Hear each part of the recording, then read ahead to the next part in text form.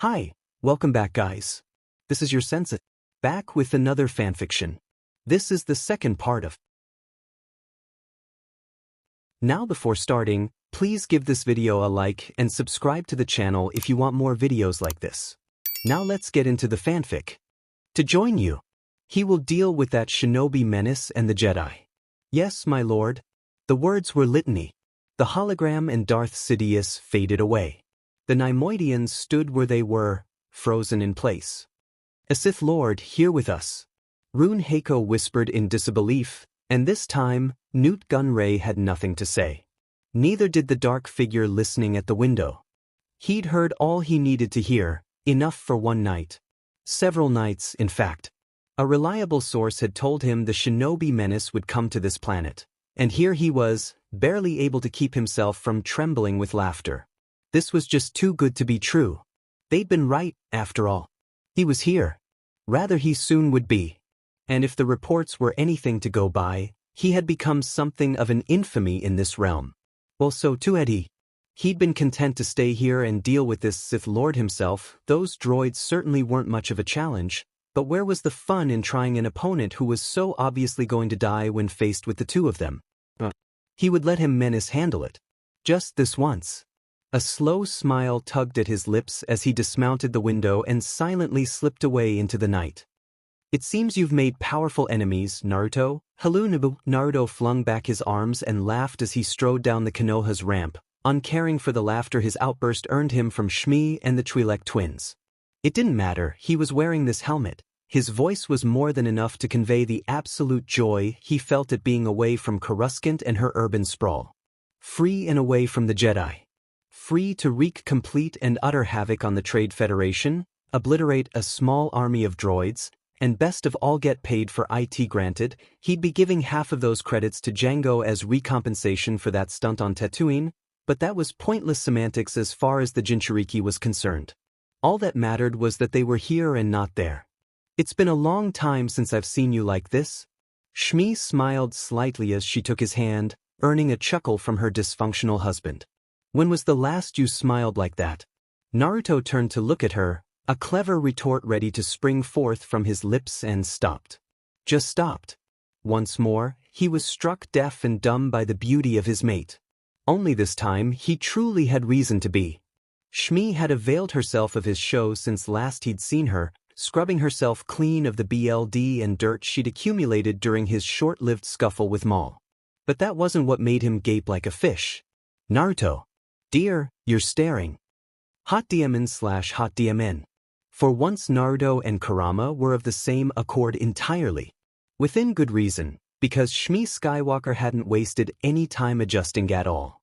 In that instant, the blonde's world shrank to a pinpoint of brilliance, reduced to just the two of them.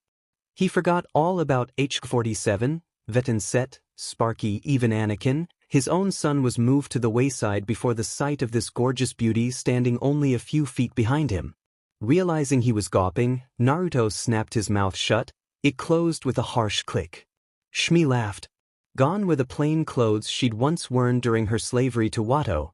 In their place stood a functional black bodysuit reminiscent of the one he wore beneath his armor even now. The question was, how the devil had she gotten her hands on it and how did it fit her? Had she made adjustments to one of his old outfits? The hell am I worrying about that for now?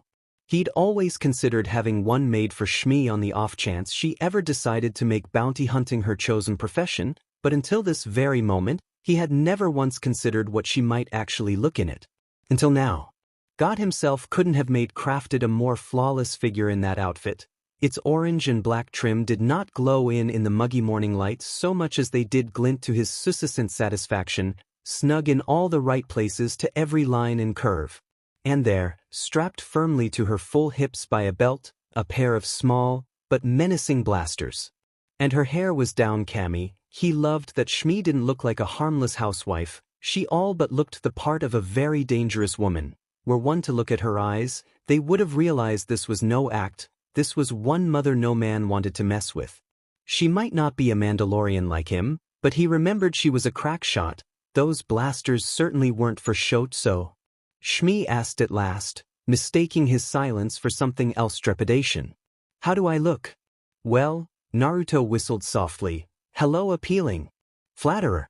The look she was shooting him could make most men melt, leave him all but weak-kneed in other places. Did it have to do with her PR? Didn't see why, he wondered. She couldn't be that far along now, could she? He was probably just imagining things. Never one to back down from a challenge, the blonde took her hand in his and raised it to his lips, his mouth alighting lightly upon her knuckle. Remind me again, how much do I love you? Shmi's smile grew another inch.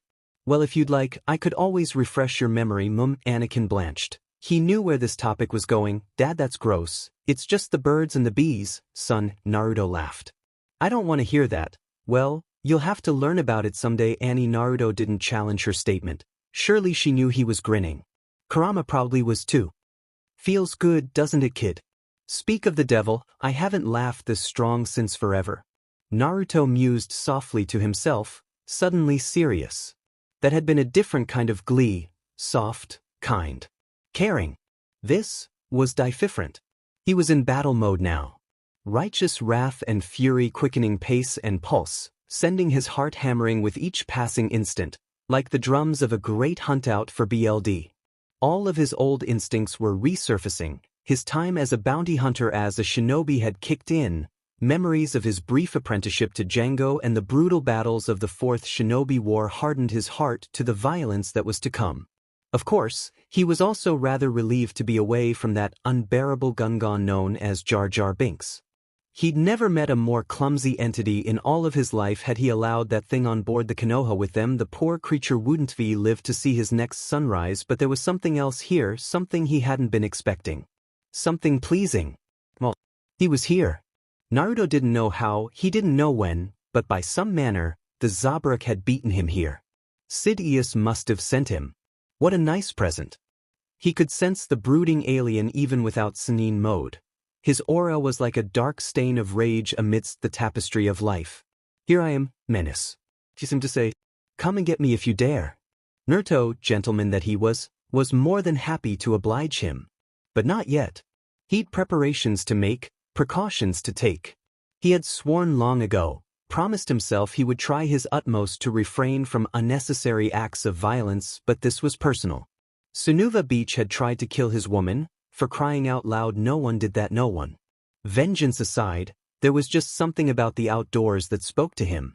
Perhaps the native marsh of this planet reminded him of the elemental nations, in a way.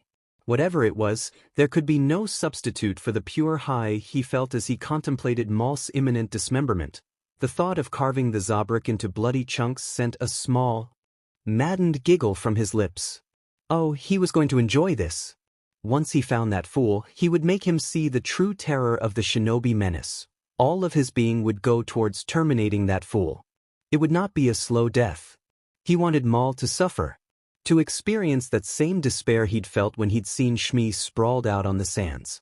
Oh, he was going to enjoy this so much. You were laughing again? Anakin deadpanned. I wasn't I? Naruto tittered softly, contenting himself to a small sigh as he disengaged himself from his wife and began his weapons check. Now then, let's get down to business, he cackled devilishly, rubbing palms of his gloved hands together in gleeful anticipation of the chaos to come. Blasters. Lightsaber. Chakra. Check armor. Check complete and total badassery. Checked, his neck popped with a deafening crack, broad shoulders rolling beneath the weight of the small armory he'd strapped onto his personage. Had anyone else thought to use such weaponry, it would have been considered excess. But Naruto. This was Jewised enough. This planet was about to become a droid graveyard. He'd absolutely no fear of holding back against a pile of cold, unfeeling durasteel. Speaking of cold and unfeeling, -47 Hong Kong dollars tilted its head, regarding his emptor and the swamp into which their vessel had landed. Are there meat bags to kill here? Oh yes. The blonde spun around, his eyes glowing through the helm. If by meat bags you mean fellow droids, there will be plenty. The droid's photoreceptors seemed to visibly brighten. I gleefully anticipate the slaughter. Naruto gave a bark of amusement. Took the words right out of my mouth. Admit it, Kurama snickered alongside him. You're just giddy because you blue-balled the council. Even right it had been the ultimate high for the menace, standing before 12 of the most powerful men and women in existence and pinning them to the walls like a bunch of hapless children. The one thing that had kept him from slaughtering each and every one of them had been thrice. 1. Anakin, Shmi, 3, and ironically, Ayla. Huss' own morals notwithstanding, he'd been dangerous enough at the time to know he could easily take on an entire temple of Jedi and emerge with only a few minor injuries. But what would Ayla, as a comrade, think of him? More importantly, what would his family? Murdering the council wouldn't have righted their wrongs, nor would it have redressed what they owed him. It might have made him feel demon good perhaps, obliterating their worthless little lives one by one, but at what cost? He had a kid to think about now. There could be no more of this inane gung-ho slaughter whomever looked at him crossways, not after that vision. Anakin looked up to him as his son. Anything he himself did, the boy would likely emulate. Did Naruto want his only progeny to be a mass murderer, a killer for hire like himself? Hell no, he would see this and think that he too could do the same. He wasn't willing to expose Annie to that kind violence hence the reason he'd brought him here. This would be the boy's first true lesson. Droids did not feel pain, nor did they bleed. They would be a perfect example with little to no risk. If his only child managed to decimate a few walking stick figures, it'd make for fine practice. Well, the boy would have worshipped you either way, came the reply. Assuming he doesn't already after that awesome display. As for your woman, surely a simple slaughter wouldn't be enough to sway her feelings for you. Perhaps not. But style, Yodadem, if I hadn't been using a clone, he would have broken our spine with that force push. What did you expect from the Grand Hour himself? You should be grateful most Jedi can't do that to us. I know, right? What I wouldn't give for a challenge in this world, Dad? Sensing his father's turmoil, Anakin gulped again. Perceptive kid, this one. Yes, son. You seem kinda excited. Of course I am. Naruto suddenly sobered at his son's words, wisely choosing not to give voice to his own thoughts. For one, we're off Coruscant. Second, I'm getting paid. Third, I finally get to teach you. You're really going to teach me. Why did he still feel so insecure about this? Of course I am, his progenitor replied. The Force, chakra, everything. In fact, I think it's high time for your first lesson. What? Close your eyes. Naruto instructed, unruffled by the question. Trust your instincts. Your feelings. Then tell me, what do you feel? Reluctantly, Anakin did just that. His world fell away. He couldn't sense droids, of course. No Force user, no matter how masterful, could. But he did sense Maul. The Sith apprentice could be felt as a pit of boiling rage and hatred halfway across the world. The longer he looked at it, the more aware it became of him. He could feel its eyes staring down at him, boring into his very soul. It laughed at him then, telling him his father would die today with his mother, promising pain and suffering and so much agony that the boy could scarcely comprehend it. You will share their fate, little one. Anakin severed the contact with a hiss, his face pale. There's someone out there, he murmured almost to himself with a shudder. He hadn't realized he'd spoken aloud until his father congratulated him. Someone dark. Correct. The bounty hunter sounded pleasantly surprised behind his helm. How far would you say he is from our position? A couple 100 miles. That's my boy, Naruto laughed, ruffling his hair with a hand. You're learning already. It's not a matter of questioning your judgment. You just need to trust your heart. I've always done that, and it's served me well and true. Now try again, see if you can sense me while I'm hiding my presence. It'll be a good lesson in stealth. His father was right. It was far easier to use his feelings, to use the admiration and respect he'd had for his progenitor to suss him out. The power came to him naturally, flowing through him like a conduit, making him its vessel. Then there he could see his father through the Force. Do you see me? The voice seemed to echo in the depths of his mind. Edo. Naruto shone like a second sun behind his eyes, radiating warmth and amusement into the Force. There was strength here, pride and anger, albeit a righteous one. He felt so different from the Jedi, who walled off their emotions, and the Sith, who radiated rage and fury like a burning Durasteel oven. His was a comfortable medium. He wasn't afraid of his emotions, but neither was he a SLV to them. He fought for what he believed in and didn't give a damn about what others thought. This was what a hero should be. Someone right. A true pillar of justice. This was what he wanted to be. Anakin was granted the briefest of visions just then. A grand image of himself, nearly a decade older, looking so much like his father and mother, tall and proud. And yet, there was a terrible sense of sadness about him. He tried to chase the vision, but it deserted him before he could suss it out, leaving him sensing the brilliant supernova that was his father. He could sense his mother as well, feel the unborn child inside her, the tiny life that would one day become that of his little sister, and he marveled at it.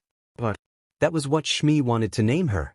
There beside the three of them, Vet and Set registered as a pair of lights. But, even with the Twi'lek twins and his mother combined, they failed to outshine the light that was his father. Was that? And then that light winked out. Anakin started in surprise, but managed to latch onto that sense of nostalgia, tracing his father back to what he'd felt. He could still sense him, despite the attempts he'd made to try and hide himself. The boy grinned, quietly pleased by his triumph. But there, on the edges of his senses, there's someone else. Abruptly, his face brightened. Padme, he would have said more, had not the sleek, streamlined hull of the Queen's spaceship chose that very instant cut through the atmosphere above them. A pall fell over his little family. That was, Shmi began very. Vet demurred with a shake of her head. Foolish. Set seemed to finch her sister's thoughts. Naruto was in complete agreement with his wife and the twins. Anakin was left to wonder just why they seemed so angry. His father's gaze snapped upward, T-shaped visor quietly following the descending spacecraft as it slipped through the air, repulsors whining. Within seconds it had settled just beside their craft. Beneath Naruto's helm, a soft hiss could be heard just under the visor. Indeed, Padme was present upon the vessel. But so too were 3 Jedi. He'd though himself rid of them for the time being. Apparently not. He'd been in such a hurry to leave Coruscant behind, he hadn't bothered to check his comlink, to learn that the Queen herself blatantly obvious there had elected to return to her homeworld to fight for her cause. Apparently, she'd taken some Jedi along as an extra precaution. Why am I not surprised? He hissed aloud, silently seething at the sheer stupidity of this decision. The ramp slid down whilst he spoke, ending any further discussion. As one they disembarked Amidala and her handmaidens, the Jedi Knights with R2-D2, Rick Oli and several other pilots, and finally a handful of Naboo guards, all clustered uneasily in the misty silence. They seemed to be waiting for something. His response, perhaps. Well then, he'd be all too happy to oblige them. Shall I shoot the meatbags? HK-47 inquired. Well, Shmi shot him a scathing glance. Naruto sweatered. I was just joking, honey, joking innocence, right? In that case, that was when he saw Kagan. All his playful demeanor dropped away, replaced by a dangerous frown. Though he was able to detect Jedi, he wasn't all that familiar with distinguishing them. Emotionless scumbags all started to look the same to him after a while. Utes the hunter's voice was like an amplified whisper. If a knife could talk, this would be what it sounded like. He pointed one long finger at Kagan. Why are you here? As unlikely as it may seem, we're to assist you. Kagan replied, choosing that moment to shatter the silence. Obi-Wan didn't take kindly to that. But, be silent, my young Padawan. Jin snapped tersely. Though the Council might wish it otherwise, we are not here to start a war we cannot win. He caught Naruto's gaze and held it, thereby earning a slight nod from the blonde in recompense for his temerity. Windu specifically said his MSDR's gaze was positively scathing. So too was his reply. You still have much to learn, my young Padawan. Not everyone is an enemy as deemed by the Council. Wow. Naruto exhaled a long-suffering sigh. Seriously, Obi-Wan. But just kill all the fun. Put the fun in camps, why don't you? Yadimin fun Nazi, did you just do what I think you did? Kinda obvious by now, ain't it? Shmi half expected him to follow with, but, or some such. When he did not, it was left for the aging MSTR to continue. I do not know the metaphor of which you draw, Kagan continued. But regardless, we must set aside the quarrels of our houses and unite to face this threat. We will leave the droid army to you. All I ask in return is that you leave the Sith to the three of us. You mean Maul? Naruto countered. Yano. What? I said no. The blonde continued. He's mine. I hate to say it actually wait. Though his face could not be seen behind the helmet, his words dripped with venom. I'd love to say it. You're in way over your head at the moment. In other words, you won't stand a chance. You may be one of the greatest duelists I've fought, but let's face it, Maul's better than you. He's younger, faster, stronger. You might have more skill than him as of yet, but if he somehow separates you from your dear student over there and gets you alone, it's over. Do you understand? A muscle jumped in Qui-Gon's jaw. Are you implying that you're willing to work with us? Work with you? Naruto scoffed. No. Slaughter the hell out of that damned horn boy. And as for the rest of you, go home, kiddies. Naruto sighed, waving his hand in a shooing gesture. This is no place for you. Any of you. He considered using Shinra Tensei to just shove them right back up the ramp, but something made him reconsider at the very last instant. Why waste the energy on them? He'd be needing every bit of it to demolish the Trade Federation. On second thought, F it. Go ahead and get yourselves killed. Just make sure our dear Padme doesn't get caught up in it, you know. I can't get paid if she's dead. Ma boy can't grow up to marry her if she's dead, either. Does that work? A small squeak rose from somewhere amidst the line of handmaidens. Kurama cackled. You sly devil, thanks. Naruto beamed. I try. Dad, Anakin groaned, his face aflush with embarrassment. Are you going to do this right now? In front of everybody? What? Naruto shrugged, rolling his armored shoulders. You did say you loved her, right?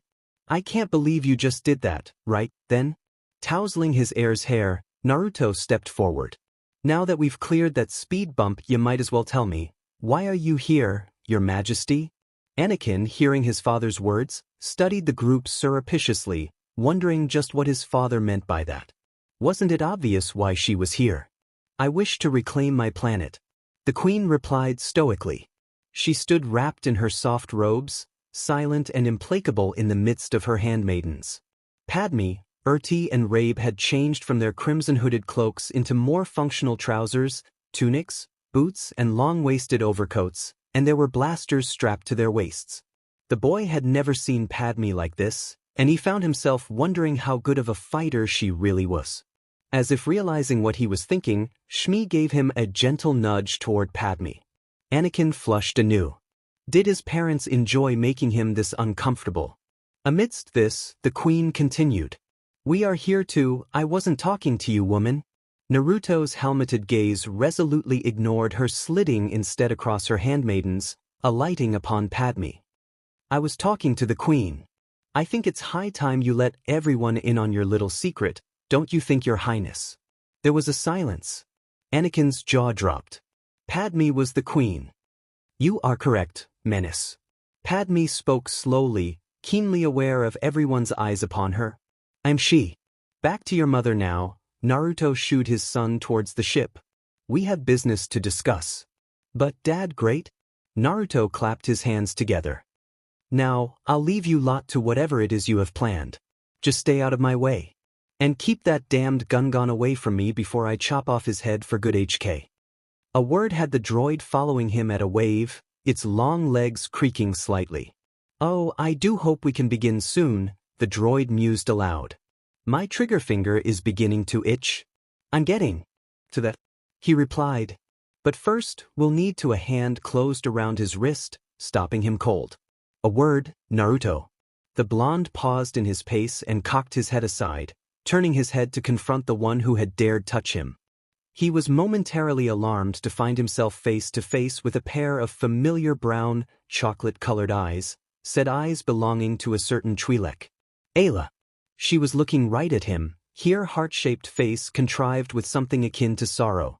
They stared at one another for a long moment, unable to try and form the words that needed to be said.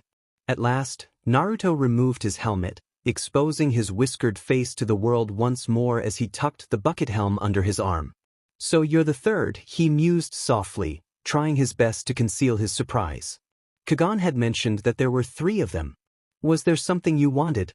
Ayla seemed to squirm beneath his gaze. She'd become extremely nervous since their last meeting. Now she wasn't sure what, if anything, should be said to him. Finally, she mustered up her resolve and spoke. I was wondering if we could have that talk. I suppose now's as good a time as any. Come with me. The bounty hunter gestured for her to follow him back to the ship where Shmi and the others awaited his arrival. Ayla at once recognized his son, Anakin. That sandy blonde hair and boyish grin were strong to forget. The boy offered a tentative smile once he saw her approach. The women, however, she did not recognize. There were 3 of them, 2 Twi'lek sisters who seemed avidly interested in meeting her, and an appealing brunette who affected a small smile of her own at Naruto's return. Ayla didn't make the connection until he kissed her, looping an arm round her waist to draw her tighter to him, body to body. I'd like you to meet my wife, Shmi. He introduced, upon pulling away. Oh, and these 2 are Vet and Set. I take it you haven't met. Ayla didn't know how to reconcile her feelings, so lost was she, that her mouth barely managed to mumble a greeting to the twins. Was she actually jealous? But no, she was still struggling to decide what exactly she felt for the blonde, but to see his made-up clothes put a serious dent in her courage, not to mention her own heart. Shmi didn't seem the least bit baffled by her presence. If anything, she seemed glad. So you're Ayla? The brunette smiled softly. Naruto's told me all about you. Nothing bad, I hope. The Twi'lek had to force a smile of her own. Not at all. Shmi shook her head.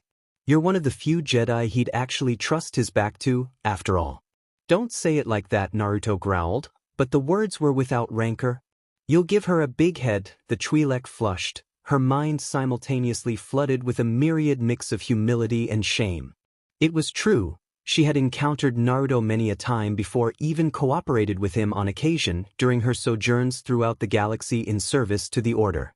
He was a good man to have, and a fine warrior in a fight. That was all. She tried to tell herself the very same thing on multiple occasions. Then why couldn't she purge this dark heat from her heart and be done with it? By the Force, I can't be falling for him. I just can't. Jedi are not allowed to love. Such thoughts were unbecoming of her, and yet try as she might, she could not bring herself to drive them from her head. So, Naruto asked, you wanted to say something? Ayla took a deep breath, steeled herself, and began to speak. Naruto, on behalf of the Jedi Council, I would like to personally extend my apologies for what happened yesterday. A white lie. The council probably wasn't the least bit sorry for what they'd done, but she felt she needed to do something to bridge this ever-growing gulf between them. But more than that, Naruto was a near, dear friend to her, one who'd saved her life more times than she cared to count. At the very least, deserved the benefit of the doubt. I would also like to apologize for failing to do anything about it, she continued, bowing low. I'm so sorry. Had I known that was your son, Naruto's eyebrows shot up. He was surprised to see her fate truly worked in mysterious ways, but to hear this, her abrupt apology baffled him. It also incensed him. The hell was she apologizing for? It wasn't as though she'd been the one to bring Anakin to the temple. And she was apologizing for it. By the 9, apology not accepted. What? I already told ya, you had nothing to do with this. Naruto sighed, brushing her concerns aside with a flippant flick to her smooth forehead. Why are you always so apologetic for things you didn't do? Ayla's leku curled in agitation as she took her lower lip between her teeth. She couldn't believe this from him. It had taken her hours to build up the nerve to speak with him, and now that she finally did, this happened. A rare touch of anger coiled across her face, twisting her small mouth into a scowl. Here she was trying to apologize to him, and he refused it, claiming it wasn't her fault. How dare he? She wanted to apologize. Didn't he see that? Or was he really such a stellar individual as to not allow her the burden of blame? Yuka. Naruto cocked his head aside, blue eyes narrow. You're looking awfully red. Insufferable buffoon. The shinobi menace rocked back in surprise. Why the hell are you so pissed? Oh, you want to know? Ayla snapped. Shall I start at the A's and work down the list of how many times I owe you? And you won't even allow me a single chance to apologize. To thank you for all that you've said and done on my behalf. Is that so wrong? Is it? She stared at him, the hurt unconcealed on her face, surprised to find tears brimming in her eyes, threatening to spill over at the slightest provocation. Naruto gazed at her in disbelief, his deadpan barely concealed. What this really that important to her? Gods, just embrace her and make it better already. What? Naruto nearly face-bombed on the spot. No, she's a good friend besides, Shmi's standing right there and that's it for now, you sir, are such a kill. Naruto had no reply to that. Alright, he sighed, scratching at the back of his head. If it means that much to you, then I forgive you for whatever it is you feel you did wrong. You've been a good friend, Ayla. But I won't be forgiving the council, not anytime soon. Not after what they've done. I hope you can understand that. Ayla could. She knew the masters might have been foolish, but surely they would learn from their mistake. In the meantime, she was more than content to have reaffirmed Naruto's faith in her. It truly did lighten her soul. I will try, she conceded, sniffling, scrubbing at her face with the back of a hand. I'm sorry if I grew angry with you. It is unbecoming of a Jedi. You're better than them, you know. Oh, not this again. Naruto had more than once tried to sway her away from the Jedi, citing just how flawed their logic was and some such. She knew that the order did have its flaws, but Ayla still firmly believed such mistakes could be better corrected from within than without. I'm flattered that you think so, but I wish to remain with them. Naruto shrugged, placing one hand upon her shoulder. Suit yourself. Just don't let them brainwash you, alright? No promises, she retorted wryly, shaking of his arm. Shmi's laughter broke the moment. You really do care for him, don't you? Her face was devoid of even the slightest scorn, she simply seemed amazed with Ayla's resolve. I thought Jedi weren't allowed to love. Aren't I? See? His wife seemed to consider her answer for a moment. Then, perhaps you should consider what he said. Ayla had nothing to say to that. Instead she bowed once more. Thank you for your time, she said. For all our sakes, I truly hope you know what you're doing. With that said, she turned and walked away. She does care about you. Shmi whispered in his ear the moment the Twi'lek was out of earshot. She's a fine ally. Naruto reaffirmed, and someday, I hope to be something more. A small part of Ayla thought as she walked away, her ears still ringing with his final words, her decision now finally made. But the only question is how. Qui-Gon and Obi-Wan stood together some distance away. The Jedi still weren't speaking to each other, or only barely so. Their words on the journey out from Coruscant had been reserved almost exclusively for others. The strong feelings caused by Qui-Gon's bid to train Anakin, and now his alliance with Naruto, did not soften. His emissary had tried to talk to him once aboard the Queen's ship, just to say he was sorry this had happened, but the younger Jedi had brushed him off. Now, though, Obi-Wan was beginning to feel uncomfortable with the situation. He had been close with Qui-Gon for too long to let a momentary disagreement put an end to 20-odd years of friendship. Qui-Gon was like a father to him, the only father he knew. He was angry that the Jedi emissary would dismiss him so abruptly in favor of working with the shinobi menace, but he realized, too, the depth of Qui-Gon's passion when he believed in something. Training Anakin Skywalker was a cause Qui-Gon had championed only briefly, and though the boy's father had forbid it, Obi-Wan had witnessed firsthand the extent of his emissari's resolve. He'd only done so because he had believed in the boy's destiny. And now, despite the latter's animosity, he was willing to work with him, for the sake of the greater good. Obi-Wan understood now. Who could say? Perhaps this time Qui-Gon was right in this instance. Perhaps Naruto's cause was worth fighting for after all. I've been thinking as of late, Qui-Gon announced suddenly, keeping his voice low, his eyes directed toward the others. We are treading on dangerous ground here. If the Queen truly intends to use Naruto fight a war for her, we cannot become involved. Nor can Ayla. Not even in her efforts to persuade the Gungans to join with the Naboo against the Federation, if that is what she intends by coming here. The Jedi have no authority to take sides. But we do have authority to protect the Queen, Obi-Wan pointed out. Qui-Gon's eyes shifted to find him. It is a fine line we walk, then, sir, Obi-Wan said, turning to face him now. I behaved badly back there. On Coruscant as well, and I am embarrassed. I meant no disrespect to you. I do not wish to be difficult in the matter of the menace. Nor have you been, the older Jedi replied, a faint smile reappearing. You have been honest with me thus far. Honesty is never wrong. I did not lie when I told the Council you were ready. You are. Truly. I have taught you all I can. You will be a great Jedi, my young Padawan. I know you will make me proud. They gripped hands impulsively, and as quickly as that, the breach had opened between them was closed. I see you've reconciled your differences. Both men turned to find Aayla Secura striding towards them, a pleased smile writ across her dark blue features. She slowed to a halt only a few feet away, practically radiating determination into the Force. It was a sharp contrast to the indecisive mess she'd been only a few moments before. What could have happened to her in so short a time, Obi-Wan wondered. Kagan already knew, just as he knew better than to make any old mention of it aloud, lest he betray the knowledge. In the end, he didn't have to. You seem to have done the same. Obi-Wan admitted. Indeed. Aayla smiled softly, mysteriously. I've finally found someone worth fighting for.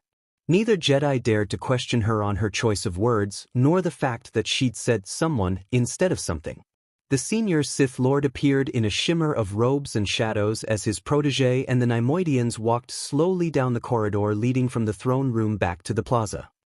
We have sent out our patrols, Newt Gunray said, concluding his report to the ominous figure in the projection. We have already located their starships in the swamp. It won't be long before we have them in hand, my lord. And the patrol that was mysteriously destroyed last night? Am Afriad, we still haven't caught the culprit, me lord? Dar Sidious was silent. For a moment, Newt Gunray was afraid he hadn't been heard. This is an unexpected move for the Queen, the Sith Lord said at last. It is too aggressive. I suspect outside forces are at work in and amongst her people.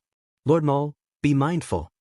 Yes, the older Sith growled softly, yellow eyes gleaming.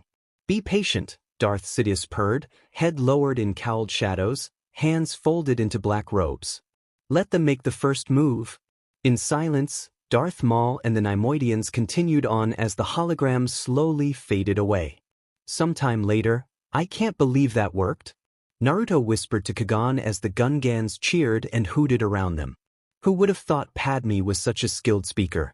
The older Jedi smiled, surveying the Gungan army emerging from the trees.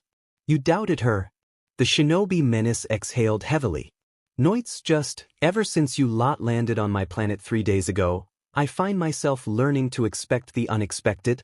His gaze traveled to Aayla, conversing with Vet and Set. Kagan said nothing. He knew Naruto spoke not of the unlikely Gungan/Naboo alliance but of the Twi'lek Jedi herself. Surprising me like that back there's almost as bad as you, am I forgiven, then? For now. Naruto was facing him now, Rinnegan eyes boring into his very soul. But I swear to God, if you ever do that again, rest assured I won't.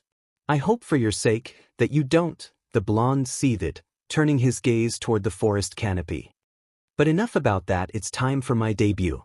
Naturally, Kagan followed the rogue hunter's gaze only to find Naruto staring miles upward, his attention fixated upon the droid control ship looming high overheads beyond the atmosphere. Almost on cue, the blonde raised a hand and the distant speck seemed to impossible veer to the right. He didn't. The Jedi's gaze snapped back toward the blonde, only to find him a vein throbbing in his forehead, his eyes narrow and intent upon that distant speck. Obi-Wan and Aayla had felt it as well. Their attention now remained rooted on the horizon, whilst Qui-Gon's fixated upon the blonde, knowing and dreading what he'd just seen. Naruto had just moved the control ship with his mind. 5 seconds passed, nothing was said. Then the blonde began to laugh. It was a deep, throaty sound, capturing the attention of all. The Force is a powerful thing, my friend. Naruto began slowly, his words strained with exertion. You yourself know that. I could easily rip that pesky little thing from the sky and send it crashing down to the planet in a blaze of fiery glory, but if I'd done that, we'd have no alliance between the Gungans and Naboo, would we? So I thought it appropriate to wait. But now, his eyes flew wide, Rinnegan bulging as he reached into his power.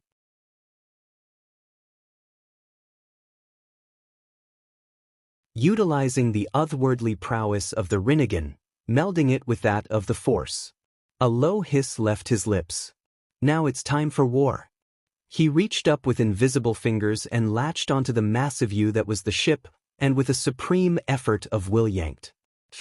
Suddenly, that distant speck didn't seem so distant anymore to Kagan. It began to grow. Within a heartbeat it resembled speck began to grow larger. Then larger.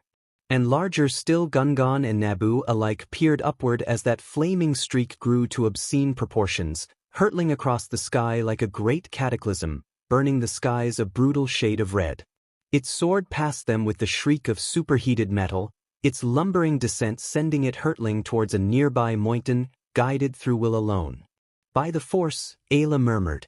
Is he really a distant earthquake heralded its landing? Dad did that. Anakin gawped at the rising cloud of smoke. Shmi smiled close at hand. Darling, you never cease to amaze me. There you go. The blonde gasped, rippling violet fading back to blue. One grounded bird, ripe for the picking. I hope you don't expect any more godly feats after this. I'm going to be a bit gassed after that. No more Rinnegan for the next 5 minutes. But I'm pretty sure the impact crushed the engines and screwed them over. Control ship won't be able to leave that atmosphere now. It should be easy pickings once their starfighters get airborne and knock out that shield, you know. You planned this? It was not a question. Of course I did. Naruto replied with a sly smile. I'd originally intended to yank it down to earth and storm it myself, but you've saved me a great deal of trouble. Now, if Newt Gunria's got half a brain, which clearly he doesn't, he'll be massing most of his droids as we speak, rallying them at this location. Guess it's time to see how strong this native army really is. But just in case, a crossing of his fingers summoned a gigantic plume of smoke. When it cleared, 100 armored clones stood before them. The blonde barked a word and they snapped to rigid attention, saluting as one. All right, men, Naruto snapped, you know your orders. Storm the city of Theed and create as much confusion as possible. Leave Maul to myself and the Jedi. Search and destroy. I expect a pile of scrap metal at my feet by this afternoon. Do you understand? Yes, sir. A golden flash tore through the clearing and then they were gone. A series of steaming footprints, all that remained to suggest they'd ever existed. Kagan balked at the sight. How do you do that? Not only had he summoned a horde of clones, but they'd vanished in an instant. Oh, that. Naruto smiled. It's a little thing I like to call wait for Ida's secret, comprendo. Now get over here. Ayla Kenobi, you two grab tight and don't let go. Not even for an instant. The blonde bit each Jedi draw close, forcing them each to grab a fistful of the cloak worn over his armor, unknowingly securing themselves for what was to come. Please keep all arms and legs inside the vehicle at all times. With that final word, the last shinobi exhaled a long-lasting laugh, reached up and slipped on his helmet. A click of his tongue activated the built-in comlink. Shmi, Annie, prep the ship and wait for my signal. Daddy's going hunting. With a sharp chin, they vanished. In the Theed Palace throne room, Darth Sidious loomed like an angry specter in hologram form before Darth Maul, Battle Droid Commander 9, and the Neimoidians. Smooth and silky, his voice oozed through the shadowy ether, making himself heard throughout the entire room as though he were actually present. Our young menace surprises even me, he whispered thoughtfully, hidden within his dark robes. I had not expected such mastery of the Force in one so young. Beyond them, the charred mountain range that marked the final resting place of the droid control ship could be seen, still somehow functional despite its hull having been charred to almost nothingness, its shields holding at a mere 50%. By some unknown grace, those electronics responsible for the functionality of the droid army still operated, albeit at less than peak percent. This was it, everyone realized, the endgame. They stood on the precipice of victory or complete defeat. The winner would be he who acted first. We are sending all available units into battle at the crash site to meet this army of hers? Newt Gunray offered quickly. It appears to be assembling at the edge of the swamp. Primitives, my lord, nothing better. We do not expect much resistance. I am increasing security at all Naboo detention camps. 9 intoned. Darth Maul glared at nothing, then shook his horned head. I feel there is more to this than we know.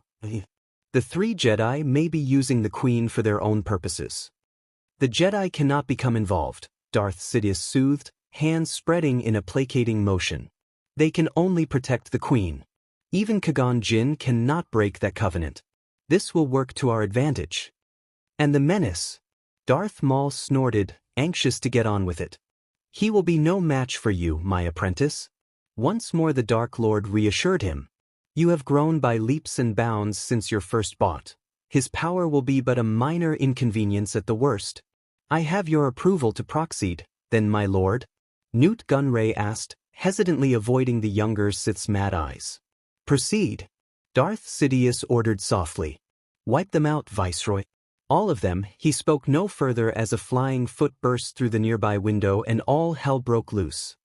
Dynamic entry. Darth Maul had just enough time to blink before a booted foot appeared out of nowhere to plow headlong into his face. The flying dropkick proved nothing short of spectacular. One moment the shinobi menace wasn't there, the next he was, his jetpack carrying him forward in a flying lunge that left the Sith assassin tumbling end over end across the throne room. He was up in an instant, snarling his fury, but the sheer ferocity of the assault had left him reeling, the world spinning, his mind momentarily insensate whilst he struggled to reclaim his bearings. In that instant a lightsaber ignited, nearly deafening in its intensity. Newt Gunray and Rune Haco screamed, but those screams were each cut short by a muted thud, accompanied by the dull thump of their bodies now flopping to the floor in an unconscious heap. Maul's fury only grew. Whomever had broke into the throne room clearly had more than enough skill to knock out a pair of frightened Naimedanes. To be honest, being blind like this was beginning to make him feel more than a touch uncomfortable. OM9 discharged his blaster once, twice, 3 times. On the third shot the deadly hum of a lightsaber ended his short-lived shooting spree. All the while Maul was cursing himself for his own stupidity. He'd been a fool to let his guard down. If the menace was able to drag a ship out of orbit, then he was certainly capable of sneaking in undetected, and then just when his vision had finally begun to clear, an invisible hand ripped through his weakened defenses and closed around his throat. The Zabrak managed a startled gasp as his back greeted the wall's sharpened shards of a durasteel sculpture bit into his back before he finally ripped himself free. Oh! Maul bristled as a furious howl ripped through his ears, accompanied by the earth-shattering crack of the blonde's landing. You have no idea how good that felt, how cathartic. It's a damned good thing I put that Hiratian seal on you back on Tatooine. You made this way too easy. Dreading what he might find, the apprentice raised his gaze and found himself face to face with the devil himself. Naruto's grin was positively demonic behind the jaden glow of his lightsaber. Oh, hornboy. His grin grew another inch. Miss me. For all his training, the Zabrak actually gulped. He was beginning to sorely regret this course of action. Not only did the shinobi menace stand before him, but he stood flanked by Qui-Gon Jinn, Obi-Wan Kenobi, and Aayla Secura. 3 Jedi and 1 bounty hunter. He was beginning to like these odds less and less. With a force like this facing him, death was a very real possibility. Not that he feared it, but then again, neither was he a fool to just throw his life away. He had to find some way to escape this Jedi death trap before they grew tired of standing there and finally came to face him. So at last we meet, face to face.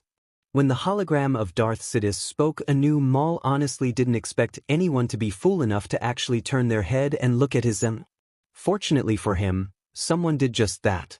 There the Sith apprentice seized on the opportunity afforded him by his Hemter, ripping OM9's broken body and hurtling it across the room at Obi-Wan, forcing him into a haphazard block. That was all it took. For him to leap up, roll past Naruto's blade-descending blade, ignite his own, and drive the crimson of his saber deep into the Padawan's thigh. He reveled in the boy's cry of pain, drank deep of his fear and terror with delight before scything the second blade toward his head. Kenobi, to his credit, did not scream. He simply raised his blade and parried, turning what might have been a decapitating slide into an angry furrow across his cheek. Maul hissed his fury at the failed kill and fought into a spiral, bringing his other blade, extracting it from the Padawan's wound as he sought the kill. But the moment was already lost. Even as he tried to end the student, his Emser was there, batting his blade aside with a strong-armed block, forcing him to divert his attention to the older Jedi as the other 2 advanced upon him. In the same instant, Darth Maul reached around and force-choked Aayla Secura, ripping the Twi'lek from her feet before she could cut him down and flinging her against the wall with bone-jarring force. She hung there as he looked on, her body lolling loosely with unconsciousness. Sadly, he had no time to savor the supposed kill. Just to be certain, he flicked her at the now-broken window, hurling Aayla to her certain demise miles below on the Permacrete courtyard. Or so he'd thought. Kagan battered through his guard to score an angry red line against the Zabrak Sisti, lessening the strength of Maul's telekinetic throw seconds before it could reach terminal velocity. Naruto aborted his attack seconds later, sacrificing precious time and fuel from his jetpack to leap upwards and catch her in midair. He alighted effortlessly upon the nearby throne and lowered her to the floor, checked her pulse and earned a weak nod from the Twi'lek, all in the time it took for Maul to breathe. Once more, cursed this destroyer of fate for depriving him of a potential kill. His reprieve was over now, he knew it, deep in the depths of his blackened heart. The real battle began now. Neither of these men would make the same mistakes. What transpired in the next 30 seconds would decide the fate of Naboo. But there was a fury in the blonde's eyes, and that frightened Maul. Now, I'm really going to enjoy this. He ripped his helmet free with one hand, exposing eyes of deadly, rippling violent. I was thinking about killing you quickly, but now I changed my mind. I am going to tear you apart piece by piece. The entire room seemed to buckle around in response as he spoke. It was as if he'd become a conduit for death itself. In the corner of the room, Sidious's hologram smiled in dark amusement. Such strength, such hate, I've never felt anything like this before. We take him together. Kagan warned, his voice cutting through the haze. Naruto looked as though he were about to protest, but at the last instant, stilled himself. Those invisible energies swirling around him began to dissipate, culminating instead in a single gesture. An errant flick of that wrist called Ayla's blade to his hand, its pallid blue glow joining the deep, verdant green of his own. There was a moment of silence as the blonde weighed his new weapon, as Kagan shifted his stance and prepared himself, readying his body and mind, opening himself to the Force. Fine. Then they lunged. Naruto and Kagan leapt at him as one, their blades meeting his with a shower of sparks driving the Sith apprentice back with the sheer momentum of their simultaneous strike. Still, Maul rather liked these odds. He could certainly handle an aging Jedi and an upstart bounty hunter, he told himself. These fools had handed him victory on a silver platter several blocks later. Swiftly disavowed him of that opinion. The Jedi and the hunter weren't fighting fury with fury as he'd so suspected. They were eerily calm. Composed even. When Kagan cut high, Naruto cut low. When Naruto stabbed, the older Jedi made use of his greater experience and slashed. When Maul sought to retreat, they worked to drive him into a corner. He was swiftly seeing his mistake in not eliminating the Emperor. What Kagan might be lacking in stamina, he more than made up for in ferocity and determination. Together they pressed the attack, driving him from the throne room and into the corridors leading the plaza. He knew that if they continued in his form, he would lose not only the battle, but his life as well. The tide needed to turn. Maintaining his defense, he glanced from one foe to the other. The hunter was immune to all techniques of the Force, his unusual density in the fabric of life preventing him from being harmed. What's more, he had an unbelievable well of stamina, powers yet untapped in this duel. Something was sustaining him, keeping his energy from flagging. But not Kagan. The Jedi had only the Force to sustain him, and the Force could do so much.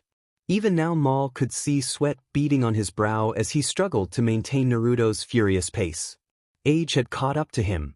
He cowl whirling in place, he moved the hilt of his saber into Qui-Gon's chin, momentarily staggering the older Jedi. Once more the Zabrak twirled, this time seeking to plunge his blade deep into the man's stomach. Naruto was suddenly there, overextending his left saber in a desperate attempt to keep his old friend from losing his life. Using that same hand, he moved Kagan backwards with the Force and out of harm's way. His tactic proved worked, but it left him off-kilter and unbalanced, vulnerable to the Sith's counterattack. Their Maul whirled, planting a booted-footed in the blonde's midsection, then stabbing at his unprotected face. Naruto's crush gaunt dropped Ayla's lightsaber and shot upward, closing around the deadly beam, halting it mere millimeters from his face. Maul roared his triumph and pushed down, fighting against the shinobi menace's strength in a contest of his own. So close, just a little more with the other Jedi stunned. Victory would at long last be his hated rival vanquished. Does it make you angry? He mocked, pressing his advantage, struggling to drive the blade through the blonde's eye. That I hurt the Twi'lek. Just like I hurt your woman. Naruto frowned and suddenly,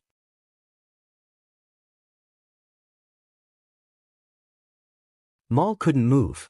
His blade would no longer descend. He struggled and strained, using all his might but to no avail. With each passing second his prey straightened, until it was Maul who was unable to sustain the effort, Maul who was forced backwards, forced to deactivate the second blade to break free just as Qui-Gon's lightsaber sizzled through the tip of a horn. The heat scaled the Zabrak's scalp like a burning brand, eliciting a roar of pain as the Jedi leapt away. That was when he heard it. Shinra Tensei. The sage pushed outward just as he turned, an explosion of force that nearly ripped Darth Maul from its feet. He managed to shield himself from it with the dark side somehow, leaving himself on the back foot. Now it was lost to him, his rhythm, and back to his adversaries once more. The pair followed, one coming up in front of him, one behind, so that they had him pinned in between them. Down the corridors they fought, lightsabers flashing, sparks flying from the metal railing of the walls as they smashed against it. Grunts of exertion as arms pumped, lightsabers flashed. Maul dimly realized they had forced him into the hangar bay. Now so focused had he been upon his battle that he'd failed to be mindful of his surroundings. Even now he could see starfighters taking off around him, pilots scrambling to escape the conflict. A stray glance confirmed that the hologram emitter of Darth Sidious had followed after them, his emitter silently observing his desperate defense with a disapproving eye. That image was cut off as Naruto hurled an empty starfighter at him with his mind, its hull shrieking as it shot across the floor to slam into his unguarded flank. This momentary lapse almost cost the Zabrak most dear. Scarce had he thrown the Nubian vessel away than the pair was upon him, driving him back once more. Fury boiled in Maul's mind as he alighted upon.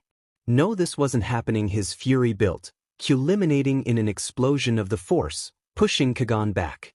Naruto didn't budge.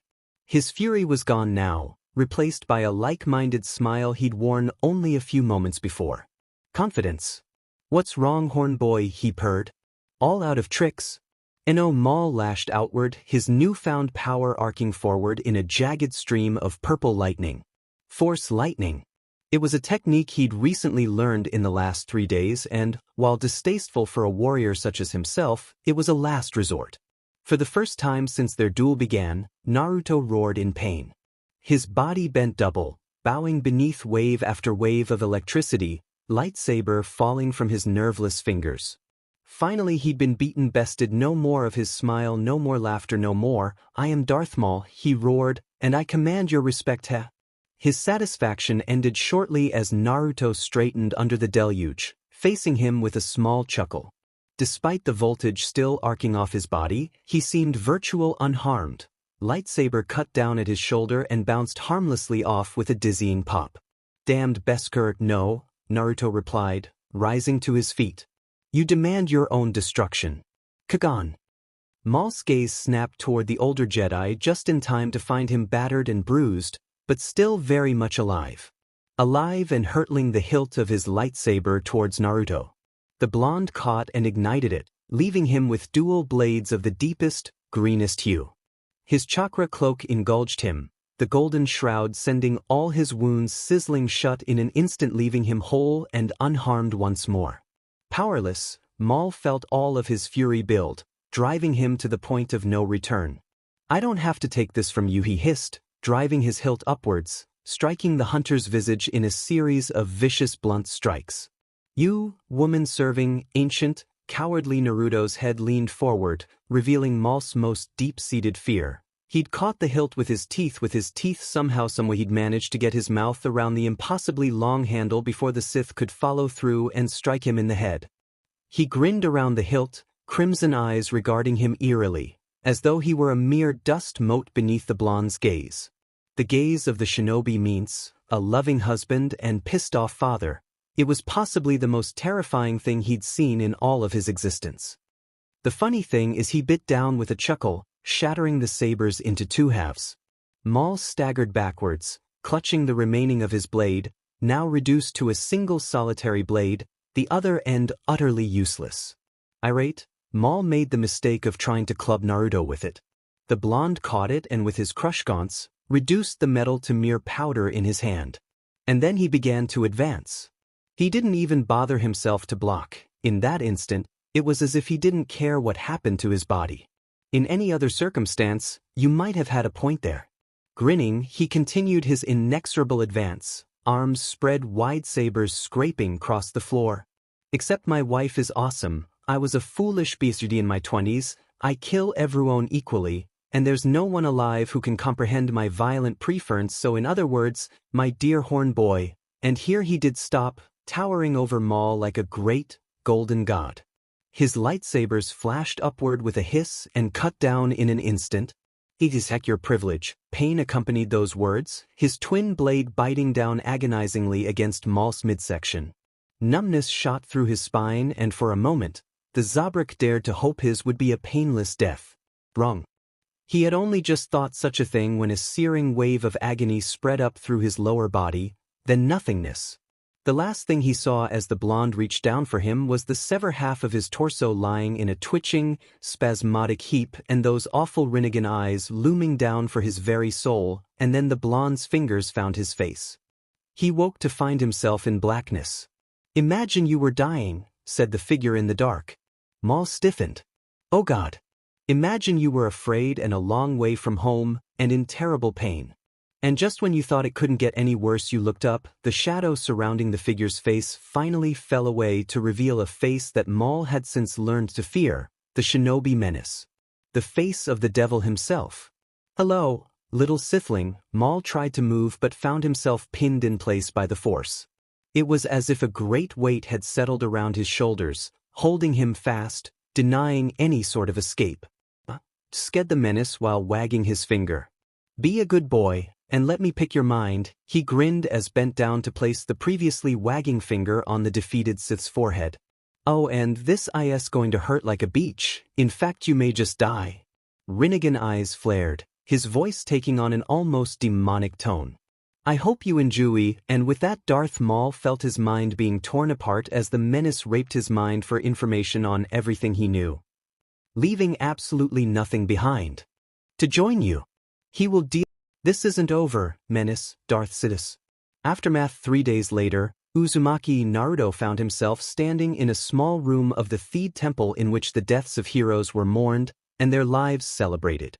Tomorrow there would be a celebration in honor of his and Kagan's triumph over the Sith Lord known as Darth Maul. These last 3 days had been spent in remembrance of the dead and those fallen in battle. For there had been a battle, and during that short-lived dogfight before his son had taken out the droid control ship, numerous Gungans and Naboo were slain. He paced the room, dressed in fresh clothing for the occasion. Gone were his weapons and armor, everything secreted away in a small scroll on his personage. Clad in his dark robes, he looked almost like the contrast to a Jedi Knight, filled with emotion, eager and impatient for his guest to speak with him so that he might depart and return to his family and cherish what he still had. Indeed, for the sage it was a sobering thing, knowing that so many had died thanks unto his actions. Probably why the people of this planet wanted to celebrate. They wanted to put the sadness and sorrow behind them and move on with all of their lives. Now that Newt Gunray and Rune Heiko had been brought to justice, happy times were ahead. It would be a grand gala, culminating in a parade celebrating the Gungans' unification with the Naboo and their subsequent triumph over the suppression. Rumor had it that the Jedi Council would also be in attendance as well, according to his sources within the temple, conferring knighthood upon Obi-Wan Kenobi. Apparently Kagan's conviction had shaken them to their very foundations, or, barring that, they felt the need to mollify him for aiding in the defeat of the Sith Lord. The thought of it almost made Naruto laugh, almost broke him from his rueful reverie. The boy, in his opinion, was a bit brash, headstrong perhaps, downright foolish even. But if he survived the next decade he'd become a fine Jedi. Perhaps even a tad like his MSTR. A fine Jedi indeed. Tradition had been eschewed here many times already, but that wasn't why he was here. His reasons for pacing in the temple of Theed alone and unprotected stemmed from a different reason altogether. One of the Jedi Masters, oddly enough, wished to speak with him in private. He hadn't given his name, only that he wished to congratulate the blonde for his supreme efforts against Maul. Personally, such a request had intrigued him, and so here he was, unarmed, save for the hilts of his lightsabers at his belt. The other belonged to Aayla Secura. In his mind, it always would. Oh, the Twi'lek was alive and well for certain, still recovering from a few broken bones in a Bacta tank back in the infirmary. She'd refused all attempts to return it, claiming she would construct a new one. Moreover, she'd wanted him to have it. Naruto understood full well the reasoning behind this seemingly innocuous action and its implications, and he didn't want to think about them right now. There was simply too much on his mind. Such as our mysterious patron. Kurama inquired. Something like that, yes. Naruto admitted. He probably wants to speak with us about that Sith we killed. He could feel the ice in his partner's reply. Riot. Just like Aayla spoke with us, will you quit being such a horn dog? I'm not, the fox snapped, but even a cross-eyed Jawa could see that she's head over heels for you. You think I don't know that? His reply could have melted Durasteel. And what would you have me do, anyway? In case you haven't forgotten, let me lay it out for you. I am married with a kid and another on the way. I might add, what kind of example would I set for them if I decide to just enter into another relationship? Even if Shmi's all right with it, that's not for me to decide, the old fox replied. I can poke and prod all you like, but in the end, it's your decision. Sure. Right then. No pressure. Don't mind me, I just may not break your heart. Unbidden, he flashed back on the aftermath of the battle, when everything had become so hopelessly tangled. Flashback, you want me to keep this? Aayla nodded, wincing at the spasm of pain the motion elicited in her aching back. Naruto said nothing. He stood over her in the med bay, her body laid out on a long cot, her head propped up by innumerable pillows. The physician had already given his final say in the matter. She would be fine. A bit of bedrest was needed to soothe her torn muscles, that was all. There was an ugly purple bruise forming on her neck where Maul nearly force-choked her to death, but with time, as all things often did, the marks would fade. Naruto, being the kind soul that he was, had come to visit her. And then she dropped this on him. Naruto regarded the hilt clutched in his hand, this seemingly innocuous cylinder of metal belonging to his longtime friend and ally. She was giving it to him. Of all people, he could sense her very thoughts and emotions in this weapon. In that instant, he knew this was her first lightsaber. The Force spoke to him then, showcasing all this weapon had been through in all its years, the countless nicks and scratches garnered on words beyond the outer rim, lovingly maintained, but never replaced. It was like cradling her very soul. Aayla, I can't. He shook his head. This weapon's important to you. Keep it, she would not be dissuaded. I want you to. That weapon saved your life today. Who knows what it might do tomorrow. So keep it by you always. Knowing that I can build an even better one. Her smile did her no justice, that she even had the strength to be cheery after the beating she'd endured. It was something of a miracle in and of itself. Something flickered in her gaze then, and without thinking, he probed at her through the Force. The resultant flood of emotion nearly floored him. Cautiously, tentatively, she was displaying it, like the war-torn hishate he kept wrapped around his neck. Not just friendship, something more than that, so bright he could barely bring himself to look at it. No, it stunned him. Tu never thought of you that way, he said mentally, letting the Force convey the essence of the message as best his limited control in this department could. But things change.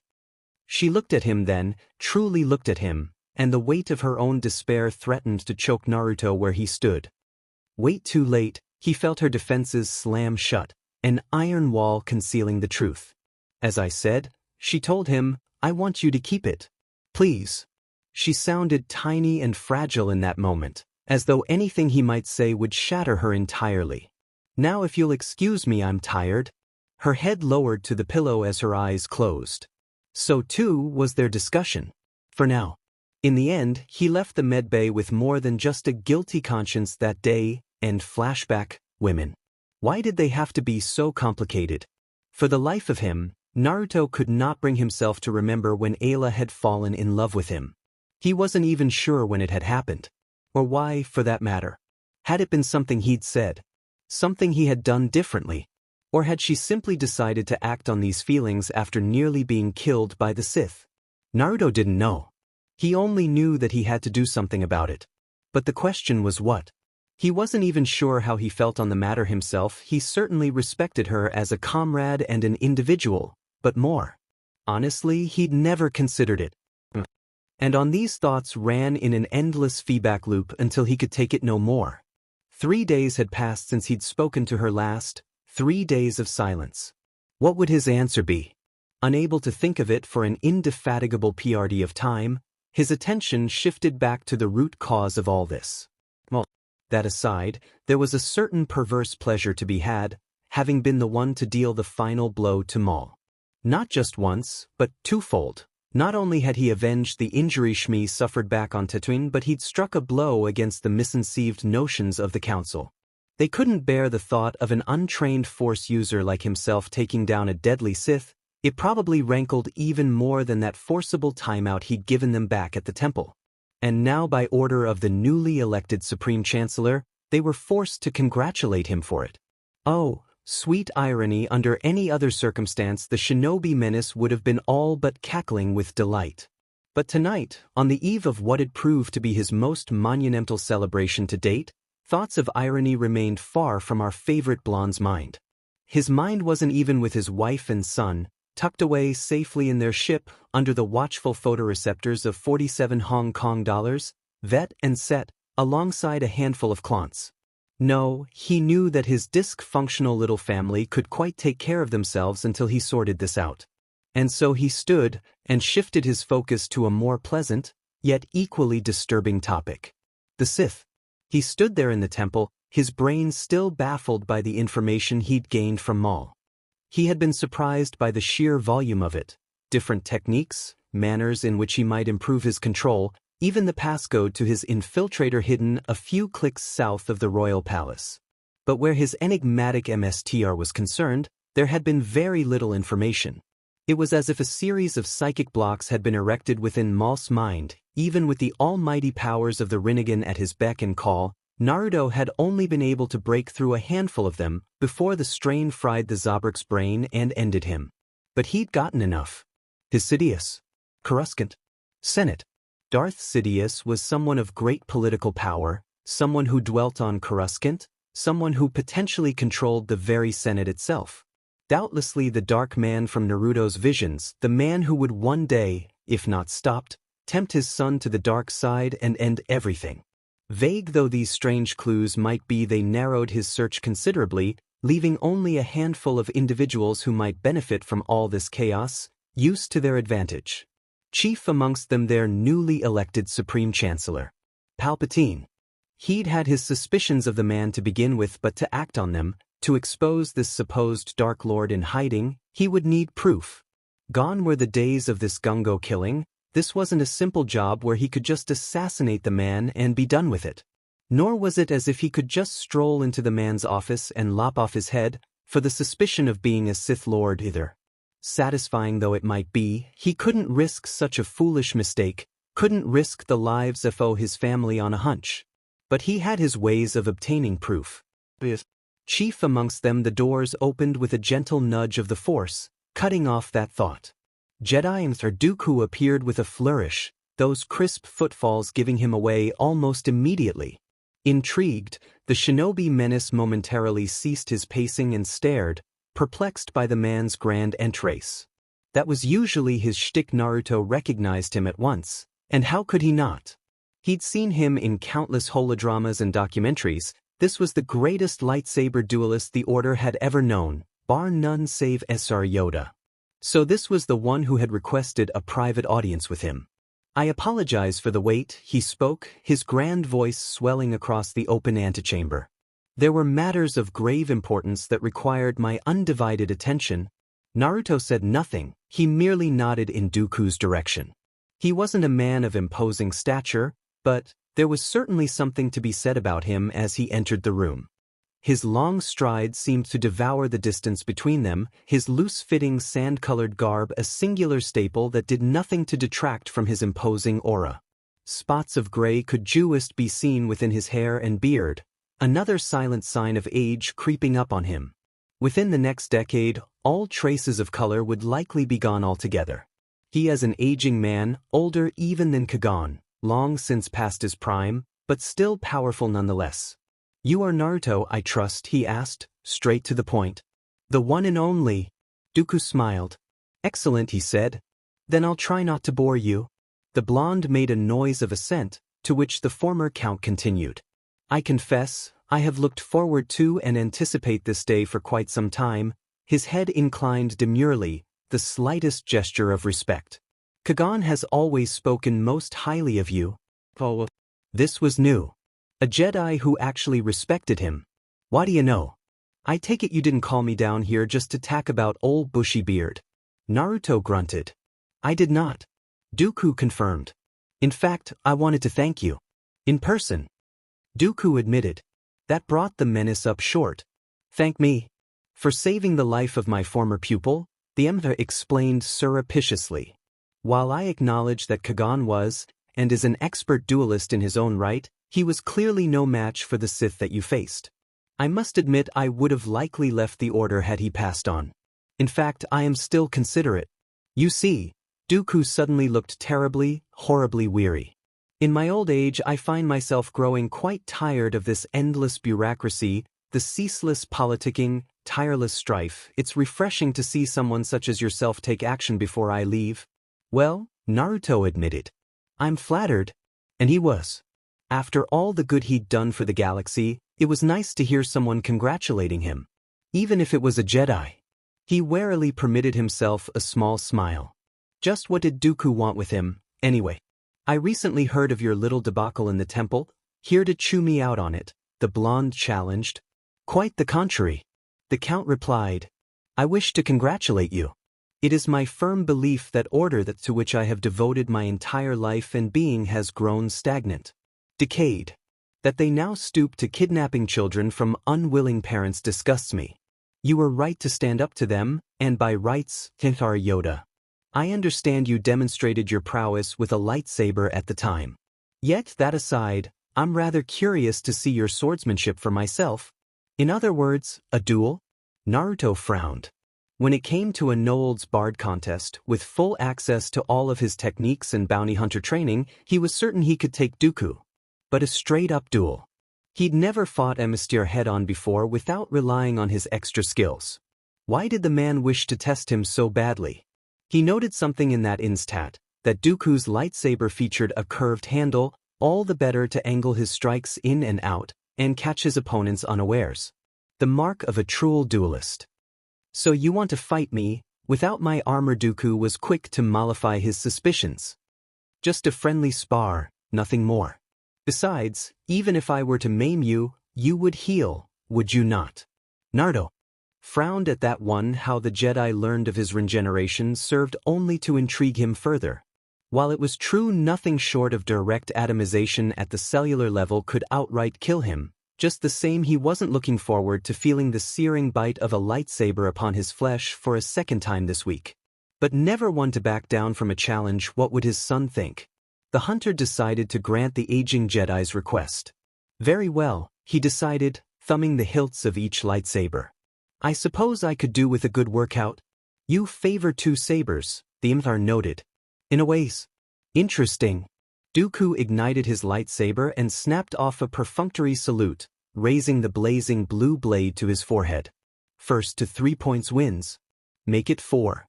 Naruto shot back. "Wouldn't want to make it too easy for me."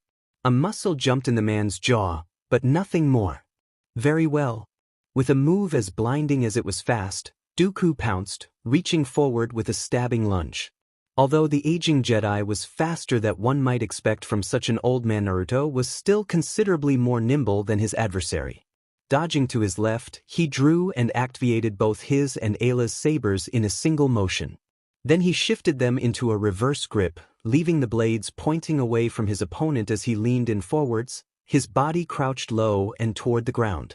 All that information he'd taken from Maul had taught him a thing or two when it came to lightsaber forms. His current predatory crouch resembled the Ataru form Kagan himself tended to favor, albeit with 2 blades and a great lack of restraint.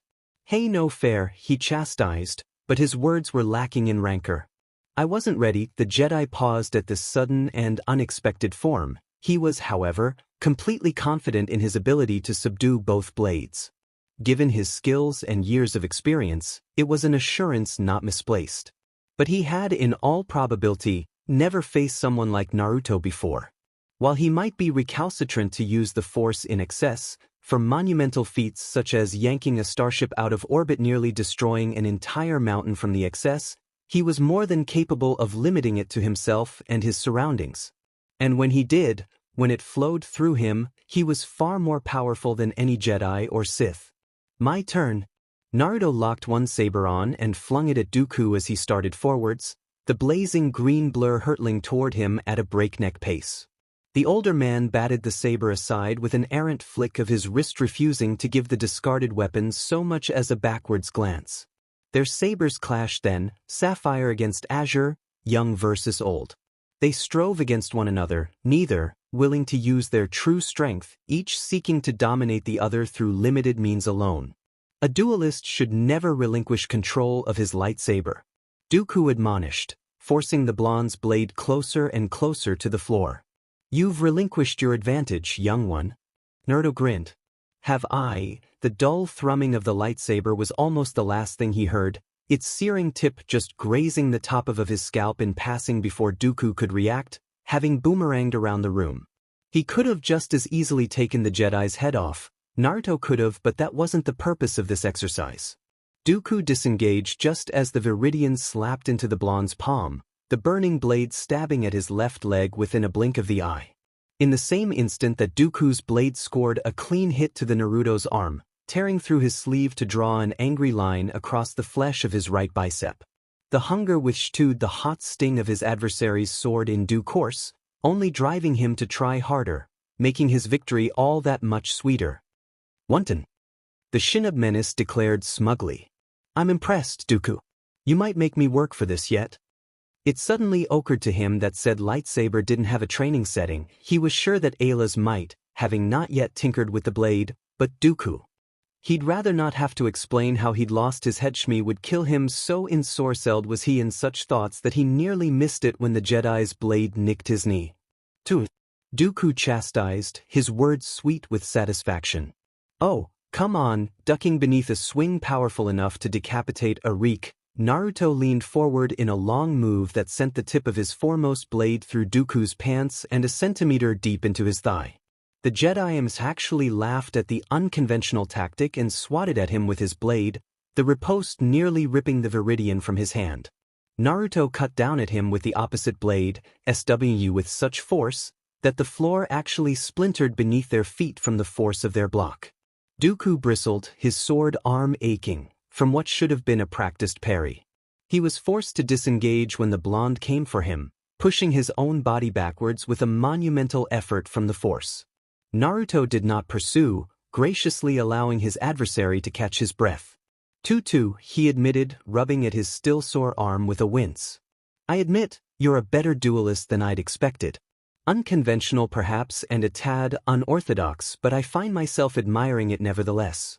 Even with the Force, I'm no match for you in a contest of strength. But I wonder, what about your skill with the Force itself? Care to find out, then?" "Indeed."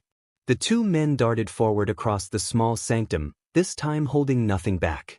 Arms pumped, sabers swung, bars of blue and green light colliding, splitting, colliding again. Blurs of black and tan, jarring against one another, vying for depths, finding none. Naruto wasn't sure quite how long their little spar lasted, but he was certain of one thing. Dooku was by far the best duelist he'd ever fought, relying only upon the sheer power of the Force to guide his movements. What's more, he had the succinct impression Kagan's former teacher was holding back. Probing him. Testing his unusual style for weaknesses. Well then, let's make him work for those weaknesses, then. Naruto changed styles abruptly, abandoning the aggressive yet elegant Ataru for the more simplistic and defensive Sorisu, hoping to lure Dooku in. He'd glimpsed it once, during a brief battle with Aayla Secura against a band of raiders, and refined it further since then. At the time, the idea of multiple lightsaber forms had fascinated him. He hadn't had much use for them until he'd fought Maul that first time. No one had ever dared to challenge him since then, and neither had he thought or had the Chancellor attempt such a technique with twin sabers. Until now. The bounty hunter raised his arm an inch or so off balance, a tempting invitation for the Jedi to gain an easy point. He went for it. And the moment that he did, Naruto had him. He entrapped his saber with the other a heartbeat later, and in spite of his own aggression, he found that it was almost too easy to slip into an easy rhythm of defense against his aging opponent, his and Aayla's saber weaving an impenetrable barrier between himself and the Emster. Thus stymied, Dooku found himself kept at arm's length for the next handful of strikes. Naruto was able to hold him at bay with one saber weight for those rare yet crucial moments in which the Jedi overextended himself and then strike strong and fast with the more aggressive styles to counterattack. Of course, it also helps that you've got yours truly. Oh yes, there was that. Having Kurama around to act as a second pair of eyes increased his concentration immeasurably. It also helped him to phase out Dooku's unsettling taunts. Your technique is impressive for one untaught. Dooku complimented him between parries, a bead of sweat dripping down his brow. It's a shame, really. We could have used someone like you in the order. And be an emotionless BSTRD. Naruto huffed as he forced the Jedi out of another saber lock, then another, and another still. No thank you, arrogance does not become you. Rushing forward, Dooku brought his blade down in a singular swipe that would have cut the shinobi in half from crown to crotch had it landed, which it did not. Dodging right this time, Naruto feinted with his blade. His adversary sidestepped left. Naruto whirled, leapt with the Force's aid, and brought both blades down. Flinching, Dooku managed to block the blow, but overflow from the second sword seared a black streak across both his shoulder and neck. For the first time, the Jedi actually let out a small hiss of pain as the blonde leapt away. It was a thin cut, one that would heal within hours under a back-to-patch, but that thought did little to lessen the sting here and now. 3-2. Naruto taunted, stepping back to admire his handiwork. Impressive. But how will you deal with this? Dooku reached out with the Force, seeking to unbalance his opponent. But instead of tripping him up as he'd intended, encountered resistance. Moving Naruto's left foot even the slightest of centimeters was like trying to move a mountain, so thick and dense that not even the mightiest of masters could hope to lift it. Or him. Naruto didn't budge. Didn't even bat an eyelash. Instead he merely arched an eyebrow, slightly amused as Dooku, straining with every fiber of his being, only managed to make his foot twitch ever so slightly. Guess Kagan didn't tell you about that one, Before the Count could answer, Naruto did something with his little finger. Dooku never saw it. All he felt was the Force, roaring forwards toward him like a tsunami of invisible force, shredding through his defenses as though they were flimsoplast. This was no mere force push, he realized. This was a tidal wave. He barely even registered it when the shockwave ripped him from his feet and slammed him against the wall. There was simply no transition of movement. One moment he'd been standing opposite the blonde, bracing himself for an assault. The next he was here, sliding down the wall, lightly puzzled. The impact didn't hurt so much as it did sting. The boy had just been flexing himself in the Force. Had there been any real kind of momentum behind those invisible eddies, he wouldn't be standing right now. With this in mind, Dooku stood, realizing his error. Of course. He'd encountered this anomaly before, but never in a person. Naruto was physically dense in the Force, so much so that it explained his incredible strength. His midichlorian count was so high as to actually resist the Force itself, able to withstand punishing assaults while creating his own. Magnificent. I see. I've underestimated you. He relinquished the fact as he found his footing, standing with a weary sigh. Shall we put an end to this little spar, then? Sure thing, old man. Naruto leapt up and away. Dooku was right behind him. And then there was only motions. A glimpse of their reflections on the glistening marble walls showed Dooku's lightsaber moving so fast, he appeared to be enveloped in a sphere of blue fire. Naruto likewise was little more than a blur, taking advantage of his twin sabers to block in one instant, only to renew his assault with a dizzying ferocity the next. But Dooku was good. They stood odd at 3-3, the next strike would determine the victor. That would be his win, of course. He would never lose to a Jedi. Never. Ever. It was like flicking SW. Shall we turn up the heat, then? We shall. Naruto went on the attack then, abandoning all pretense of defense. Surisu fell to the wayside in the blink of an eye, replaced by the Gemso and then the more imposing Geo. Dooku's style of Makashi simply couldn't keep up. It was all he could do to keep the strokes from turning into deadly at last, his robes smoldering like a house of fire from more than a dozen minor slashing wounds inflicted by Naruto's blades. Dooku had no choice but to acquiesce to his opponent. He stepped backward, abruptly shutting down his crooked lightsaber, hooking it to his belt. "No more," he said. "I yield." "Accepted." Breathing strong, his body sheathed in sweat, Naruto turned to sheathe his own blades. "Not bad. You actually made me try for a bit back there."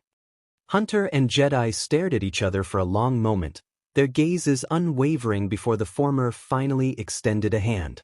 This was something he'd seldom done. Ayla and Kagan were the only Jedi he deemed worthy of such a gesture. But perhaps Dooku was as well.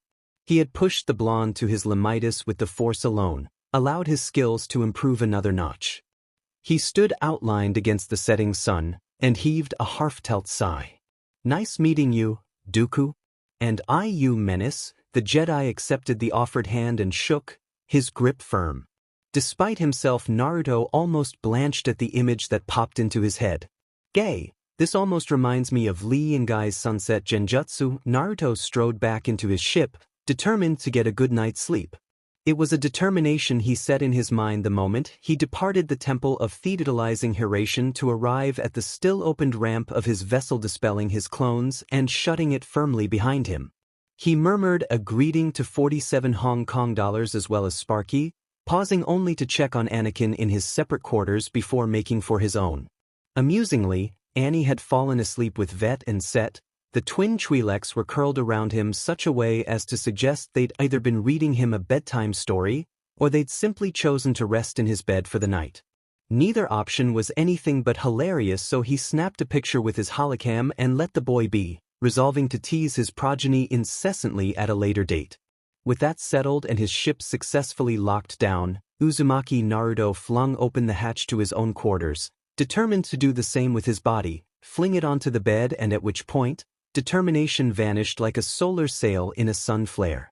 Shmi had surprised him of late with her marked change in attitude, but what she was wearing when she greeted him seemed to be shocking even for her.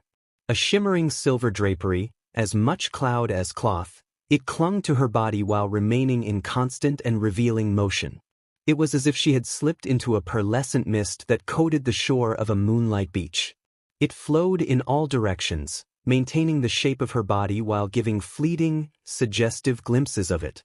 A necklace and bracelet complete the ensemble, but somehow, his attention wasn't focused there. She was on his bed, waiting for him. "Oh dear Cammy, have mercy on this poor pervert soul of his. Welcome home, darling." She smiled for him, her words husky. "I've got good news and bad news. Which would you like to hear first?" "Good. You're going to be the fater of twins." "T-twins." It was all Naruto could do to stop his jaw from dropping straight to the floor.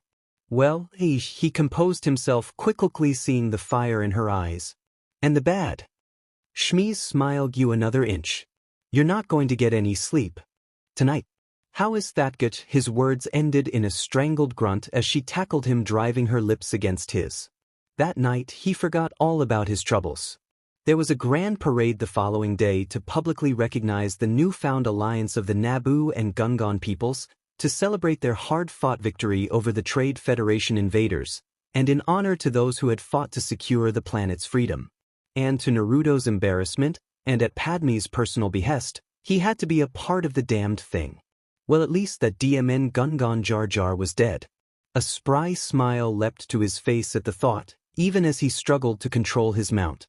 The last thing he would have wanted was for the Gunganto muck up a celebration like this. Crowds lined the streets of Theed as columns of Gungan warriors astride Kadu and Naboo soldiers aboard speeders rode through the city to the sounds of cheering and singing.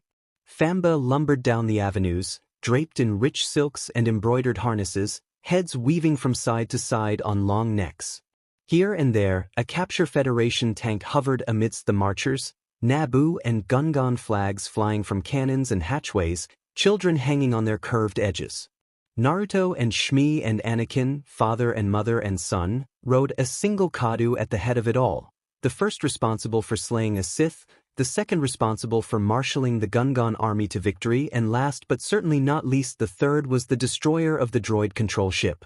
The Shinobi-turned bounty hunter wore piecemeal bits of his armor, his face exposed for all to see, his whiskered cheeks turned up in a smile that wasn't entirely forced as the adoring masses chanted their names. Shmi seemed to take it all in stride, the smile never once left her face. Anakin blushed and managed the occasional wave or two, but continued to try and steal the occasional glance at his parents, unable to believe that he, their son, was a part of this. Anakin Skywalker could barely believe it himself. He'd blown up the droid control ship at his father's command, he'd started up the Konoha already knowing its inner workings inside and out, and quite simply, gone to war. The vessel's shields had been no match for the warship's superior weaponry alongst Vet and Set's marksmanship. But enough of that. He looked now toward their final destination. Padme.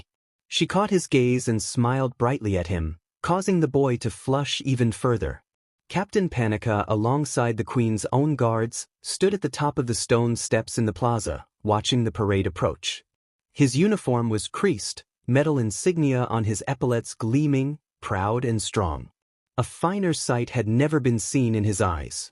Obi-Wan Kenobi stood with his former emissary near the Queen, struggling to suppress his emotions. He was feeling out of place and embarrassed by the revelry. Perhaps it was his new robes, or the lack thereof, the lock of hair signifying him as a learner no longer present by his ear. Make no mistake, he thought the parade wonderful, and he appreciated being honored with the others, but his mind was elsewhere. It was with the hunter in the parade. It was with his master, no longer his teacher, but his brother in arms. It was with the Sith, and the emerging threat that they now posed to the galaxy. He wore the clothing of a Jedi Knight, and he'd never felt more undeserving of the role. Having fallen in the battle against the Sith, did he truly deserve his newfound rank? If it hadn't been for Naruto and Kagan, he'd almost certainly be dead. If it hadn't been for Ayla, he might have lost his leg. As it were, he owed the three of them a great debt, one he might never truly be able to repay. And yet for some miraculous reason, in spite of his ineptitude, the council had knighted him anyway. Clearly a mistake on their part. So he smiled, but he was sick in spirit and lost in his heart. Perhaps sensing his discomfort, Kagan reached out to put a reassuring hand on his shoulder. "It's the beginning of a new life for you, my friend," he ventured. His words seemed to solidify the gap between them. No longer were they MSTR and student, but brothers in arms. Comrades. The thought sobered his mind, made his MSTR's next words seem almost airy. "I told you this day would come, didn't I? Yes?" Obi-Wan smiled dutifully but said nothing more. Kagan looked off at the crowds in front of them. "I've always disdained celebrations like this," he murmured, almost to himself. "But I understand the need for them as well. I wonder what Naruto makes of all this." Obi-Wan shrugged. The Jedi smiled. "I think he would be proud. Just as I am of you." His former student finally turned, finally looked at him. "You think so?" Such titles would fade with time, but for him, Kagan would always be just that. His teacher. "I do," the older Jedi agreed. Obi-Wan's mouth tightened. "I don't feel worthy of that." The Jedi's hand tightened on his shoulder. "You will one day." "And what of you, Kagan blinked. "What of me? This year Dooku told me you'll be leaving the Order as well." It was not a question. Dooku was leaving to return to his homeworld of Serrano for reasons unknown, supposedly to reclaim his title and estate as Count, but it was Kagan who had his own reasons for departing, just as he had yet to make any mention of them. "But, yes," he admitted, "I feel my place is no longer here. I have done what little good I can in such a limited stead." But now, the Force calls me elsewhere. With Naruto, you mean? Perhaps, though the old Jedi's smile said he was thinking about it. I may consider it.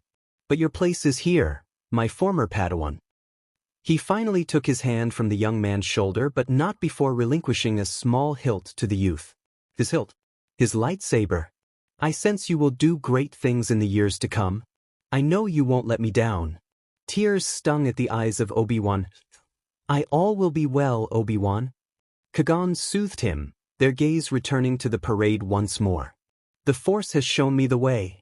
The parade wound through the central plaza to where the Queen and her guests view the procession. She stood with her handmaidens, Governor Sio Bibble, Supreme Chancellor Palpatine, Boss Nass of the Gungans, and 12 members of the Jedi Council, including Dooku himself. R2-D2 and Sparky occupied a space just below the handmaidens and next to Obi-Wan and Qui-Gon, domed heads swiveling from side to side as they chattered away at one another in droid speak, lights blinking, sensors taking everything in, studiously avoiding the eerily bright photoreceptors of 47 Hong Kong dollars just between them. So many meatbags, and not a single one to shoot, the droid lamented sadly. Oh, woe is me. R2-D2 beeped at the bot and Sparky seconded, to which the hunter shot them a scathing glare. No, I am not content killing droids. Be quiet before I decide to make an exception for the two of you that shattered the ice. Obi-Wan actually laughed at the droid's remark, earning a slight smile from his them.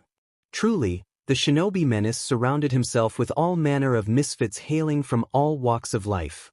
A pair Twi'lek twins rescued from lives of slavery, an astromech droid with erratic behavior protocols, a hunter-killer unit with a sense of humor, a wife who could shoot as well as she could cook, a son with exceptional piloting skills, and now potentially a former Jedi Emperor. All he needed was a Wookiee. Boss Nass stepped forward and held the globe of peace high over his head.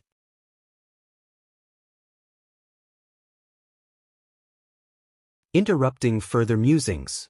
Peace, he declared above the cheering and clapping. Below the steps, Naruto laughed and shook himself merrily. It was good to have peace again, however tenuous it might be. For the people to have hope again. Something to belie vain again. On the broad avenue below, in a long, colorful ribbon of life, the parade that had carried them to this place and time continued on. And so too did time itself. Family is family, no matter where you are. Homage, Shinra Tensei. Anakin Skywalker gasped as the very atmosphere boiled against his body, wave after wave of invisible pressure washing over him, the very air itself trying to hurl him to his doom. He resisted, but only barely, his long legs driving an angry red furrow into the earth. A stray strand of still darkening hair peeked down into his vision, and forced to blink without thinking, he swatted it aside to peer at his opponent. That tiny lapse, that brief moment of inattention cost him most dear. Even as he lowered his hand, he felt the pushing forces subside, replaced by a sharp pull. Bansho Tenon, the world lurched around him, and this time he was powerless to resist. His body flew forward, his dark tunic ruffling wildly as the distance shrank between them. He barely parried the opening thrust, blue striking against blue, their lightsabers colliding violently before he managed to wrench himself away. His father stood opposite him, those eerie-rimmed eyes peering back at him without fear, or any emotion for that matter. That was always something Anakin had envied about Naruto. The man lived his life without even the most minor regrets, taking nothing for granted. It was also something he secretly loathed. How could he live like this and not regret it? Why was he so damned confident? His mind recoiled at the thought, his eyes narrowing as he prepared to draw upon the power of the Force, and coincidentally his anger, to aid him. Don't even think about it. The man's voice was harsh and cold, like the wastelands of Hoth, or someone will die. Something in Anakin quailed at the sound of those words, shrinking away as his father stared him down. What had Naruto called it? Killer intent. His parent wielded it to devastating effect. Even without his blasters, he could literally stare a foe into SB Emerson. It was worse when he spoke. His cold battle voice could make a rancor weep. The ice in his stare would have been enough to force the fight out of a lesser man. Thankfully Anakin knew how to resist it. He seized upon the image of Padme in his mind. They collided once more in a whirlwind of blows. Young against old, peace versus anger. Naruto was like ice and Anakin fire, polar opposites, cold and hot, a reflection of their fighting styles. Naruto's attacks were frigidly dispassionate. If you gave him even the slightest opening, he would exploit it. Anakin's confidence was fierce, embodied by his aggressive style, abandoning the precise form of Sorisu for the aggressive and higher form of combat, his youthful stamina serving him well against his opponent. Naruto might be a fine warrior, but he was getting old. Using the Rinnegan twice in one day tired him almost imperceptibly, but it was still there a slight slackening of his stride, a weakening of his swing. And then it happened. Saber spitting sparks, his father leapt away. "It's over, Anakin," he called down at him, his voice peaking with exhaustion. "I have the high ground," the younger Skywalker scoffed at his progenitor, dark eyes blazing with surprise, then arrogance. It was true, his father had the advantage of terrain now, any assault on his part was doomed to fail against him. A wise opponent would have admitted his defeat, surrendered. But something held the young man back. What was it? Determination. Overconfidence. He wasn't sure what, only that a low growl left his lips. "You underestimate my power, father, and you overestimate my tolerance, son." The reply was as immediate as it was scathing, his face twisting in unseen recognition. "Back down, it's over." They stood there for a long moment, father and son. What felt like an eternity passed between them.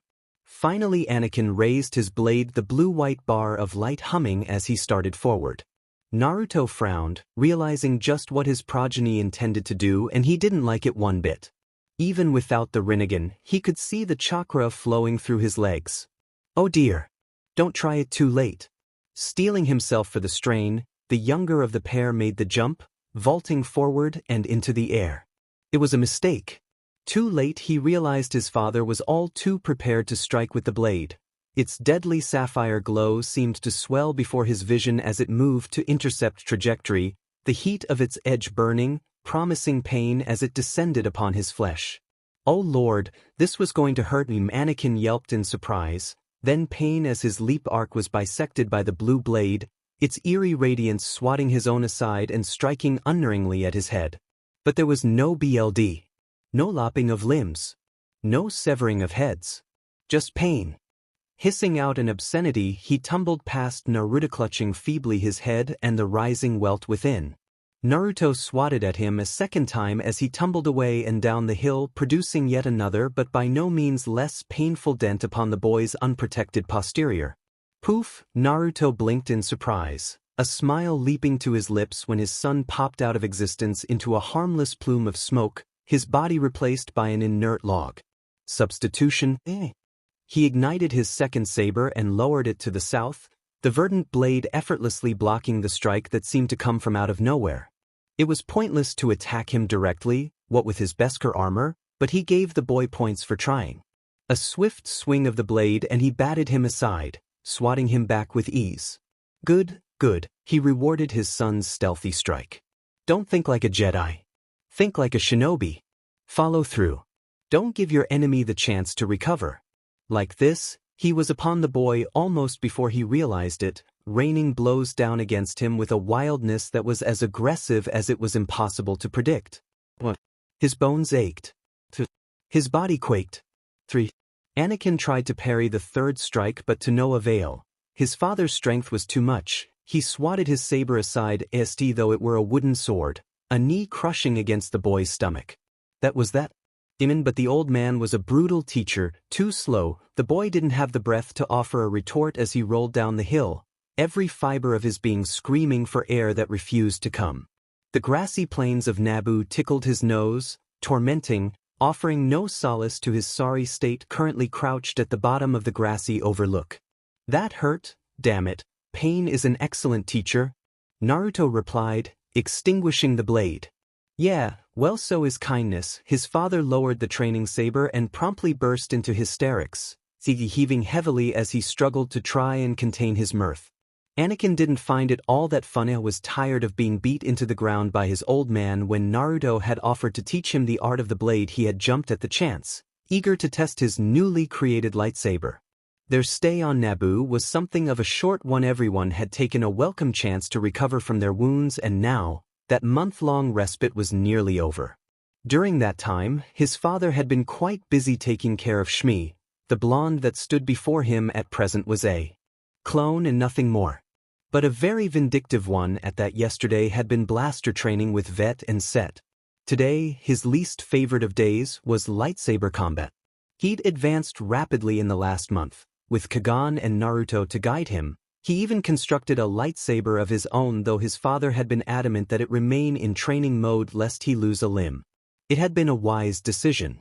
Though he stood soaked with sweat, skin glistening in the early light of morning radiance, he still felt as though he had accomplished something in surprising his father.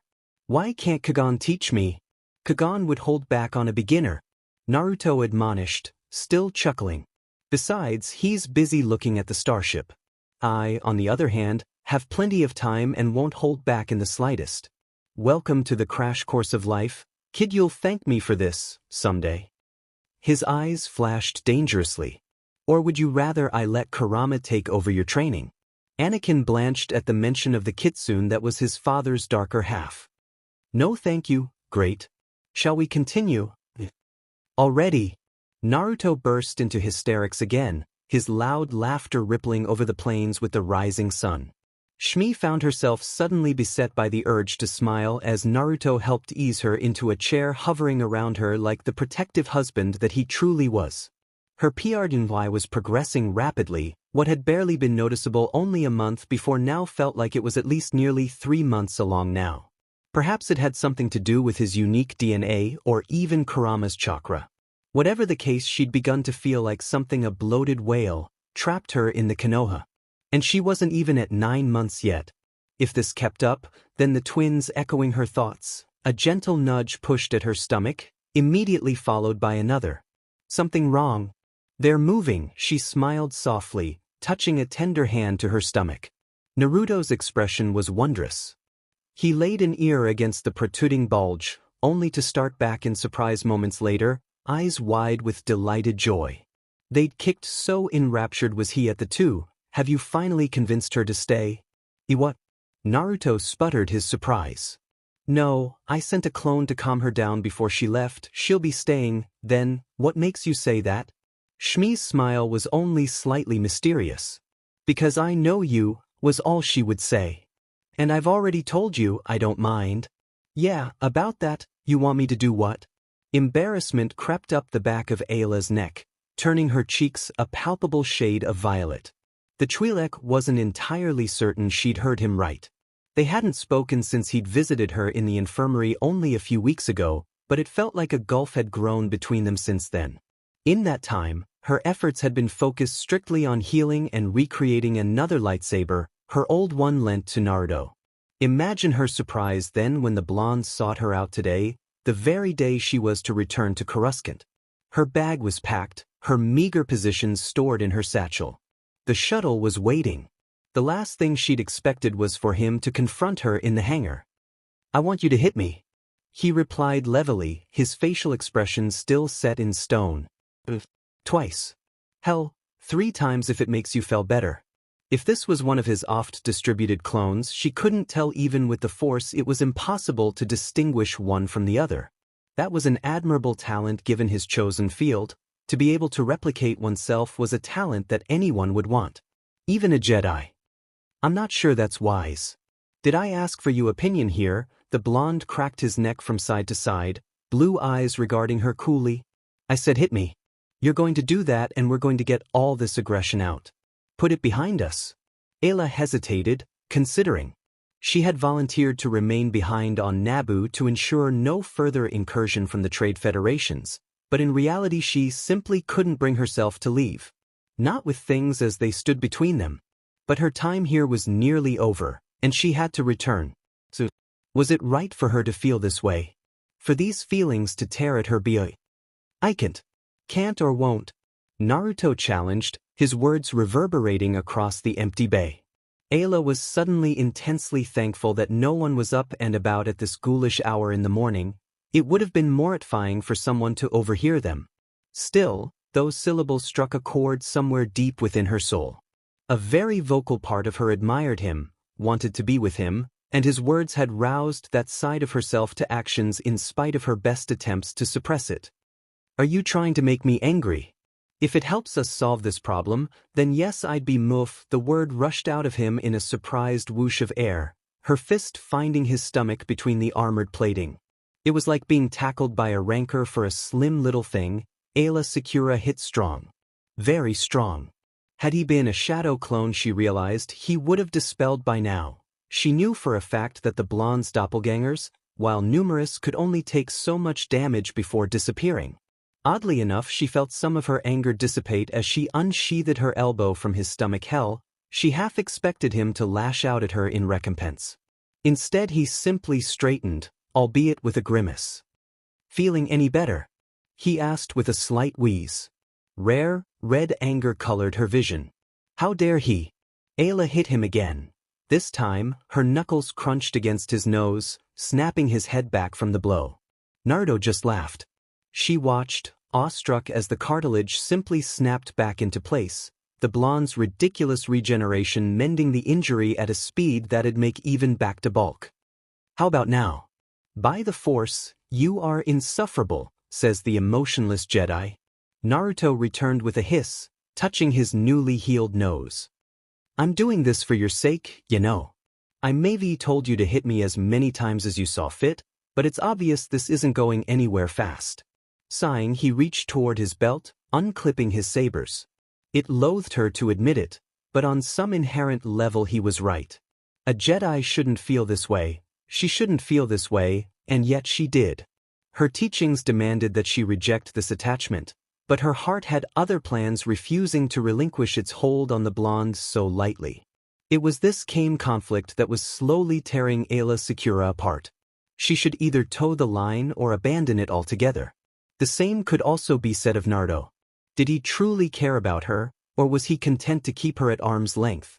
Were his soft words those of a companion, or something more? There could be no middle ground for either of them, not here. He said slowly, we spar? There was no pause, no warning.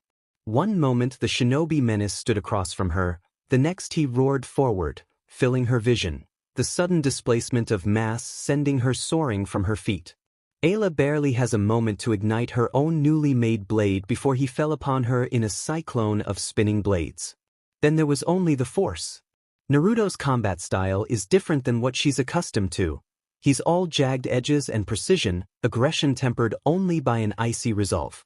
He attacks and attacks and attacks again, as though victory is the one and only thing he can think about. Nothing else matters. It's not dark, she thinks, but neither is it light. The closest thing she can claim for it to be Iskri. Power teems under his skin, but he doesn't use it. Not all of it is unleashed in that instant. So much is still held back. Even then, a mere quarter of his strength is enough to send her skittering backwards in retreat. His blades fill the air with their deadly thrum, descending flawlessly for her head, leaving time for only one thought as she fends him off. Parry. What block? Is parry? This. Inadvertently responding to her distress, the Force peeked outward from her in a rising wave, blasting the blonde halfway across the hangar. There was a sickening crunch of metal as he slammed into one of the Nubian starfighters, caroming painfully off the durasteel hull despite his Beskar plating. There was a silence as he lay there dazed and unmoving, the vessel hanging precariously over his head. A twinge of warning from within the Force was his only warning before she angrily grabbed the wounded vessel with telekinesis and yanked it down on his head, crushing him beneath. There was a silence as she realized what she had done, her anger having gotten the better of her perhaps the first and last time. Tears brimmed in her eyes, regret for what she'd just done. And then, Naruto, as if summoned by the sound of her voice, his sabers flashed beneath the vessel's great bulk, one blue, the other green. Aayla yelped as they carved through the Nubian like butter. Its severed halves skittered across the hangar in either direction, leaving her thunderstruck. That, he began hoarsely, wiping a thin line of BLD away from his mouth, is quite enough. There's a moment of silence as he stands across from her, and in that instant Aayla sees him as he truly is. He is energy. His body is the Force personified and made flesh, millions of midichlorians working together in a violent concerto that promises peace for the downtrodden, but no mercy for his enemies. Neither light nor dark, just gray. Naruto, she began weakly as he approached. "Tu didn't mean to do that, it was a mistake, I'm sorry." Still he stalked forward, his eyes never leaving hers. Ayla shrank in on herself, she wanted to curl up somewhere in a dark corner and weep. Just weep. Her frustration had gotten the better of her once more, and now she was about to pay the price for it. But she wouldn't go down without getting everything out.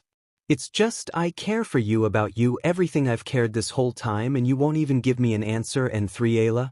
She froze as a battered hand reached up to cup her cheek. "Wise. Stop talking." His lips took hers then, and she melted, knees buckling. It was a gentle touch of the lips, nothing more, but it sent tongues of fire shooting through her cheeks and dancing down her leku. Her mind was little more than one crazy blur, her thoughts slamming against one another, colliding violently. "Iwohat.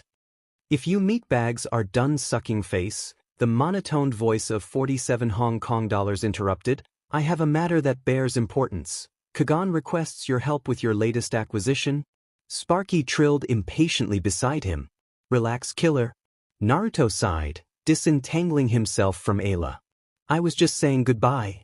"I do not like that name." The droid somehow managed to deadpan despite its emotionless face. "I know." Actually, Naruto blinked. "I'm not leaving." Her words were small and soft, but there they were. "I would you be willing to let me stay?" Another blink. "It'd be my pleasure. Trust me," she said, a sultry tone rising over her cheer. "The pleasure is all mine." She turned and walked away, swaying her hips with each step, and as she rounded a corner farther down the corridor, he could hear her quietly laughing. Naruto shook his head as he watched her go. What the hell had he gotten himself into here? Had his desires finally gotten the better of him? Shmi had made it abundantly clear many times that she didn't mind sharing him, so what was this feeling of dread? Perhaps, had he been more focused, he might have seen Anakin's shadow clone peering at him from around the corner a few hangars down. One of Naruto's clones quietly shivered at the feedback. Naruto warily input the code for Maul's Sith infiltrator, peering intently at the keypad as the ramp hissed open, settling before him with an audible click. 4 entire weeks had passed since their gala celebrating Naboo's freedom from the oppression of the Trade Federation, and still the festivities showed no sign of stopping. Outside the hangar, the sounds of merriment could still be heard. But that wasn't why he was here, him and Kagan, in the dead of night, messing with a Sith ship. Their purpose was far less sinister than one might think. Almost benign even. They were here to steal it. Officially, the Jedi Council had laid claim to the deadly vessel after purging it off all taints of the dark side. Unofficially, Obi-Wan Kenobi, the Jedi assigned to reclaim said ship, had never done so. Kagan knew not the thoughts of his former Padawan, now light years distant, but he suspected his one-time protege had chosen to leave the vessel in their care rather than take it for himself. For this, Kagan was most grateful. Although he found the Konoha most welcome to his presence, he felt he needed to have a vessel of his own. Probably why the boy had accidentally left them the key code. "Are you certain about this?" he asked. "Hey, you're not a Jedi anymore, right?" Naruto turned his gaze away from the gaping maw that led into Maul's former home, bringing himself face to face. "You can have it if you want." His gaze snapped back towards the vessel honestly. "This thing gives me the creeps." The older man sighed, his large shoulders sagging in defeat. "Very well. I see there's to be no talking you out of this." Naruto's grin was positively beatific. "I love it when you see, but now to the matter at hand." He'd chosen to inspect the ship before bringing it to Mandalore. Now he was beginning to wonder just what manner of secrets might be hidden away within the cockpit. It creaked open as he input the second code, quietly bracing himself as its second door whooshed open. What he found there caused his eyes to bulge. A sharp, feminine gasp came from within the ship. Baleful yellow Isith eyes glared back at them. "Die in the name of Lord Maul." What in the that was all he managed before a crimson lightsaber ignited. Then an explosion of force lightning ripped through the ship and slammed into his ear. "You have no idea of the enemy you've just made." Threat Supreme Chancellor Palpatine was uneasy. The faint light afforded by the cityscape of Coruscant's evening coupled with the glow rods placed in his own office shone dimly through the transparisteel viewport at his back. Shadows stretched and twined wildly in his peripherals, only serving to put him even more ill at ease. The hour was late and he was nearly ready to leave for the evening. Yet something kept him here tonight. For the last 3 days the Force had been in a state of constant flux. He'd been unable to see anything. That in and of itself was disquieting. He expected those foul Jedi to be impaired in that realm of course, but not a being of his caliber. Nearly a month had passed since Uzumaki Naruto had left Naboo.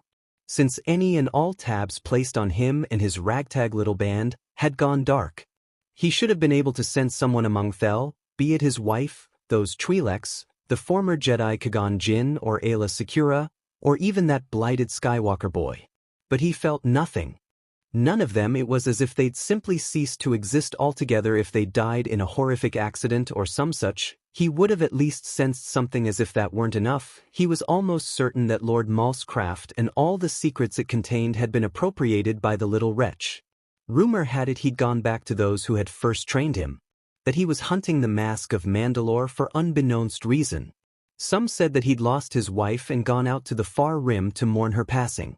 Still others insisted he was still on Naboo, somehow secretly acting as the Queen's bodyguard. But rumors were just that. Rumors. Everything he had worked for, everything he would ever be, hinged on knowing where that man was at all times.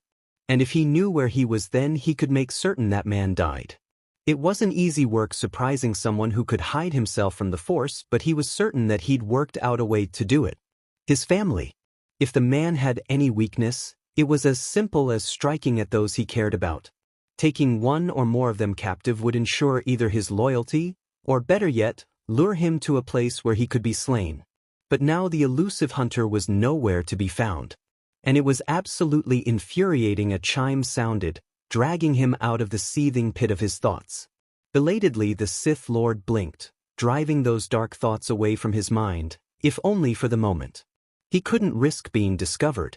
Not yet, not when he was nearing the next phase of his plan. "Someone to see you, sir." Carefully composing his face into a mask of serene calm, he steepled his fingers together and laid his chin to rest upon them. "Send them in." The doors slid open almost before he'd finished speaking. Uzumaki Naruto walked through them. He was completely unprepared for the presence of the Mandalorian. That soulless, shaped visor seemed to peer into his very soul. The dark ebon armor appeared to drink in all light and make the room appear more a void than a sunlight office. He was Palpatine, noted with a slight discomfort, armed to the teeth. Crush gaunts covered his arms to the elbows, a pair of blasters nestled smoothly in their holsters. And there, dangling at his belt, the lightsabers. A snake of doubt coiled in his gut. Why was he armed? He shouldn't be allowed to carry all those weapons here. Into his presence. As ever, he couldn't sense anything about the man. There was no lingering aura of danger about him, nothing to suggest what his next move might be. He just stood there, staring. A trickle of sweat ran down the Sith's neck. Something was wrong. Why did he have so many weapons? Menace. It was an effort to keep his voice tight. Controlled. "To what do I owe the pleasure?" "Save the pleasantries, Chancellor." The man's voice sounded like a controlled avalanche through the filter of his helmet. "I'm here on business, not pleasure." Sidious swallowed once, hoping that his own anxiety did not reflect in his eyes. Maybe it did. Maybe it didn't. In the end, he realized that the Shino-beturned hunter wasn't going to walk away. He was here for something. "Please," he gestured to a nearby chair. "Sit." Naruto remained standing, a silent sentinel in the night. Finally he spoke. "What do you know about the Sith?" he asked. Palpatine feigned a scoff. "Why, as much as any man, I suppose. They've been extinct for ages." He allowed a false note of fear to creep into his voice. "Are you suggesting that the assassin on Naboo was?" "Deny. There was no proof. He'd been meticulous. Fastidious. That last ounce of proof had died worth Maul. I dare say the Jedi would know more about this than me." The man said nothing, so he continued the charade. "Surely you don't think that there might be another Sith lurking out there? Perhaps that faceless helm inclined a fraction of an inch. I recently came across a young woman who knew a great deal about them. Oh dear. He didn't like where this was going. Not at all. She sounds like a talented individual. She is, came the reply. Her name is Celeste Morn. I'm afraid I'm not familiar with the name. No one you'd know. The man dismissed his inquiry with a wave of the hand. She was stark raving mad when we found her in that ship, completely subservient to man who'd somehow managed to release her. When we opened the hatch that day, she attacked us both and we were forced to subdue her. He began to pace, moving around the room in slow, practiced strides. Fascinating thing, that necklace she was wearing. Did you know, Chancellor, the item in question was a Sith artifact.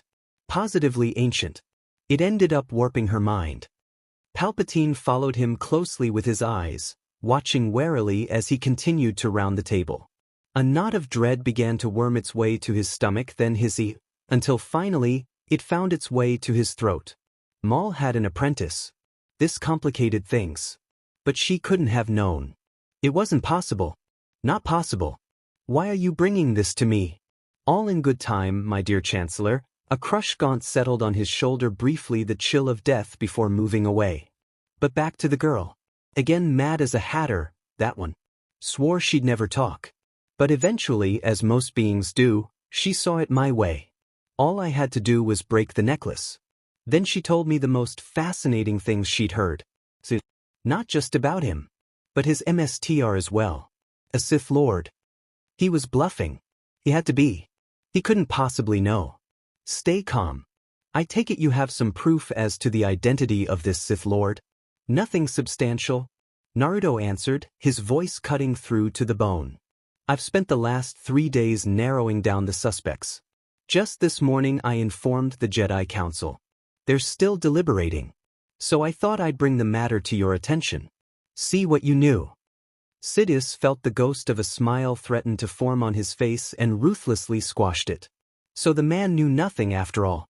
He was grasping in the dark, hoping to find that which wasn't there. Well, I regret to inform you that I know as much as you do, likely much less. I suspected as much. A tense moment of silence passed between the two men, the bounty hunter towering over him, the Chancellor at his desk. Once more, Palpatine wished the Mandalorian wasn't so damned dense in the Force, his every action shrouded in secrecy. Was he simply masking his emotions? Or had the dreaded killer of men somehow learned to hide himself from even the Force itself? He wasn't sure which bothered him more. The idea that he'd discovered his identity and was simply mocking him was absolutely galling. I wish you luck in your investigation, then. Thank you. A nod just like that, the killer turned to leave. Oh. He paused before the door. One more thing. Have a pleasant evening, Darth Sidious. Palpatine froze. I'm terribly sorry, who is that? The shinobi menace didn't ask or answer any more questions, and there was no warning for what came next. He simply raised a blaster and fired. Completely flat-foot, the bolt caught Palpatine in the shoulder, sending him spinning out of the chair and sprawling to the floor. Pain shot up his arm, empowering him with anger and fury. Another shot snapped at him where he lay in the carpet, one he was forced to roll aside from with an expedient of the Force. Snarling, he felt his eyes flash a sickly yellow. He knew. Somehow, someway, the blasted man knew. No, it was too soon, guards, he cried. Guards, come quickly, there's a madman in my office. Don't bother, came the rumbling reply from behind the mask. I'm jamming all electronics in your office as we speak. Your receptionist is sound asleep at my suggestion. As did your guards, hours away. You won't be able to call for help. Now get up, would you kindly? A booted foot nudged him in the side. Fight like a man. Die like one. If you wish. Rage knotted the older man's features. He couldn't die here. No, he reasoned. His plans were still blaster-proof. There was still a way out of this. A way to see the endgame of his goal. And all that stood in the way of them was one man. Nananoyu, a mortal man. You will die, the hunter's head twisted aside as the old man lashed out. The Force pushed, displacing empty air as it flowed past, shattering the viewport. His helmet cocked aside, quizzically. Is that it, old man? I'm disappointed. Then the crackle of Force lightning filled the air. Naruto ignited his lightsaber and tried to bring it round in time, but his reflexes were a hair too slow. The fork took him dead center in the ST and every muscle in his body clamped down. Too late he realized his mistake. Only a emissary of the Force could truly hurt him, and Darth Sidious was just that.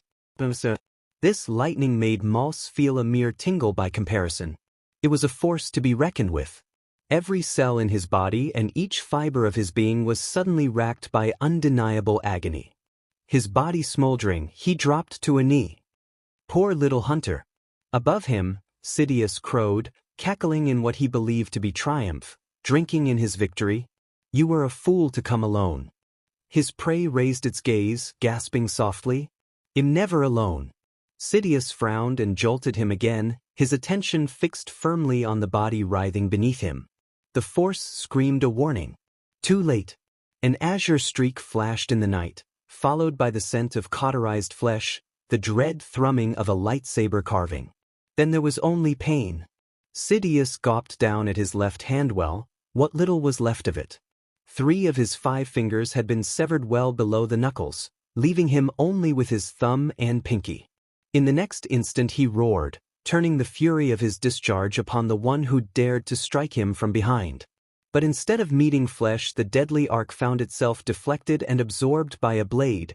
The jagged fork bisected before it struck the one responsible and flung the Twi'lek from his office and back into the reception hall. Ayla Secura. The menace cried out, stubbornly ignored the pain and pushed, then felt the Force lightning slide away as his attacker staggered back. He leapt up, or rather tried to leap up, and managed to regain his feet. His body was still stiff, stubborn, and protesting against the sudden movement so soon. Then vision cleared. He could see Sidious 20 paces away, running for the safety of the doors. For a moment he couldn't believe what he was seeing. The man was fleeing. Naruto growled. No, no, no, don't you dare scurry away. Reaching out for the doors, he yanked them shut in the man's face. It would have been oh so very satisfying to see him run headlong into the durasteel, but he somehow managed to right himself at the last second and spin away before he barreled into the durasteel. A silver cylinder was suddenly in his hand, emerging from some hidden compartment in his desk to fly into his palm. With an electric snap hiss, the lightsaber flared to life, the burning red brand shining like an angry torch of hatred in the dim lightning. Yellow eyes glistened furiously. You have no idea of the enemy you've just made. I've made worse than you. Stumbling slightly, the Mandalorian found his footing. He stood woodenly without care. A hand jerked up, ripping his helmet free, exposing the blistering scars within. But you made it personal. I've seen what you are, and what you'll do to my boy. And I can't have that. You will not stop me, the Sith hissed, baring his teeth in defiance. That child will become more powerful than either of us. No. He won't. The shinobi menace simply raised his blade and snapped off a sloppy salute. Sidious flew at him with a roar. The armor he wore was problematic at best, but he remained confident that he could find a way through and strike and the weak points. Everything has a weakness. A vulnerability, just waiting to be exploited. And he was MSTR at the art of exploitation. He saw the blaster bolt coming almost before the man even fired with his free hand, and batted it harmlessly away into the ceiling. Then, before he could further draw upon his arsenal, he hit. They collided in a vortex of snarls and sabers. Red beats against blue in a wild flurry, the deadly crackle of their swords filling the office with sparks. The menace is stronger than he looks. Much stronger. Nothing is held back here. His mighty strength is enough to send him skittering backwards in retreat. Their blades fill the air with their deadly thrum, descending flawlessly for each other's head, leaving no time for thought, only primal anger and hatred as they fended one another off. Naruto's combat style was very much like that of a Sith, all jagged edges and offenses, aggression tempered only by an burning resolve. He attacked and attacked and attacked again, as though victory was the one and only thing he's able to think about. Nothing else matters. It's not quite dark, but neither is it light. He thought he caught a glimpse of red beneath that visor, likely his imagination. The boy was no duelist, but the sheer ferocity of his offense, coupled by his youthful vigor, Beskar armor, and unpredictable style made for a formidable opponent. Then came the unexpected. Instead of meeting his blade with his own once more, the hunter uttered only 2 words. A wall of power met him, stopping his assault cold. 2 words. A simple set of syllables. And yet they ruined everything. Shinra Tensei. Darth Sidious felt the air rush out of his lungs and boil around him as a giant, invisible hand clamped down on his body and violently tossed him out the window. It wasn't the Force could have at least countered that off, this was much he was certain. It was something else altogether. And he was utterly powerless against it. The lightsaber clattered out of his grasp and tumbled away to the ground leagues below, forsaking him as he scrabbled for a handhold. His left arm, the injured arm, failed him almost immediately. The fingers of his right hand were all that remained, all that held him up above the abyss. His eyes shot down, suddenly aware of the lack of traffic in the area. Even at this hour Coruscant was usually bustling with them. But now there was nothing. Not a single skycar by which he might cushion his fall. If he fell now, without his lightsaber, weakened as he was not like this. And suddenly the menace was there, towering over him. His saber slashed down at the ledge, narrowly missing Sidious's hand as he jerked away. How the tables have turned, he sounded disappointed somehow, as though this were all one gigantic farce to him. His voice was little more than a reptilian hiss, utterly unfeeling. It's funny really. I've been recording our little scuffle for the last 5 minutes. Before you fried me, I broadcast it across the entire planet. Everyone knows who you are now. Another slash. Another near miss. Soon the entire galaxy will see you for what you've been all this time. Proof will vindicate my actions here today and DMN you. And you will never, touch, my, Boyge's blade. Paused, hovering just over the man's hand. Sidious stared up into those rippling violet eyes and saw hate. Nothing but anger. In this instant, the man was a maelstrom of hate and passion, fixated on ending the threat that he posed to his family. There was only the hate. He could feel the wind lashing at his face, and he smiled. You think you've won, he hissed, delighting in the man's murderous expression. But you haven't. You've lost. Naruto stared down at the Sith Lord, and his boot crushed down on Sidious's hand. And the Sith Lord did just that. Ayla groaned. Every fiber of her being ached, every cell was united in its agony. Her mind swam in a susurrus sea of light, sounds, and nothing else. How had this happened? Why had it happened? She thought back to their events of only 3 days before, when Naruto and Kagan had come aboard with that raving madwoman in tow. That had caused a stir. They'd interrogated her for days. Gotten that foul necklace off her. Then she'd sung like a what was the human bird? A canary. Yes, a canary. Initially, she hadn't believed his words when he'd claimed that the new Chancellor was secretly a Sith Lord. Hadn't understood why he knew this, only that he didn't want any of them involved. They'd argued about it for hours, she and him, unable to understand why he had to do this alone. Shmi and the others understood. None had raised a voice in protest. Not even Kagan. It was infuriating. How could they trust him so blindly? She loved him by the Force, and even she was skeptical. What was it about Palpatine that made Naruto so desperate to kill him? She'd seen the haunted look in his eyes, the pain. In the end, she'd chosen to follow him.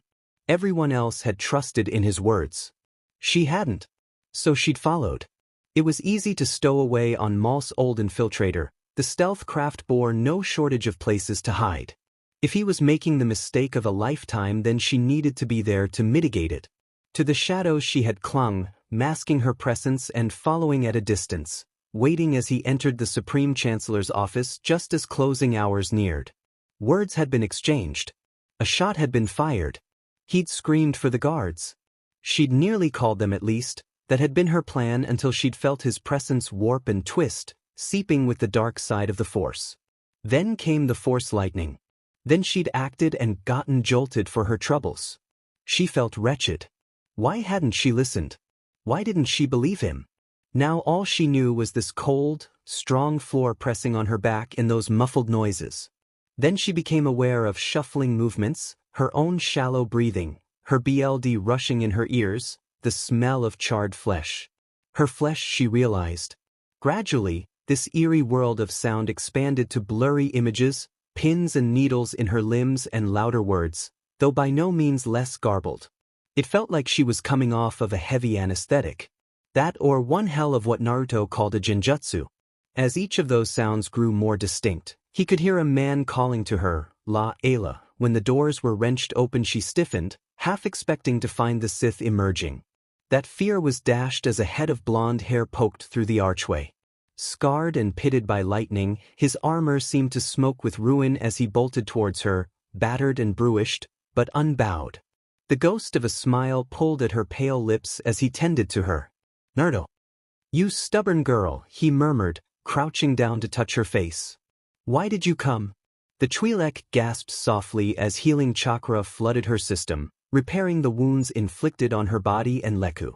A warm, almost euphoric feeling pooled in her limbs, pleasant as the injured flesh reduced in swells and painstakingly knitted itself back together. Should have trusted you. You'd better not pull this Iki when we get to Mandalore, he muttered, but the words were without rancor. Can't have you slicing off fingers there, you know. Folks won't like that. I'll probably have to tell Celeste that too. Mandalore, her eyes glittered wetly as his fingers trailed her cheek. After all this, he was still willing to trust her. Fully mended, she felt well enough to rise. Gingerly, he helped her up to her feet. Her world swam like a great ocean, leaving her reeling slightly. Mandalore. He confirmed with a nod. I'm not giving up on you that easily.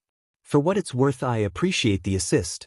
Her eyes watered all over again at what he said next. Thanks for coming, Ayla.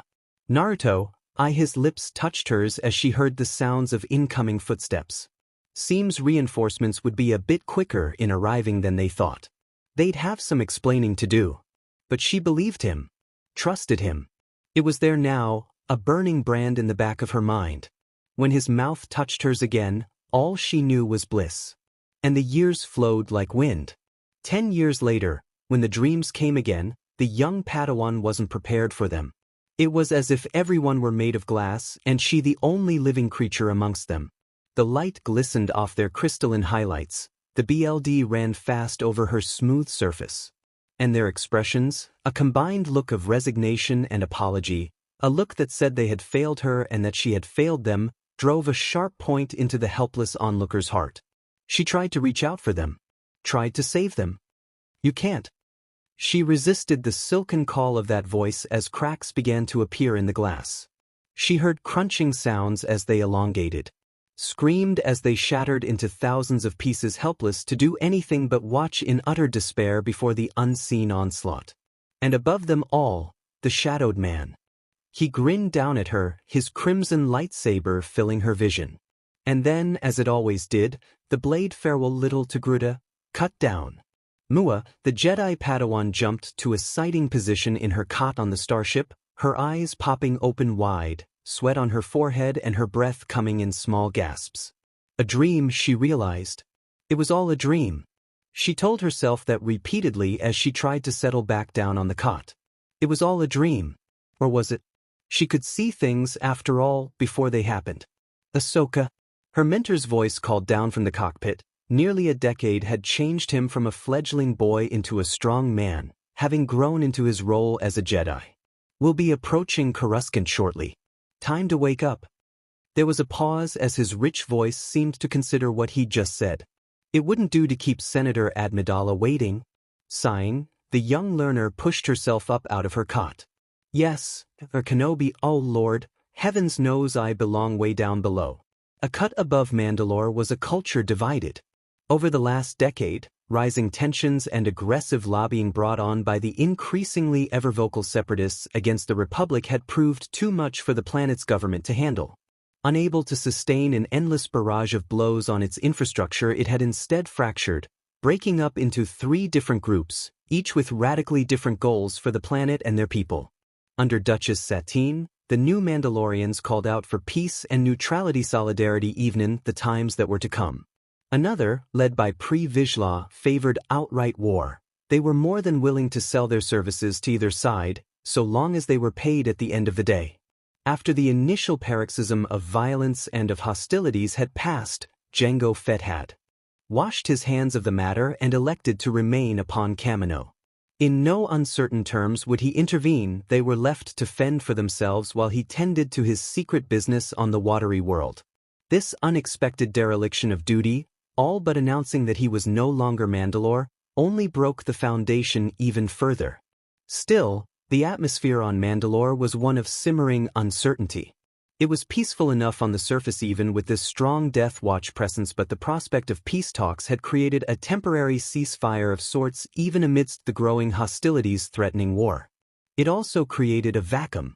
Into this power vacuum, the leader of the third and final faction, the Lords of Mandalore, emerged. No one knew what to make of them or their leader. He accepted any and everyone under his banner, claiming that one needn't be born on Mandalore to be Mandoe, that is, a true child of the people. There were even a few former Jedi seen under his banner. The man who led them was known to most, disdained to some. He was charismatic and loud-spoken, exuberant and loyal to a fault. Rather than try to eliminate the other factions, he wanted to unite them. And unlike most, he had a clear symbol to rally behind. The Mask of Mandalore. Having been the one to obtain the mask from its place in that oh-so-distant world, the one to risk life and limb to find then wear it, his word carried more weight than others. He favored maintaining the old ways, but also doing their best to improve them. Supporting the Republic was a worthy goal in his mind as well. His skills were unorthodox, to be certain, but he was still one of them. Enough to be heard, then considered, and by the time any of the opposition viewed him as an actual threat, it was already too late. Unfortunately, the current owner of said mask was presently fighting for his life. Wham! Naruto grunted in surprise as a clawed paw slammed into his ear. The sheer, unexpected momentum of the blow sending him spinning into a bulkhead with all the force of a turbo blaster. He lay there for a moment, sprawled in a senseless heap. Stars, whole galaxies jolted backward and forwards across his vision as he sat there, the world spinning before his vision. His gaze roamed the other rings where other bouts took place. A nasty-looking, blaster-totting Deveronian squaring off against an unarmed Ayla, nimbly making sport of her adversary. Like a leaf flowing with the breeze, always moving, reacting. Poetry in motion. Nothing could touch her. He still didn't understand why she insisted on following him to these matches-provings. If you would, but he'd be lying if he didn't enjoy the show. It was part of the reason he hadn't gotten up yet. It was difficult not to admire those curves amidst the brown leather she wore, to miss the subtle sheen of sweat on her visage, the way her leku twitched ever so lightly when her opponent had a near miss. And above all, that blazing hot look of rapturous delight in her eyes whenever she scored a hit, whenever she caught him glancing at her as she had now. Certainly, the life of mercenary seemed to agree with her. For someone who'd spent most of their life locking their emotions away, refusing to feel, to experience, to know the glory that was life, the former Jedi seemed to delight in expressing herself in almost any way possible now. A grown woman she might be, but she was almost childlike in that aspect. Even after the last decade, he still found rather endearing, really. Cute even. The mask hid his sly smile, prevented anyone, even his impatient opponent, from seeing just how much he was enjoying himself, watching her move. It also hid the way his eyes flashed when she took her opponent off his feet with a brutal sweep, swatting the blaster from his hand and discharging it in his face a moment later. Scarlet stained a sea of sapphire the color of BLD as he observed the kill. Efficient. She'd chosen to fight unarmed against an expert marksman to make a point, and now she had. And, Cammy damn it, he wanted her so bad right now. Well, Kurama mused bemused, crossing his paws under his chin as their opponent, having grown tired of waiting, came charging in for the kill. You seem to be enjoying yourself. Need I remind you that you have a match of your own? Of course I am. It took all he had not to laugh aloud. That would have given him away. There's that of course, and I finally found myself a Wookiee, levering himself upright at the very last moment. He slammed a boot foot into the furry mammal's, launching him halfway across the hastily erected ring with a truncated squeal of pain. And he's got an eye patch, how cool is that? Oi oi oi, what is it with you and pirates? Alright, he called, picking himself up with an effort, stepping back into the fray, into the ring once more. I'll admit, I actually felt that one. He rolled his arms, muscles tensing as he prepared himself for what was undoubtedly the next round, the next assault. Not bad, Char, not bad at all. When the Wookiee hit, the words rushed out of him in a dry wheeze. Char was indeed a great, big giant of a Wookiee, standing nearly a head taller than most of his kind. Now, Naruto was tall for human standards, but Char dwarfed even him. Endowed with strength, speed, and skill beyond most, he could make sport of even the most accomplished fighter. To make matters even more interesting, the Mandalorian wasn't wearing any armor, just a simple bandolier of ammunitions he'd neglected to discard over his large torso, something that seemed to make him look all the more imposing. By contrast, he seemed almost normal. The menace had opted for a simple black tunic himself, foregoing both his arms and armor, even chakra and the Force itself for the sake of fairness. And had it been a simple matter of strength, he would have been beaten into the ground in the first round. But while Naruto wasn't quite nearly so large as his adversary, and though he was deliberately handicapping himself, he still had something that Char did not. Something that preceded his arrival in this strange galaxy, something that allowed him to stand head and shoulders above the rest. He had guts. And that made him more than a match for Char in terms of sheer strength. Char just didn't know it yet. Their Naruto grunted now as the Wookiee slammed into him with a roar, nearly driving him to a knee before he steadied himself, boots biting harshly down into the durasteel floor. Momentum ground to a halt. He held on that position for a long moment, unmoving, the mask of Mandalore concealing his small, satisfied smile.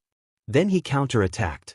A piston kick to the stomach cracked a rib, gave the blonde some breathing room, and then it was over, allowing him to truly take the fight to his hairy adversary for the first time since the fight had begun. With a mighty heave he grabbed the Wookiee in a full Nelson and smashed him down to the floor, stunning him. Even then, the Wookiee didn't give in. He tried to rise and Naruto savagely smashed him back down with a double fist to the head, eliciting a furious bestial snarl. Then he set about ruining the alien's day in the worst way he could, by relentlessly pounding him with every physical trick in his arsenal. Every hold, grapple, and underhanded move he'd learnt over the last 2 decades, engraved into his opponent's body. In short, he beat the living cark out of Char. Which wasn't to say that the Wookiee didn't get in a few good shots of his own. He gave as good as he got. Blow sent the blonde's ears ringing, broke a wrist, and another fractured a collarbone, sending ringlets of pain shooting through his cheek. Naruto took it all stoically, accepted each shot and soldiered on. He let the pain fuel him, drive him, used it to drive his enemy into a frenzy, never once ceasing in his assault. He was wrath incarnate, no mercy was given, and none expected. This was single combat, the prize being the mask Naruto wore, and by rights, leadership of the Lords of Mandalore itself.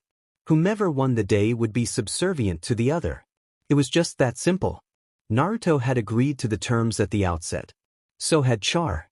Neither were willing to give in.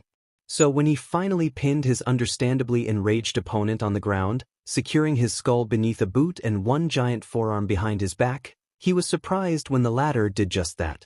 He'd stretched the limb to the breaking point, and one more tug would have done serious damage, when Char simply gave up and stopped fighting. Some of the spectators booed, their fellow Mandalorians baffled as to why the Wookiee would throw in the towel after only 3 rounds. Naruto saw the opportunity and pounced, wrenching Char's arms strong enough to elicit a snarl. "Do you yield?" The Wookiee nodded into the ground, groaned an agreement, one that Naruto understood readily enough. "I yield. My life is yours." That was all he needed to hear. "Excellent." Laughing aloud, he hopped off the Wookiee's back, ripped off his mask and offered his fellow Mando a hand. Char looked at him, seemed to consider his palm for a moment, then accepted, gripping his palm. What came next was a most pleasant surprise indeed. With a triumphant roar, fangs bared in a wide grin, the Wookiee hauled his arm into the air, thankfully still attached, his throaty bellow arcing out across the ring. One needed no translator to understand his intention. To the victor, a roar rose up from the crowd, some pleased with the outcome, others, not so much, and a few figures slunk away, seemingly unnoticed. Naruto tactfully pretended not to notice the agents of Vizsla or Satine reporting back to their masters, slipping away from the throng of people come to watch him fight. Let them talk, he mused, sliding the mask of Mandalore over his face once more. Let them wonder what he was planning, plotting, or conniving. It didn't matter. He would take on all comers and in the end, would succeed. Of that much, he had no doubt. But for no it was time to celebrate. Out of the corner of his eye he saw Ayla, still slumped near the body of her opponent. When he went to her char and half the sodding crowd went with him. Ayla still didn't budge. For a moment, he almost thought she was mourning, but when she looked up at him, he saw only exhaustion in those warm, caramel orbs. "You all right?" Ayla smiled sheepishly. I can't move my legs." She flushed a little at his confusion. "It's been a while since I fought without the Force," she added in a quiet aside. "It's draining." He looked at her in confusion for a little while at that, but then his brain finally connected to his ears and comprehension dawned. He smiled widely at her predicament, though he had the good grace to look apologetic, and she would have hit him had she had the strength. "No choice then, I guess. Up we go." "Naruto, what are you doing?" She squeaked in surprise as vertigo set in when she was unceremoniously picked up like she weighed less than nothing. Her heart swelled with warmth when she realized she was being held like a bride in the strong arms of her love, and suddenly she was thanking every deity she could think of for her previously humiliating situation. She had never noticed how broad his issue was before, but being held against it like she was made her realize how small she was in comparison. The constant, rhythmic motions of his steps set a counterpoint to the beat of his heart, and the heady fragrance of sweat mingled with the telltale scent of ramen and his own light cologne to lull her into an almost dreamlike state. She all but turned into lovesick goo while she rested her head against him. The crowd hooted, some of the men firing off appreciative whistles. She staunchly ignored them, allowing herself this one moment of quiet weakness. Yes, there was where she belonged. With him. Boys. Forever. Naruto laughed. "To victory, victory." Raising his other hand, he echoed the crowd's shout with one of his own, a fierce bellow that put Char to shame. Then he walked away, Ayla in his arms and Char at his back, his hard-won ally following close behind in their stead, the crowd finally despairing at their backs. He felt inordinately pleased with himself. And why not? He'd accomplished his objective for the day. Halfway across the planet, Anakin Skywalker's day was just beginning. His long arms pumped relentlessly with a rhythm born from years of practice, the blue blade of his lightsaber weaving an aggressive tapestry of light between him and his opponent. But try as he might, he simply could not find a way to penetrate the man's defenses. Jade battled against Azure again and again and again, bars of light hitting, spitting, then splitting apart only to dance together once more. Sweat beaded upon his brow, a vein pulsing in his forehead as he fought off the urge to simply lash out and crush his opponent. "It would be so easy to concentrate, Annie." Kagan's voice penetrated the wall of light. "You're slipping. Focus. Find your center." I hate that name. With anger came a renewed sense of purpose, his frustration becoming his strength, driving him forward, ever forwards. "Focus," a little voice whispered in his head, urging him on, demanding that he succeed, that he be the best, that he triumph. "You're stronger than him. You have more strength, stamina. Use them." So he did, attacking with renewed ferocity, always striking, striking, ever striking until finalither. He caught just a tiny flicker of fear in the former Jedi's face, a hesitation between the older man's seemingly impenetrable Sorisu defense. "Got you." With a final surge of strength, he pushed forward and swatted Kagan's blade down into the floor, momentarily trapping it there. Then, before he could recover, Anakin struck upwards, slashing angrily, driving his blade into the opening presented him, and then Celeste Morn was there, her blade a golden razor at his flank as it intercepted him. In the instant that he would have almost certainly struck a telling blow, the ancient Jedi intervened and stopped his blade from rending his mentor in twine. Shame filled him. He'd nearly cut him down. It didn't last. Rage and righteous fury flowed through young Skywalker and he rounded on her, saber flashing. Before he could protest, she extended her hand and a jagged swathe of Force lightning slammed into him. Every muscle in his body, every single cell clamped down as one. Against every demand produced by his brain, a terrible weakness took hold and forced him to his knees, gasping for air. She lowered her hand and the pain alongside the lightning left him, leaving him there on the floor, reeling. But his humiliation was short-lived. A moment later his hearing returned, just in time for her to berate him.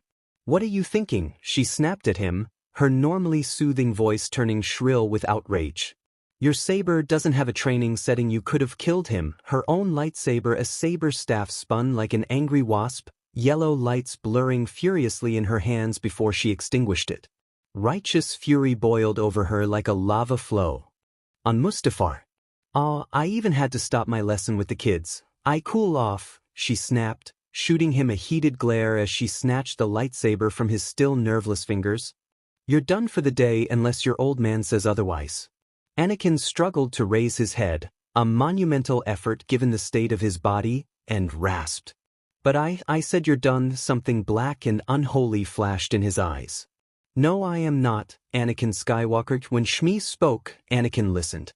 He always had. It had been that way since time immemorial. He'd always obeyed her.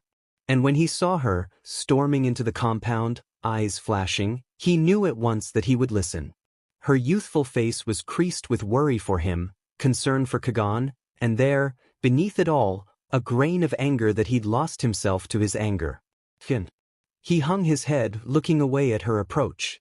Kagan met his stare even, his expressionly odd and unreadable. Why did he feel so ashamed? "But Mama's right," a new, younger voice cried. "You can't get angry, that's bad." He glanced down, realizing at once that she hadn't come alone. He'd nearly forgotten about them. She'd brought the twins. Lara was technically older, born by a mere minute. She was the spitting image of her mother, with dark hair, a cherubic face and strangely violet eyes. By contrast, Sarah's eyes were a startling shade of blue, her bleak black tresses bearing a strange mark of gold throughout, very much reminiscent of her father's. Both were skilled with a blade, practitioners of Jarkai and Jui, perhaps even better than him. And both annoyed him to no end. They were just so frustrating. "You can't do that," Lara insisted, repeating. "You can't get angry because that would make Mama and Papa angry, right?" Sarah finished. "Right?" The twins grinned as one. "I'm not even going to gratify that with a response." Anakin ruthlessly bit back a scowl, fighting the urge to bark at them for saying such things. He loved his little sisters, he really did, but they could be such a pain sometimes. Their endless habit of finishing one another's sentences was irritable enough, but to be made a fool by them, in front of his family, no less. Shame colored his cheeks at the thought. "Oi, oi, oi, what's going on here? Annie over here on the double." Oh, this was not going to end well. The twins grinned again as a new, warm presence arrived in the hangar. Papa Anakin dared to turn. What he say there baffled him. Naruto was holding up a comm link and a sheet of flimsoplast, a slow smile spreading across his face. "Annie, get your things, we're going to Coruscant." "What?" "To see your girlfriend," came the cheery reply. "Seems someone tried to kill her." His son flushed a deep, vibrant red, grateful, yet intensely embarrassed all at once. "She is not my girlfriend. I seem to recall you mentioning you wanted to stick your tongue down her." "Dad boy, if you don't calm your tips and stop being so angsty, I'll throw ya under a waterfall." Uzumaki Naruto, addressing his son, Anakin Skywalker. A slice below, wham, a hatch slammed down on the dock with a dull clank of sound. For a moment there was silence on the landing pad, broken only by the stifled sound of smoldering engines, stilled and yet warm from its rough, if not abrupt landing. The guards regarded the craft warily, their helmeted heads staring in abject disbelief at the hulking ship no more than a few yards away. The darkness of the ship's hold seemed to beckon invitingly, daring them to enter. A shared glance was exchanged, but neither moved towards the vessel. They knew precisely who this vessel belonged to, and they were entirely loath to approach it, the both of them. This was no ordinary freighter. It was one of darkness and death, one they'd no longing to approach, a ship they would have, by rights, avoided if they could. Sadly, doing so would result in not only a thorough chewing out from their superiors, but likely result in the loss of their lives. "Well," the left said, "what are you waiting for?" "Don't look at me," the rightmost sentry grumbled, unmoving. You've heard the stories about him? Stories? Yeah, stories, his companion answered, glowering behind the helmet. That's the Mandalore's ship, the guy who yanks fleets out of the sky with his mind. I'm not going anywhere near that. Think he's here for an alliance? Why else would Supreme Chancellor Organa ask him out here? Still, I'm not going anywhere. Ahem, whatever else he might have said died as a harsh rattle emanated from the bowels of the ship. Both guards froze. Exchanged a glance. Another rattle, and they took off as if they very hounds of hell were at their heels, fleeing for the elevator not a moment too soon either. A figure resplendent in Mandalorian armor burst out as though he'd been fired from a cannon. He cried, "I'm back. Coruscant, did ya miss me, baby?" The young man at his side deadpanned slightly. "I don't think it did, Dad." Libeled Naruto's fist pumped upward once more, his boots descending with sharp decisive motion as they disembarked from the Konoha, the motion echoing the hoarse boom of his laughter that was its precursor. Those vocal cords, though still scarred by Sidious's savage Sith lightning 10 years ago, hadn't lost any of their luster, Anakin thought. If anything, they seemed to have grown even more boisterous than ever before, determined to defy his old wounds. He supposed that was what made Naruto his father. After all, wasn't good, bad, or even gray when it came to terms of morality. He just was. There was just something about him that drew you in, you know. Like gravity, a black hole pulling you inexorably closer. Call it charisma, call it charm, whatever the word was. He made friends, lovers in particular, with an ease that defied belief. For Anakin it was the opposite. More and more he found himself increasingly disconnected from his progenitor. Distanced even, since that day 10 years ago. The seed had been planted that very day, and try as he might, he couldn't seem to root it out. Because for all his kindness and care and charm, his father was a hypocrite. Why couldn't Mom be enough for him? Would he never be satisfied? He had Ayla and Celeste also secretly suspected the Twi'lek twins being in on the whole debacline addition to his mother. Someone he had nigh but sworn himself to, only to revoke his word when she gave him permission. So yes, hypocrite. Yet if he were truly honest with himself, it ran deeper than that. Ever since the twins had been born, he'd felt wholly out of place, a third wheel, if you will. Not that Naruto didn't pay him any mind. He did. But was there such a thing as too much attention? He glanced back at his parent, clad as ever in his armor, and wondered, where did he fit in all of this? Try as he might, he felt tense, dissatisfied, angry even. But at who? His father? His mother? Or was it himself? He didn't know. It was maddening. "You keep sulking like that, boy," Naruto muttered, the words echoing behind the helmet, "and I'm gonna have to stick you under a waterfall to cool off." Catching that visored gaze, the youth found himself once more biting back a retort of his own. "It's nothing," he muttered. "Nothing." His father pressed a button on his wrist, and the helmet unfolded, exposing whiskered cheeks and a scowl. "You're brooding like Sasuke, for crying out loud, what's wrong with you? I thought you'd be dim and happy to see Padme after all those years." Those words gave Annie pause, if only briefly. "What's a Sasuke? The emoest emo there ever was?" The blonde replied sagely, raising a finger. "Right and proper prick, he was. Trust me, you don't want to know." "Right?" Clapping him on the shoulder, the shinobi stepped closer, pinning him with those bright blue eyes. "You want to tell me what this is about, or are you going to keep moping? Because I was just kidding about the waterfall bit. Can we not do this right now?"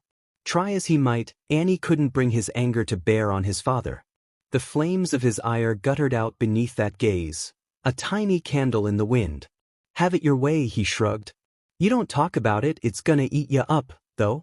Resigning himself to follow in the footsteps of his father, he took the moment to distract himself with the scenery. Anything really. The skylines of Coruscant teemed with activity around them, skylanes bustling with activity and light. Though the hour was growing late, shards of sunlight painting the horizon, shades of ambery orange stretching across the horizon as far as the eye could see. It was here that they would be meeting the Supreme Chancellor and his retinue. To be honest, the thought made Anakin chafe. He couldn't quite explain why he was so antsy, only that the Force was trying to tell him something, but what? If he focused, he thought he could feel it, a niggling sense of danger. "Now then, where's that girl of yours?" And there it went again. Anakin groaned aloud, desperately wishing a meteor would fall from the heavens and wipe him from existence. Really? It should. Because any moment now he was going to die from embarrassment. As ever, his father's behavior floored him, as wild and unpredictable as a seething storm, albeit one who seemed to enjoy making mischief than anything else. Honestly, how could he possibly be related to this man? Words alone could not even begin to express this feeling, this constant swing from respecting his father one moment to hating him the next. Frustrated. Yes, that was it. To the point where he just wanted to get away from the well-meaning man. He knew his father wasn't a bad person. Really, he did. It was just what? What was it exactly that drove him to such fits when in his progenitor's presence? Try as he might, he just couldn't suss it out. All right, Naruto turned his head abruptly, craning his neck in the direction of the hold. Everybody out, their little gallery of rogues, their ragtag band of misfits and outcasts both, pandered down the ramp shortly thereafter. Celeste, ironically, the most aloof member of their little family, was the first to emerge. The ancient Jedi walked down the ramp with a sense of almost deific reverence, wide-eyed as she stepped onto the surface of the planet. Belatedly, it occurred to Anakin that this was a homecoming for her, of course. Kagan trailed after her, his stoic visage betraying the slightest nostalgia at visiting the capital once more. Vet and Set were not far behind him, their bright eyes alert and vigilant blasters not drawn, but still close at hand. Flanked by these silent sentries, Shmi emerged. She wore the patient smile of a woman who was accustomed to such things, though the dark state of her dress and light body armor told a different story. She, too, was expecting trouble here this evening. Indeed, the assortment of blasters and vibroblades in her bandolier spoke volumes to that assessment. Even so, she still managed to look humble despite that. This isn't necessary, you know? Yes, it is. Naruto argued stubbornly, shaking his head. We're here to help an old friend. I don't want any surprises. A slender brow was arched. Funny, I seem to recall you saying the same thing when you found out I could shoot. He took her close, kissing her softly. Anakin felt his stomach churn at the sight, pushing it from his mind. A tweedling Sparky trundled down shortly thereafter, accompanied by an overly excited 47 Hong Kong dollars.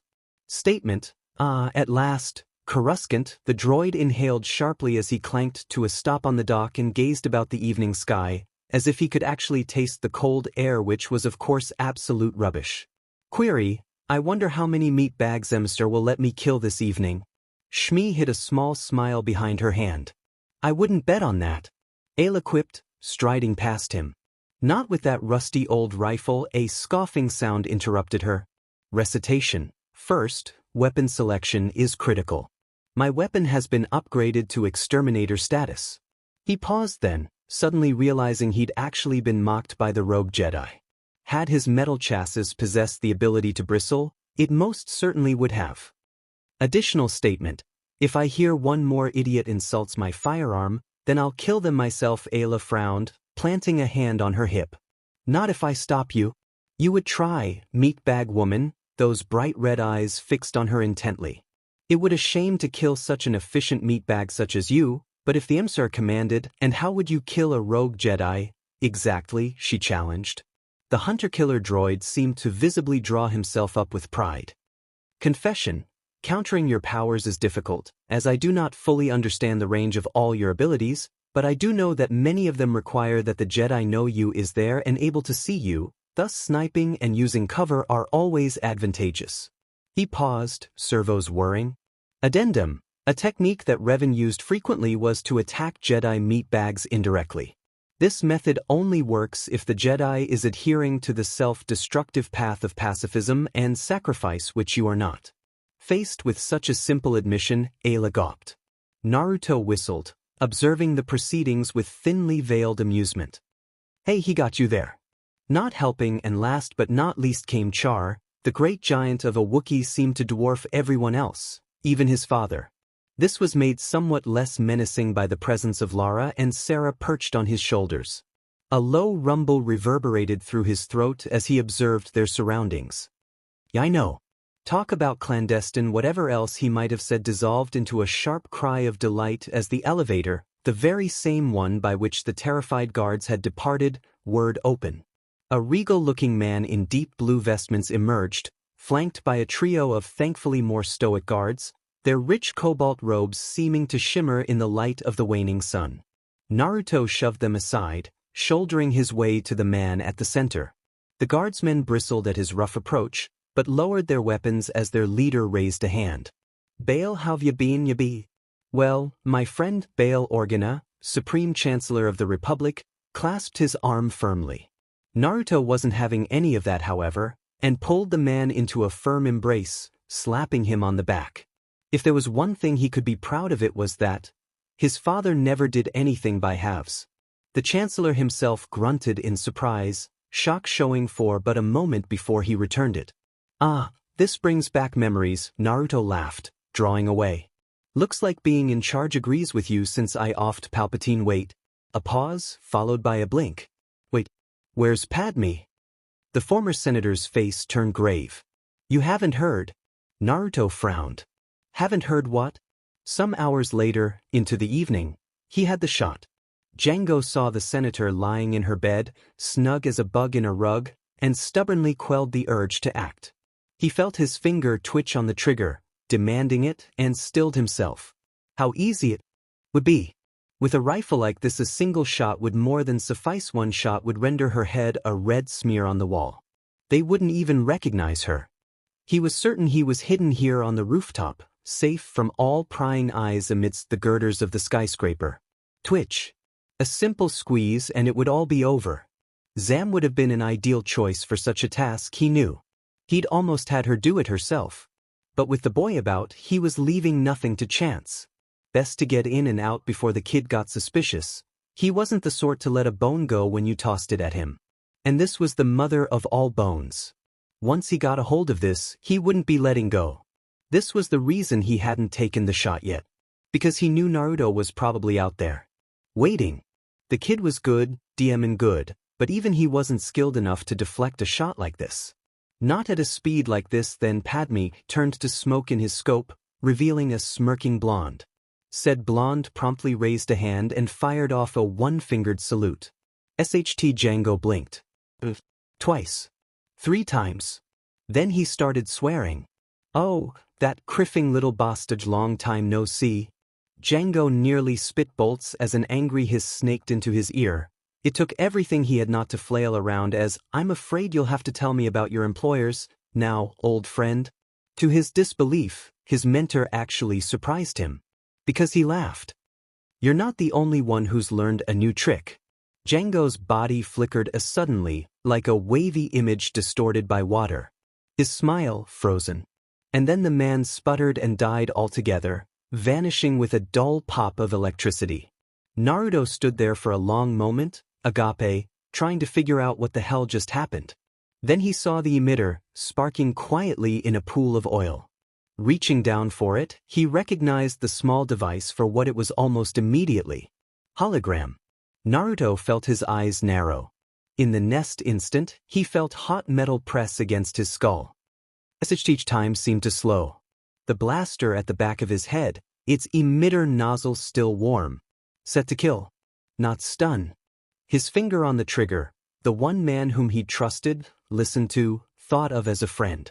Was it really going to end like this? "Jenga, don't do this." "Sorry, kid." A blaster fired. I'd use more eloquent terms, but yes, I am confident in my plan.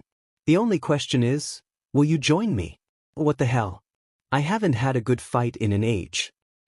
Currently, Naruto never saw the lightsaber ignite, but he certainly saw Celeste's stunned face.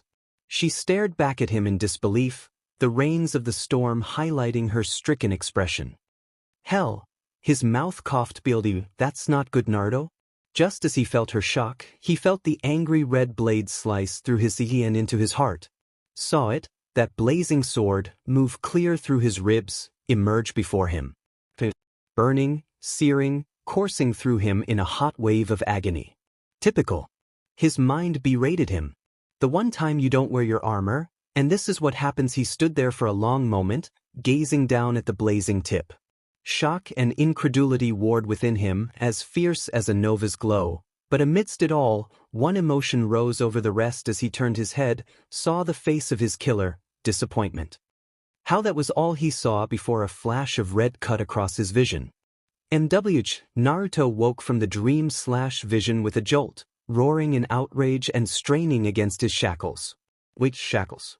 Indignant rage warred with incredulous shock and the former won out, a throaty snarl snaking through clenched teeth. Django, I swear to God, but Django Fett wasn't here. What was there were the shackles, ray shielded if his attempts to escape were any indication. Whomever had designed these bonds knew their craft, enough to force his arms to his sides, and legs to his and then bind them there with Beskar steel, preventing him from exerting any of his prodigious strengths in a meaningful effort. By the time he remembered who he was and what had transpired, the blonde was positively seething with rage. Django the fool hadn't wanted him dead at all, he'd been stunned the coward now. As wakefulness returned to him in fits and spurts, Naruto knew he'd truly been had. The realization galled him, angered him more than he cared to admit. He'd let his guard down, thought himself invincible, and his arrogance had cost him most dear.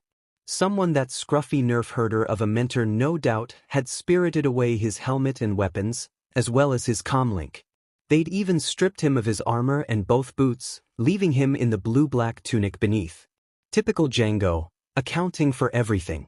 All that awaited him when he opened his eyes were 4 ugly brown steel walls and a ceiling.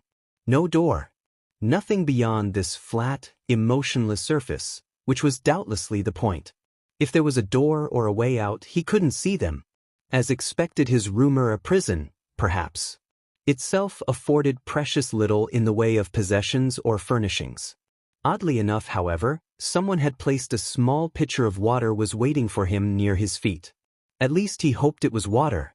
After a moment's hesitation, Naruto flared his Rinnegan in an attempt to pick it up. Sparks jolted down his shackles and into spine, stripping him of strength and concentration both. Slumping, his body steaming from sudden surge, the shinobi menace hissed softly. A tiny plume of smoke snaked past his lips. That hurt. Naruto coughed dryly, idly aware of the fact that he'd just cooked himself inside his armor. Problematic. Inspecting the pitcher anew confirmed it housed just enough for a singe mouthful. Naruto eyed it, sorely tempted to try again. What he wouldn't give for a drink to quench his parched throat. But to reach it he'd have to resort to his eyes or the Force, neither of which would result in anything less than blistering pain. He was no stranger to such things, of course, but neither was he about to go to such great lengths merely to slake his thirst. Shmi would laugh herself silly if she saw him trussed up like this. The great shinobi menace, caught off guard by some up-jumped bounty hunter. Ayla and the others would never let him live this down. Of course, he mused, he could always use the pitcher as a weapon if he got a hold of it. Maybe enough to blast open the wall if he put enough force behind it. Assuming the shock didn't immobilize him outright. Enough to surprise whomever came to get him, certainly. If they came to get him. He laughed to think what other, darker purpose the water might serve. Were they going to leave him here to die of thirst, with water so easily within reach? Or perhaps it was there just to show how powerless they thought he was. Resigning himself to immobility, the ninja willed his body to relax against his bonds, slumping until the Beskar joints turned slack. Perhaps if he exerted the full of his strength he could break them, but then where would he be? He had no idea where he was, or even what planet he was on. Fighting his way to freedom was one thing. The burning longing to know what the hell was going on, another. If Django was here, so were the answers he sought. Answers to why his old friend had turned on him, how he'd caught him by surprise. Who he was working for. He'd play their little game until the mastermind revealed themselves. There were other tricks and tools of the trade he could use. The idea of scorching his bonds away with a spat fire jutsu was even less appealing than the idea of having to regenerate his scorched flesh. As long as he could escape. As if summoned by that very thought, however, the wall slid open with a soft chime to the angry sound of blaster bolts and a deadly, familiar thrum of a blade. Naruto inhaled sharply, the retort dying on his lips. Fire, fire, a thin, reedy voice was crying. That of a droid's, he thought. We can't let him reach the prisoner. Roger Gots. That deadly thrumming noise buzzed into life once more, cutting the voice down and hurling it inside. Naruto recognized the broken pile of metal immediately as the spindly form of a Trade Federation battle droid. These things. What were they doing here? As he gazed down at the smoldering scrap heap, a shadow fell over him, blotting out the light. Hello, my friend. A deep, amused voice chilled him to the bone. It's been a long time.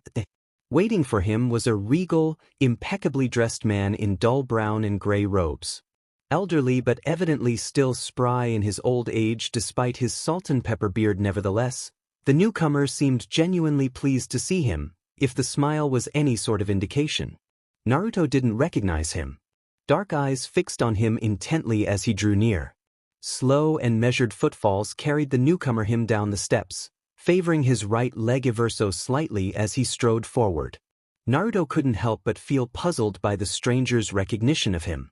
Just who in blazes was this old sod? Right? It's you, that guy. I see you don't recognize me after all. The man's hand swung aside and to the right, sweeping the cloak aside to reveal the crooked lightsaber hilt at his hip. We dueled some time ago on Naboo. Perhaps this will jog your memory. Visum. When his strange host ignited said saber, it burned a bright and intense silver color, not red as he'd secretly suspected. In the next instant that same saber swung backward, stabbing into the mechanism holding Naruto aloft with an audible crunch of shattered circuits and steel. Leaving little more than a smoking ruin behind, the weapon completed its sweep and extinguished, shrinking back into a hilt before the blonde could even begin to drop to the floor. Without so much as a cursory glance back at him, his rescuer returned the hilt to his belt. Ow! Naruto struck the ground with an audible yelp, still bound by the shackles, but freed from limbo in gravity. And as he lay there, a spark of recognition burned itself into his brain at the effortless, if a tad arrogant, flourish just then. The way that he had moved about the room with impunity. Those eyes. The saber. That voice. For the first time since he'd woken on this Ramen-forsaken rock, the Mandalore found himself smiling. Dooku, he exclaimed, laughing. You got old? Thought you left the Jedi? The ghost of a smile on that bearded face was all the answer he needed. For a time, the older man confessed, turning his head. I required clarity. Peace of mind. I understand you've been quite active yourself since we last spoke. A sheepish laugh followed. Not really. Oh. A silver brow arched itself curiously, reviving an ancient Jedi. Establishing yourself as the leader of the most powerful mercenary bands in the Outer Rim. Becoming Mandalore. Slaying a Sith Lord.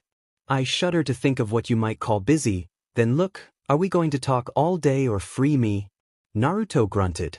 I've got things to do. Stuff to steal. People to kill. The man's smile thinned. Crass as ever, I see. Dark eyes flicked to his shackles. I suppose you want me to cut you loose, then? Please don't. Beskar bindings. It wouldn't be pleasant. Very well. A hand waved, shattering the Beskar binders on his legs and allowing the blonde to climb shakily to his feet. I must confess, I wasn't expecting to find you here. Naruto shot his rescuer a dirty look, but held his tongue as he shook himself down. Where is here anyway? Geonosis. Dooku spat the word as if it were poison. A world no man should visit? Naruto cringed slightly. The bug planet. The very same. Beckoning him over, the Ansformer indicated the band of steel encircling his arms. Not seeing SW. Can you break these? He was still speaking when Naruto reached around and pressed a finger to the tip of his restraints. Just a touch, a single, pinpoint use of pressure. And the Beskar binding him shattered like so much glass. Dooku took a short step back, balking slightly. His expression was telling. It must have been, because Naruto laughed. Fascinating, he mused, gazing at the shattered shards of Mandalorian steel. How did you? Shatterpoint, the blonde answered with a smirk, rolling his shoulders and wriggling his fingers. You pick up all sorts of tricks when you have the willingness to learn. A useful talent. Dooku nodded as the blonde swept past, falling into step with him moments later. Perhaps you could teach me at some time? Maybe. Naruto muttered, cross. Let's get out of here first. A twitch of his fingers summoned the fallen droid's blaster to his hand as he stepped over it, the large blaster slapping awkwardly into his right hand. Large and unwieldy, he honestly considered leaving it behind before deciding better of it. Without his arms and armor, he was still a force to be reckoned with, but put enough holes in him, hit him in the right spot, and he'd still go down. Better an uncivilized weapon than none at all. So, he asked at last as they edged out into the hall. What brings you here? The old count shook his head. I'm afraid my business here is slightly less noble than yours. Do tell. A blonde brow arched itself at the fallen bodies littering the corridor. Some of them were machines, others, bug-like creatures he could only assumed were Geonosians. Dooku stepped right over them as though they didn't even exist, and Naruto was half inclined to do the same and be done with it. Yet something nagged at him. A thorn of doubt pricked his heart and held him back from simply ignoring the prone bodies beneath his feet like so much chattel. This was too easy. Whether it was the force of merely his own common sense, a foreboding that something had gone wrong. Oddly enough, it wasn't Dooku from whom he felt this strange sensation. The former Jedi felt strangely calm, even almost balanced by comparison. This was something else. Something darker. Something more. There was a presence here. Something as someone waiting for them up ahead. The thought of it made him shudder, chilled by it. Sidious. No, Sidious was dead. This felt different. Whatever lay ahead felt vile, fouler than the deepest, darkest pit and nigh impregnable to even his senses. And it hated him. Do you sense it? Dooku asked. Fiat knows we are here. Naruto nodded. Why are you here again? He asked quietly. For a moment Dooku seemed strangely reticent. He held his tongue and hastened his pace, moving ahead and falling out of pace with him. Naruto frowned, and was just about to comment on the silence of his rescuer when the Count finally spoke. I have come here to destroy the Separatists and the Sith, he admitted at last, shoulders sagging. Their leaders are here, on this very planet. Naruto exhaled vigorously through his nose, snorting. Wow. That's pretty diamond ballsy of ya. The first one, at least. He drawled, darting past his guide. But the second's impossible. Considering I killed Sidious years ago and Maul before him. There shouldn't be any Sith left. Believe me, I made sure. There can't be anyone else out there. Whatever that thing is up there, it's not Sith. Can't be. Are you certain? Naruto blinked. What? Hate can be a powerful thing. Dooku warned. I speak from experience. Sith have been known to survive far worse injuries than the ones you described. It is possible that they did. Naruto replied, thrusting his face towards Dooku's own. Sidious and Maul both. This isn't them. It can't be. To admit that it was would mean that he had failed all those years ago. It would mean he was wrong. That Anakin wasn't safe, his family wasn't safe. As a father, he wanted nothing more than to quit this planet and race home right away to protect them from any and all harm. But he couldn't. They were in danger, and for the first time in his life, there was nothing he could do to protect them. Eri thought of it was almost enough. Kagans wouldn't be cowed so easily, however. 10 years is a great time to recover. Dooku, I do not know if Maul or Sidious are the ones of which you speak. The ex-Jedi relented gently under the weight of his wrath. Only that the Sith themselves are responsible for everything transpiring here. The bounty hunter who brought you here. He serves whomever awaits us. I nearly served such a man myself, once. However, at the bounty hunter's admonishing look the former Count sighed wearily. Our discussion on Naboo left me with much to dwell on. I felt the Jedi weren't living up to their potential. In the same vein, the Sith threatened to be the undoing of everything I'd worked towards. In the end, I chose my own path. Not light or dark, but gray. Meaning I am willing to go whatever lengths necessary. Naruto's glare didn't relent, and Dooku returned it with a blaze of his own. I am not your enemy, Mandalore. We'll see. So basically you want to kick butt and take names, right? Dooku bristled.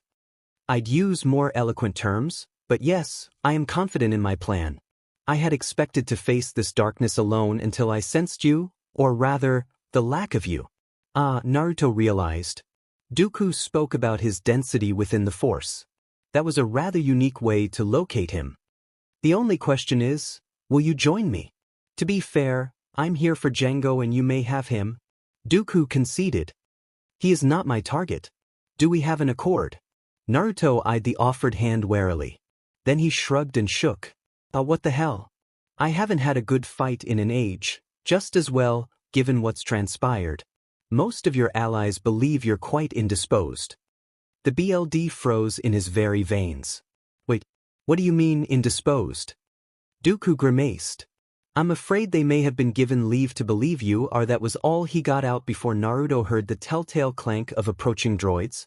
This way, Dooku hissed softly, spinning about, only to find the same cacophony proceeding from the cell block. The distant shadows and the sheer number of them were problematic, to say the least. Prepare yourself. Meanwhile, on Coruscant, dead. Celeste took the news like a blaster bolt to the gut. Like a darkened knife she couldn't define, the pain slid under her ribs and pierced her heart. All of her strength, her resolve, her determination, it all dropped away in an instant. The room seemed to swim around her, the Konoha swaying as though it were caught in an invisible current at the bottom of a great red sea. Against her better judgment, she felt her temper get the better of her. Did you say he's dead? Obi-Wan nods slowly, the stiffness of his bearded jaw conveying all she needs to know. We're not certain, but there's a good chance of the former host of the Muir Talisman folded in on herself, collapsing back into a chair as Obi-Wan droned on to the others. She tried to listen to the rest of the Jedi's report, but it was impossible. Words faded into mere static, the rest of the world falling away like the faded colors of an old tapestry, worn and torn. Sparky trundled up to the despondent woman and bleeped an inquiry. Morn didn't so much as twitch. Eventually the droid gave up and wheeled away to the right, passing a despondent vet and set. Morn barely noticed.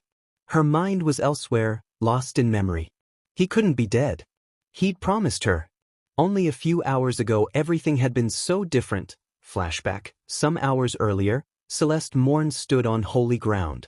At least it was holy in her mind. This was the place where the Sith Darth Sidious had fallen, where they'd been struck down once and for all. Not by justice, not by the Jedi, but by a man.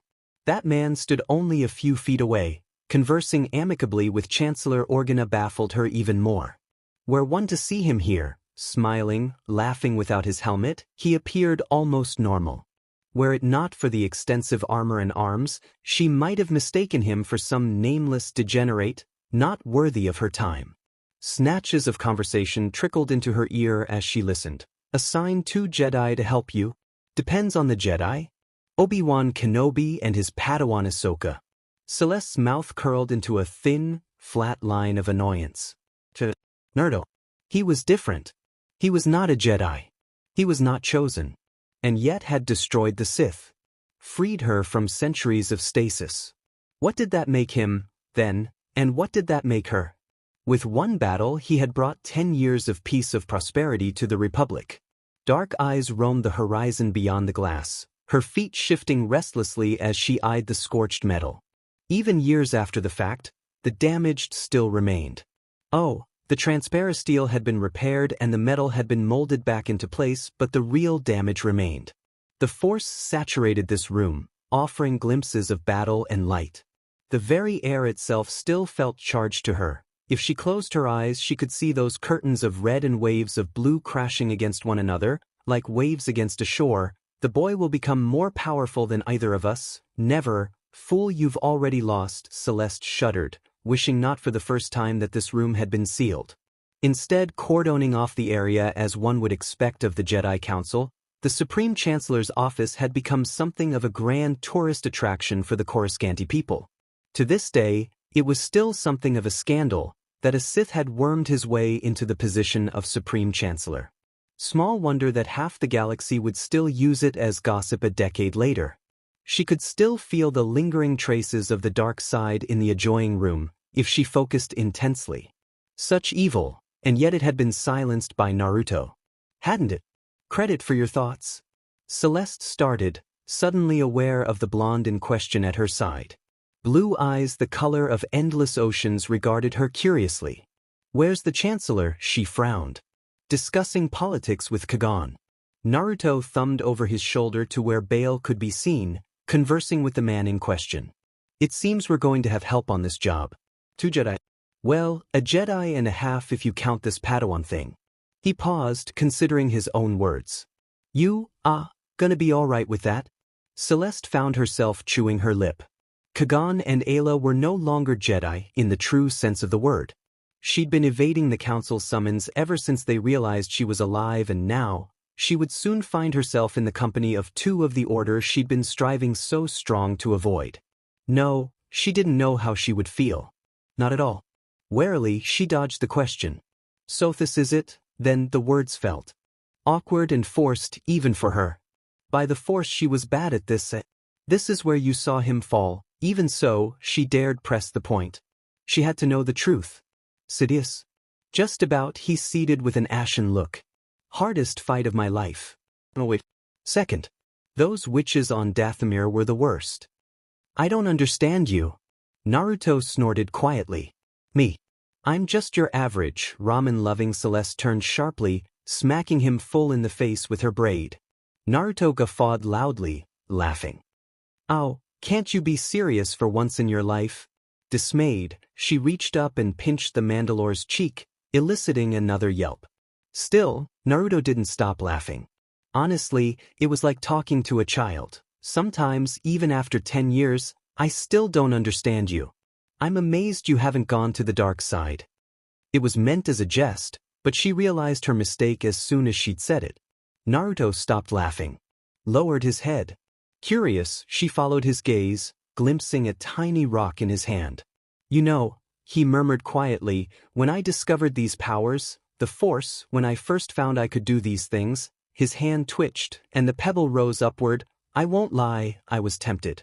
Suddenly I could move things with my mind, bend others to my will, wield a sword despite never swing one a day before in my life. Added to my other gifts than everything Django taught me, and I was pretty close to going on a power trip for a while, there. What stopped you? My family. The response was almost instantaneous. I had to have people who care about me. It keeps me grounded, no matter what I become.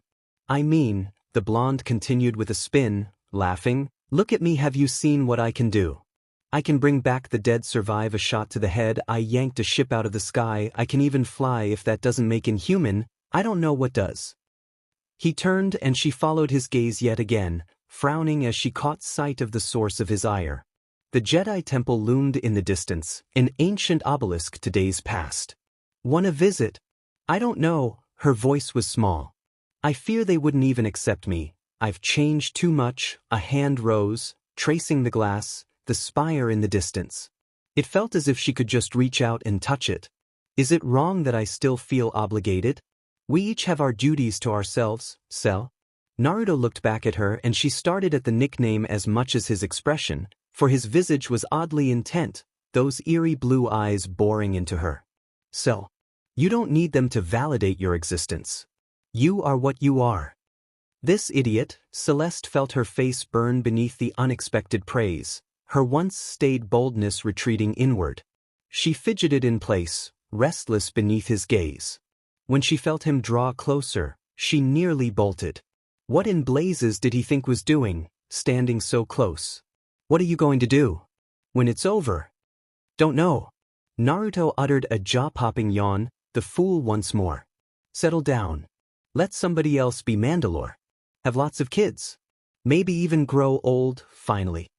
You don't have a single gray hair, the ghost of a smile played across her lips. Give it a few centuries. Ha.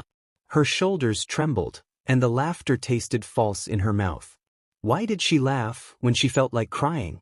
This wasn't her planet, wasn't her home, and yet now that she was here, right, hurt. It hurt knowing that all she'd ever known was gone, replaced by a faded ghost she didn't recognize. It hurt so damned much, and she didn't know what to do with it all.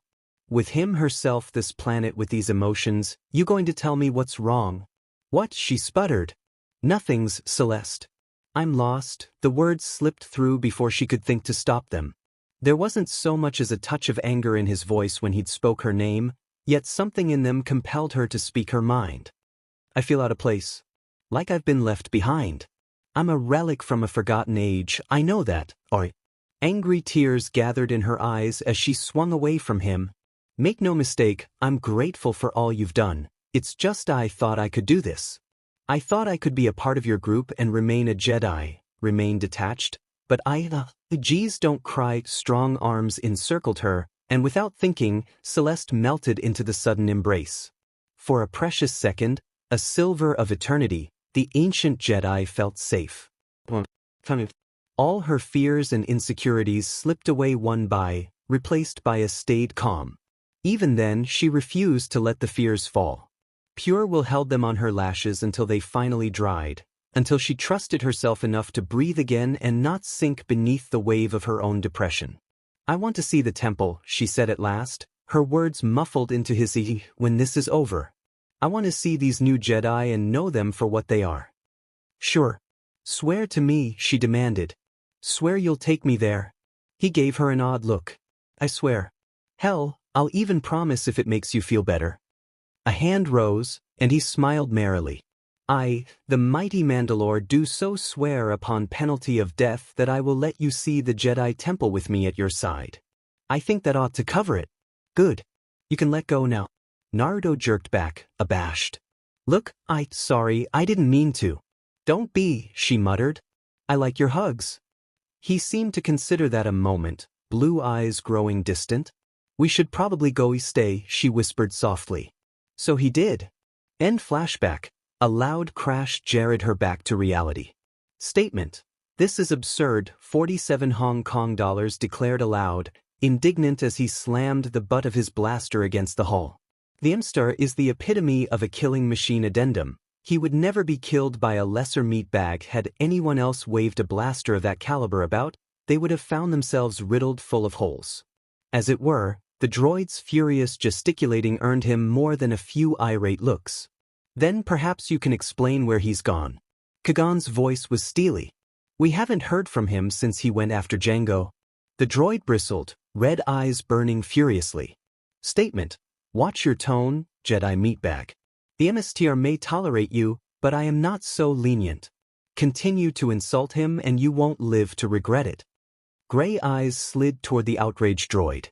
And what is that supposed to mean? It means you can't go flying off the handle? Irritated rebuttal. You forget my programming, Jedi? HK's bright, amber orbs seemed to blaze within the carapace of his skull. I was made to terminate lesser meatbags. Including the likes of you. Eager suggestion. Perhaps you would care to test me. HK was fast. Kagan was faster still. Vitam, the green blade of his lightsaber, sprang into life almost without him touching the control at all. In the next instant, 47 Hong Kong dollars opened fire. Keegan swept his arm around in a clean arc that directed the blaster bolt down into the floor and bisected the offending weapon in one sweep. Hot shrapnel sizzled on his robe and the floor, but the rogue Jedi seemed to feel nothing. His gaze remained firmly fixated on the irritated droid before him. The hunter-killer unit took one look at his ruined weapon and snarled.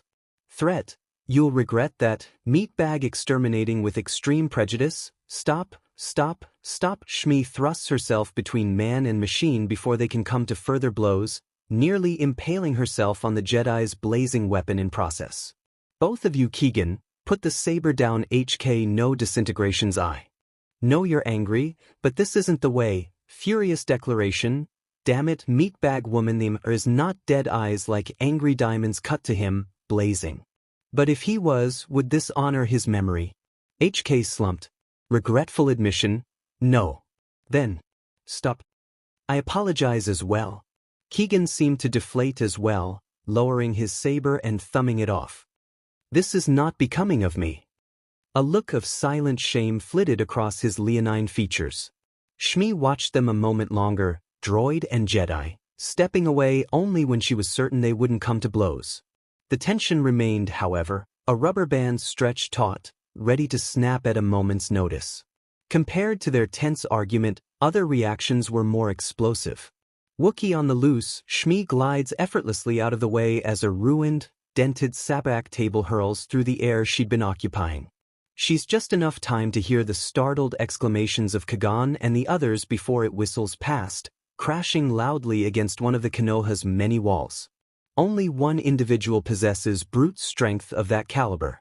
Grey Arawarak, hey, I wasn't blaming you, buddy, come on, don't throw anything else, Anakin yelped as Char barreled out of the hold in a rush, a furry freight train of claws and fur and fangs. One looking at the departing form of the Wookiee told her all she needed to know. Tempers were flaring, boiling over. Naruto had been the glue that held them together, and without him, they were falling apart. Not just the crew, indeed, the mood on the Konoha was decidedly bleak. They'd gathered here, back at the ship, the only safe place they knew. Tempers were left to flare, blame was exchanged, old grudges left to fester quietly. And in the silence that followed, they were left to debate what had happened, what went wrong. Not for the first time, she wondered if bringing the Jedi in on this was a good idea.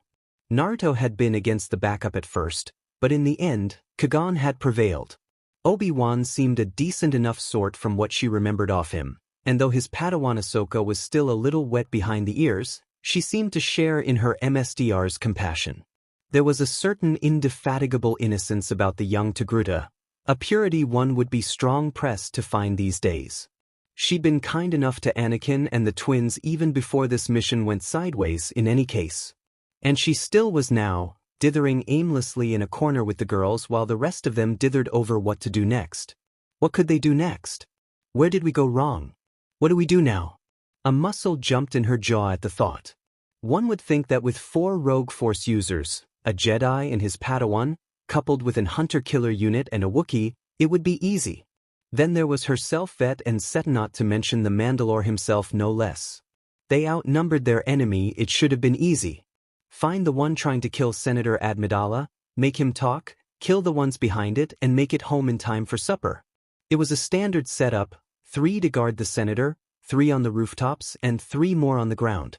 A drill they'd run hundreds of times. Everything should have gone according to plan.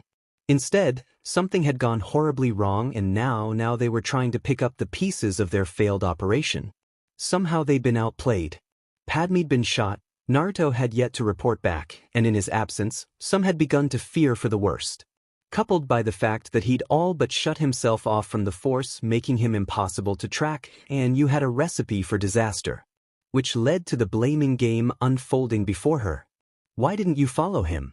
You were there, Ayla was exclaiming when Shmi finally returned to the hold, spitting curses in a language she didn't recognize. The Twi'lek positively vibrated with tension as she verbally dressed down Obi-Wan Kenobi, the tip of her leku writhing as though they were alive, angry, and distressed. And what was I supposed to do, leave her? He shot back. We had Jango's accomplice in custody, until she killed herself. I said she was poisoned, that a load of ban the pudu and you know it. Let's all calm down, calm. Enough, Shmi hadn't been watching Celeste at all this entire time. She hadn't seen the need. Hadn't seen the ex-GD's face continue to darken as the conversation began its inevitable downward spiral into blaming one another. She hadn't seen her raise her head, that her once blank countenance growing increasingly perturbed the longer the argument looked on. And she certainly had not seen her face. That's enough, her words a snarl. The Jedi ignited her lightsaber and forcibly discharged a blast of lightning into the ceiling with a loud crackle. Do I have your attention now? Everyone recoiled, even Shmi. That was when she saw it. The eyes. Now, as Celeste lurched to her feet, Shmi could literally see the molten gold in her gaze. Not that of a Sith, but close. Dangerously close. The eyes of a woman who was neither of the dark nor light, but somewhere in between. Those furious storm clouds, still brewing under a furrowed brow. A part of Shmi understood Morn's anger, felt it herself. That brooding emotion that bordered somewhere between anger and despair.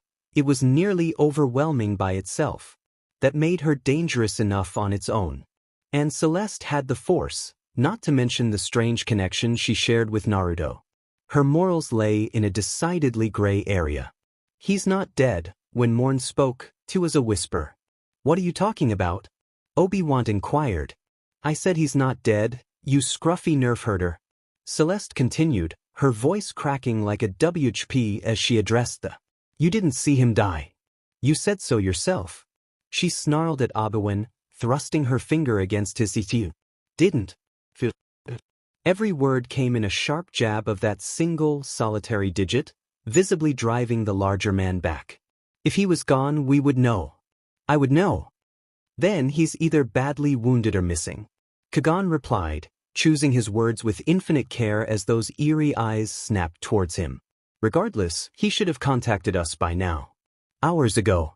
I don't like this either, but we have to face the very real possibility that something might have happened. Probably the former. Obi-Wan offered. A muscle jumped in Celeste's jaw, but beyond that, the Blackette remained eerily still. Ahsoka hesitantly piped up. Maybe he really is DK. She never finished that sentence. Because in that instant Morn made a fist with her hand. Do not question me, youngling, the words were a frigid hiss. He's alive. I know it. I feel him. Then how is it that no one else can? Morn's jaw clenched. I just can, Shmi, watch it. Ayla and Kagan were already rising, prepared to stave off the ancient Jedi's outburst. But instead of flinging them halfway across the room, the Jedi's shadow crumpled. Snatching up her saber staff, the former MST stormed out of the room. He isn't dead, but I'll prove it. Shmi followed the scene with her eyes and fought the urge to follow. She wanted to believe that Naruto was alive. He'd taken worse shots in the field and kept going. But he'd been gone for too long without checking in, and he'd left XPLCT instructions as to what that meant. Something was wrong. So no, as much as she might wish it, she couldn't follow them. Besides, the twins needed her. How the hell had this happened? Only 5 hours before, their group had been safe and whole. Safe whole. Something. Snapped. We're going after him. We don't even know where to look, then we'll have to start. Without another word, she stormed towards the cockpit. What are you doing? Taking a moment? A moment for what? To honor the fallen. Whispers of temptation. The lightning howled. Great arcs of blistering current coursed from one end of the hallway to another in swift succession, viciously electrocuting anyone or anything fool enough to cross in its path. And there were many. Droid or Geonosian, it mattered not, all fell victim, be they flesh or metal. Force lightning was a deadly aspect of the Force itself indeed, and woe to the ones who thought to cross it. This was only made all the more baffling by the fact that the one wielding it wasn't a Sith. Nor was he a Jedi, even. He despised the former, nor had any longing to return to the latter. He was simply gray. Sparks snarled from Count Dooku's hand as his saber sang, a deadly white curtain of light knocking away any bolt that came too close, dismembering whomever tried to close the distance. His body was as an extension of the Force, and by definition, his will. Though a storm of sound and fury raged around him, he went untouched, moving like a wraith among his enemies. Always static, ever in motions. Metal buckled before him. Flesh rent and boiled within itself as he directed his wrath outward and made it manifest, slamming bolt after bolt into anyone or anything fool enough to stick its head out into the hall. It was something of a moving battle thus far. Every room was a fight, every corridor an army. Just how many numbers did they have? A distant whine snapped him back to reality, and he spun just as a pair of droidekas unfurled itself behind him, blasters at the ready. He knew these creations from what Jin had told him of them. They were deadly, but only to the initiated or the unprepared. His hand made a tight fist, fingers clenching just as the spindly abominations attempted to raise their shields. With a roar, the Force slammed down on them, crushing the skeletal creations into tight, twin ball of broken steel. The disaffected Count held them there for a moment, lifted them up and sent them careening down the hall like a pinball, caroming wildly off the walls and their fellow droids to devastating effect. Satisfied with his work, the aging Jedi turned and found himself face to face with a super battle droid. Unlike their significantly more flimsy counterparts, these creations were more of a threat with their wrist-mounted blasters and rocket launchers. That blaster trained on him now, and there was no more time for thought. Dooku gave himself to the Force in its entirety, deflecting a torrent of particle shots away from him and advancing on pure instinct. There was no light or dark here. Only the Force. Trust in me, it said, and he did as he was bade, yielding to it without reservation. He was its instrument and did wholly as it bade, without thought for his body or the wounds he might sustain. Do or do not, as his old mentor would say. There is no try. And Dooku didn't try. He succeeded. Barreling forwards, he leaped and planted his feet on the super battle droid's face for a heartbeat, staggering it half of a step. That brief moment of confusion on the machine's part proved more than enough for him, his body giving a sharp twist, driving his blade deep into the machine's thick chassis before dragging it down in a brutal crosscut. The droid shuddered once and went limp on his blade, its bulky body acting as an impromptu shield against further fire. In that instant a stray bolt grazed his leg and Dooku hissed. Times like these reminded him of his age, the old ache in his bones, the pain that plagued him even with the Force to sustain him. Jedi or not, Emster or not, he was only human. Mortal. No matter how much he gave himself to the Force, he still had limits painfully imposed upon his aging body. He was but one, and the enemy was many. Had he been fighting alone, he would have fallen to them long ago, even with his newfound skills. Thankfully, he was far from alone. Raisin Shuriken, the faintest tingle in the air, was Dooku's only warning of the incoming attack, forcing him to quickly leap backward and then aside as a condensed mass of chakra and air whizzed past. It registered in his peripherals as little more than a keening white sphere shaped like a gigantic throwing star, and it showed the enemy no mercy. It was, in a word, death. Blaster bolts and sonic blasts spattered harmlessly off the snarling vortex, unable to penetrate the flying missile as it streaked unerringly to its target. And then it was upon them, howling into the massed ranks of super battle droids and Geonosians. This close Dooku could see the sheer volume of the attack through the Force itself, a massing of deadly needless that ripped both synthetic and organic apart at the cellular level, shredding them with single-minded determination, and all the while building until all else fell away. And the world shook. Deeper within the complex, Jango looked up sharply at the sound. He'd gotten loose, again. Of course he had. Pack your things, Boba. We're leaving. With Naruto and Dooku coughed. Gazing on the sheer destruction before him, it was all he could think to do. Where once there had been several battalions of battle droids and Geonosians, there were now little more than smoke, torn flesh and broken bits of metal. The Geonosians themselves had fared even more poorly than their synthetic counterparts, because unlike droids, the bugs could feel pain. The mere thought of it made the Count cringe. What it must have been like to be torn apart piece by piece, atom by atom, until nothing remained that was oblivion, and he had no longing to visit it. The wind alone had knocked him into a wall. Had he been any closer, he might have had a personal experience with the all-consuming attack. Well, DMN. A rough voice coughed into the smog. Good thing I held back there. If I'd gone full blast, I might have brought the whole building down. I tend to forget how fragile everything is in this universe. Having gotten his second wind, the aging Count manged a sigh. Your penchant for destruction hasn't changed, I see. The shinobi menace barked a laugh.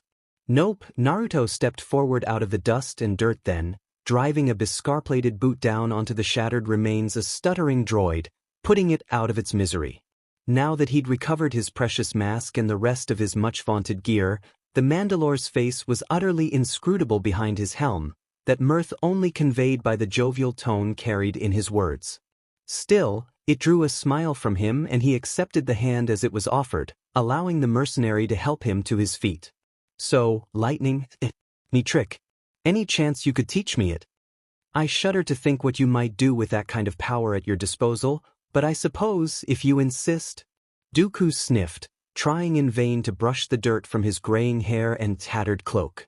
It was no use. Naruto's blast had brought part of the ceiling down and scattered the stuff everywhere. There would be no remedying any of it until he left Geonosis far, far away, a task that seemed to be taking a great deal longer to complete than he would have liked. Later, he declared as the marching of machine feet reached them. They are coming. Just a second. Now's as good a time as any, I suppose. To his surprise, the shinobi menace briefly dropped to a knee and muttered solemnly under his. Rest easy, princess. Dooku's frown grew more pronounced. What are you doing? Honoring the fallen, the blonde muttered, standing stiffly and turning to regard the next wave rushing to meet them. Speaking of tricks, how about this? Dooku paused, watching the Mandalorian shinobi take a stark step forward and bring both arms back. He felt the air shift around the man, suddenly something that both was and was not the force rippling through the space between. Whatever it was, it had his eyes burning a ghastly shade of violet beneath his helm, burning bright enough to be visible even behind the opaque visor. In the next instant, the blonde snarled and swung both arms forward, bringing his palms together in a resounding and thunderous clap. If Dooku was finesse, then the Mandalore was raw power. A blunt instrument that mowed down all in his path. There was a certain poetry about that, There was no poetry in the sheer column of destruction that followed. No rhyme or reason to any. As if a giant had chosen that moment to exhale, so too did the complex. Wind keened and shrieked, given life and form, unleashed upon the foolish and unwitting. The enemy host didn't even have time to fire their weapons before they were ripped from their hands as then their owners were torn apart, guards ground into gory red stains against the puce-colored walls and flung upwards to dash themselves against the ceiling. The Mandalore crowed, lowering his arms as the base shook anew. That'll get their attention.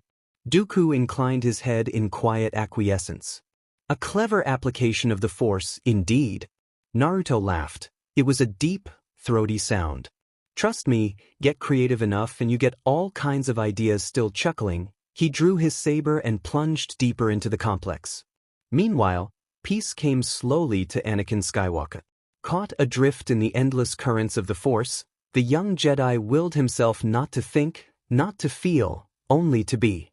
In meditating he found his center, his peace, his focus. Here there were no thoughts to plague him, no rationale by which he might undo himself, no jealousy, no dark voices to natter away at him. There were no expectations here. No philandering father to measure up to overshadow him. A family where he felt distant and detached, alone in a sea of countless faces. There was none of that here. Only a purity of emotion he'd never experienced before, a serenity he'd never known, yet wanted all along. Cleansing. Perhaps this whole patience thing wasn't such a foregone conclusion after all. This was soothing. And with peace came clarity. It was never hate he had felt for his father. He saw that now. He simply wanted to be his own person. His own man. He wanted others to be proud of him and his accomplishments. Not have his every deed compared to someone else. It had taken the disappearance of his father to make him see that, to truly see how petty his bias was. His struggle seemed so small now, so terribly inconsequential when compared to the feeling of being one with the Force. And so, just like that, he exhaled and let go. He'd never meditated this deeply before, never had the time, never saw the purpose in it, never been this in tune with the Force. Impatience was always a constant companion, the anger and frustration that came with his misspent youth driving him toward the dark. But here he felt none of that. Not but the barest of anxieties. He couldn't truly eradicate temptation, of course, no one could, but here, he didn't have to. Because he did not see the dark, for he was too distracted by the light. Caught up in the in-between. Because Anakin saw. He saw everything. For a fleeting instant he saw it in its entirety, endless possibilities for himself and countless beings throughout the galaxy. Some in which he lived. Others in which he died. A future where he had a family of his own, a family with Padme. Their faces, blurry they were, indistinct, yet recognizable all the same, and somehow he just knew that they were his children. They looked up at him and warmth blossomed in his eyes. A pure heat that pushed all doubt away to make room for utter certainty. This was the future he wanted. The one Anakin latched onto that with all his might, and allowed himself to be swept up in it. If he focused his will, he could hear their laughter, feel their joy, Annie. And with a single word, it was all ripped away. Brown eyes drifted open. Ayla was waiting there for him when he opened his eyes. Sweet, gentle Ayla, who he could never bring himself to be angry at for more than a few minutes at a time, and sometimes, not even then. Rising from her seat, she gestured at the doors and they slammed shut behind him.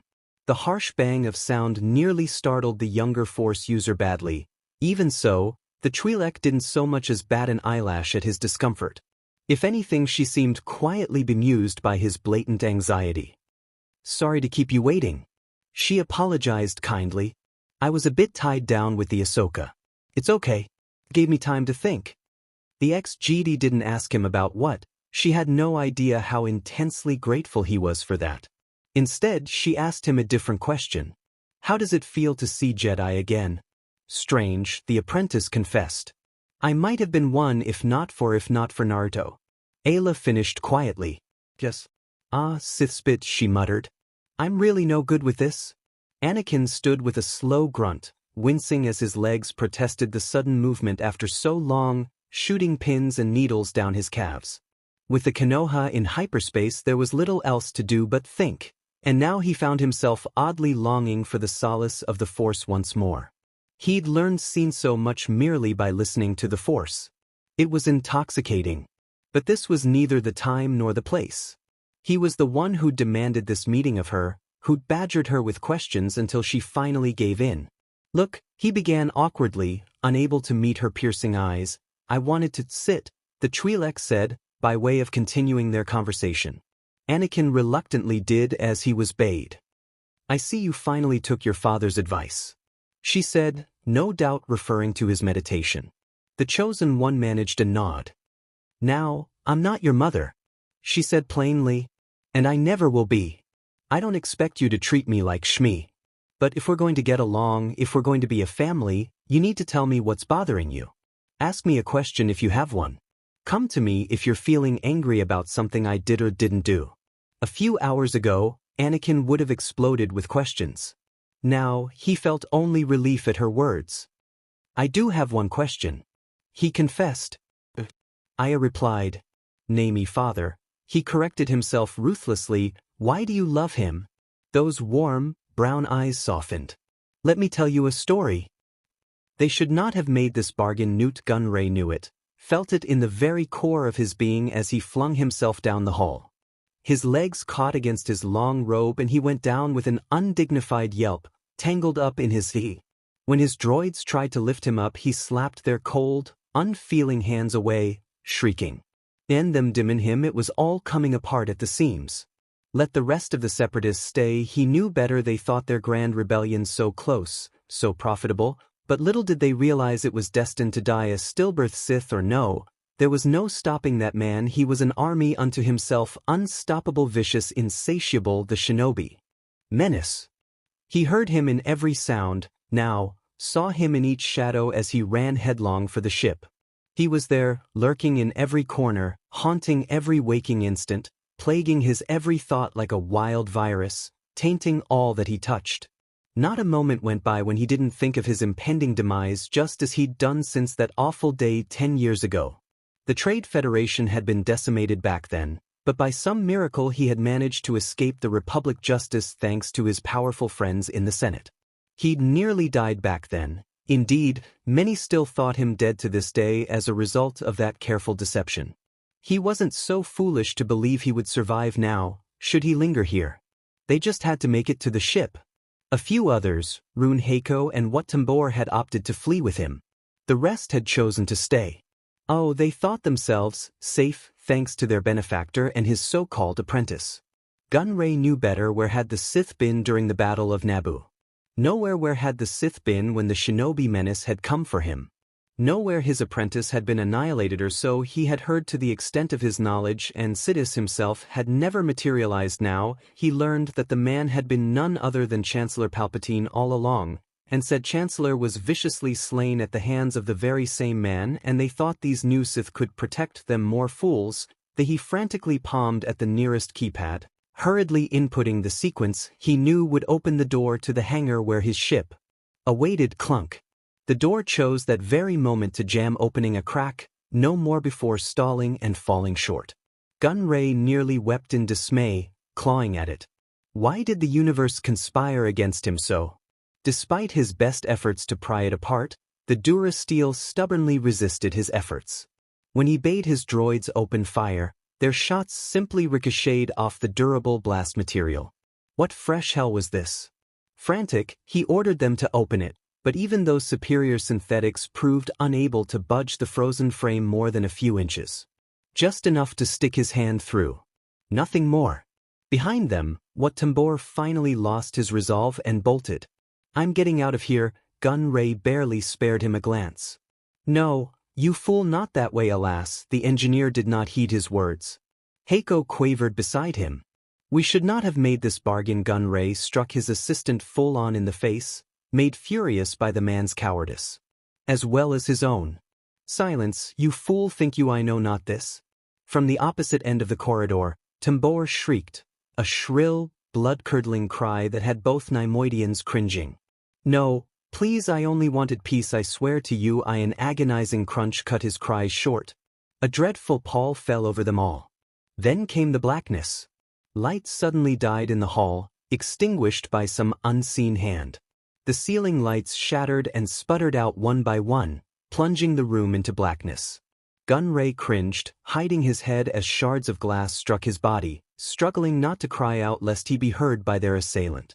Heiko wasn't so wise, and his loud, shrill scream bespoke exactly how he felt, and secretly the Viceroy's own emotions as well. Their useless droids did nothing to stop nor prevent this, staring in quiet confusion as the last of the glow panels died with a keening pop. No, he knew this sound. He'd heard it somewhere before. In the soundless rush of the void, the Viceroy heard a sound. A deep, rending wrench of broken metal as someone or something ripped the door open at the end of the hall. A wordless whimper fled from his mouth, an unimmiscible sound of pure terror, a raw, animal bleat that betrayed his base nature. Gun-Ray had always been a coward, even in his younger years as a gub. Easily beaten, easily deceived, easily cowed by those stronger than him. Those years flashed before his eyes in a blink as harsh, heavy boot falls reached his ears. Then in the darkness came a sound. Heavy breathing. And the blackness parted. Vim, a lone blade the cruel color of darkest crimson, sprang into existence, bathing the pitch-black room in sinister shades of scarlet. Why was his blade red? Gun-Ray didn't have an answer, and didn't think to care. It only terrified him all the more. His already broken mind found itself driven to the very depths of despair by this fresh hell. The man's armor seemed darker somehow than he remembered, the shadows clinging to his cape, his dark, featureless mask reflecting no emotion. There was no mercy to be had there in the Reaper's visage, only pure wrath. No witty remarks here. No clever quips. Only death. For a terrifying moment there was only silence. Then Gun-Ray shrieked. Opened fire. Fortunately, all his droids and all his men did as they were bade. Unfortunately for them, they were, to a man, hopelessly outmatched. The armored man raised his blade and effortlessly parried that first salvo as effortlessly as one would fend of a child throwing rocks, easily batting the volley of bolts aside and ricocheting streaks of red light cascading back to their owners. Then he started forward. Slowly at first, then with determination, striding into the storm with swift measured steps. Though the droids fired with precision, he batted each shot back to them, and even caught others in his open hand to redirect them back from whence they came. Through sheer will, he reached out and ripped those weapons from their very hands, sending them skittering out into the hall and out of their reach, dismembering them when a number foolishly tried to attack him head-on. Seeing this, Gun-Ray renewed his attempts to open the door, clawing at it madly. Open, you opened. Droidekas clumsily unfurled themselves, made clumsy by the confined spaces. These he crushed with his mind alone, rending them apart through their shields and hurling them into their fellows. His hand clenched into a claw, crushing the throat of a nearby Neimoidian commando and hurling him away into the wall. His comrade frantically raised a flamethrower, only for the weapon's volatile fuel tank to ignite, consuming him in a vile, roiling blaze of orange and sending him shrieking into a wall. The third levered his staff in a desperate attempt to catch the Dark Lord off guard, only to find himself embedded upon that very weapon and skewered to the floor. Gun-Ray squealed and pulled ever harder on the broken door, turning his pale fingers a disgusting shade of puce.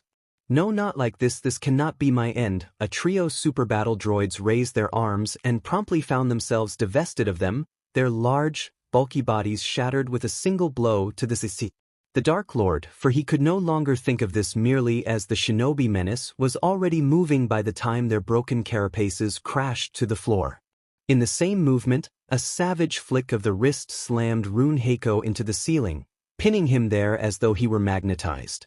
Mandalore struck out almost casually as he passed, bisecting the terrified Nemoidian at the waist. His severed halves toppled to the ground behind him with no more than a gurgle. Openo Pino Penipin, the deep, rasping breathing was upon him now, and with that, Gunray abruptly realized he no longer had any soldiers left to command. No droids left to die in his service.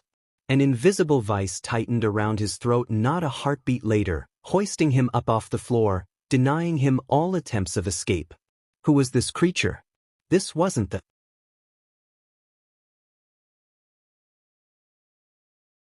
Shinobi menace. This wasn't a man. No, not at all. This was a monster. WRU?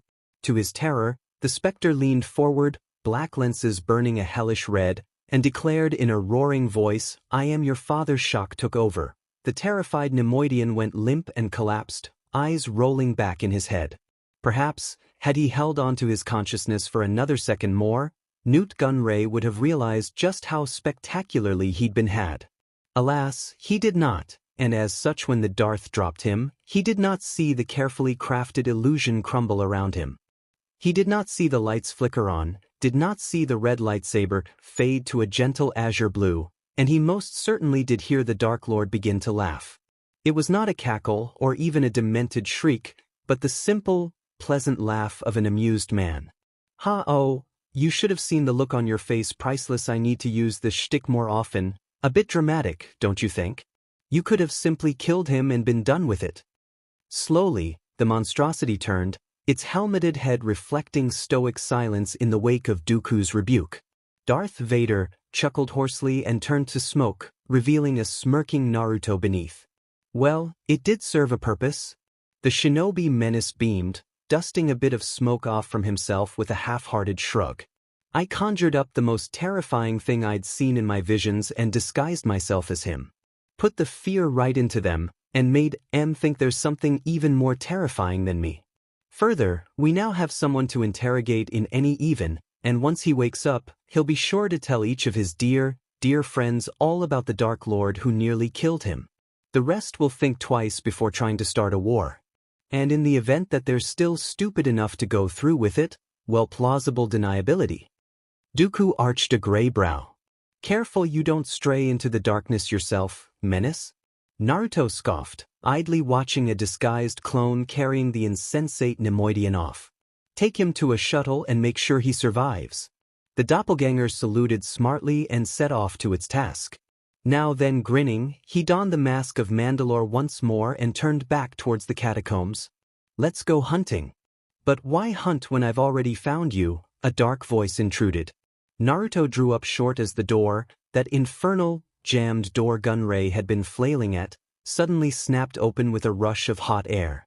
That wouldn't have been a cause for concern by itself, but the pure rush of sheer dark side energy that followed, that, however, was. A slender figure awaited them behind it, flinging back a dark hood as he looked on. "Oh dear." Her silken voice oozed like so much poisoned honey. "I hope I'm not interrupting your little celebration." Naruto took a moment to take her in behind his helmet. She was appealing certainly in her dark robes, but in a cruel, severe way. Skin the color of the palest snow, eyes like cruel angry slits. Yellow slits, Naruto realized with a start, staring into those peerless amber orbs. All at once he found himself reminded of Maul, all his fears and shortcomings realized in an instant. His smile vanished, replaced by an irritated scowl, all thoughts of play and pretense stripped away. So, the Sith were not as extinct as he'd begun to believe. Well, that was unfortunate. He'd have to fix that. Another one. "You've got to be kidding me. Who the hell are you?" "I am Asajj Ventress." The Night Sister introduced herself with a demure bow. "My MSTR brings you greetings from the beyond. He offers you a choice, Count." Dooku arched an elegant brow. "What might that be?" Red blades blazed to life. "Join us or die." A lifetime ago, Dooku might have wavered. In another time, another age, he might have been tempted, even.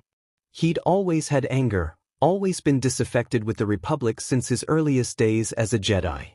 The chance to tear it down and start again, to make it better than ever before who wouldn't leap at such a chance. But now, he saw no argument in joining the dark side. In the short time since he'd left the Jedi Order on his own terms, he'd already done so much good, more than he'd ever hoped to. Was he really willing to throw all that away now? His decision was made, rather, it had been made long ago. With a flourish, he ignited his lightsaber. I'm afraid I must refuse. Golden eyes narrowed. Pity. The attack came lightning fast. Ventress was in her prime and full of dark fury towards the Jedi, while Dooku was old and nowhere near his peak. Had he been a heartbeat slower, he would have lost his head. As it were, he wasn't alone, and Naruto was there, flinging himself into her path before her twin blades could complete their devastating arc counteroffer. He snarled against their crossed sabers. You tell me who the hell your emissary is and I kill you quickly. Sorry. I'll have to decline. Good.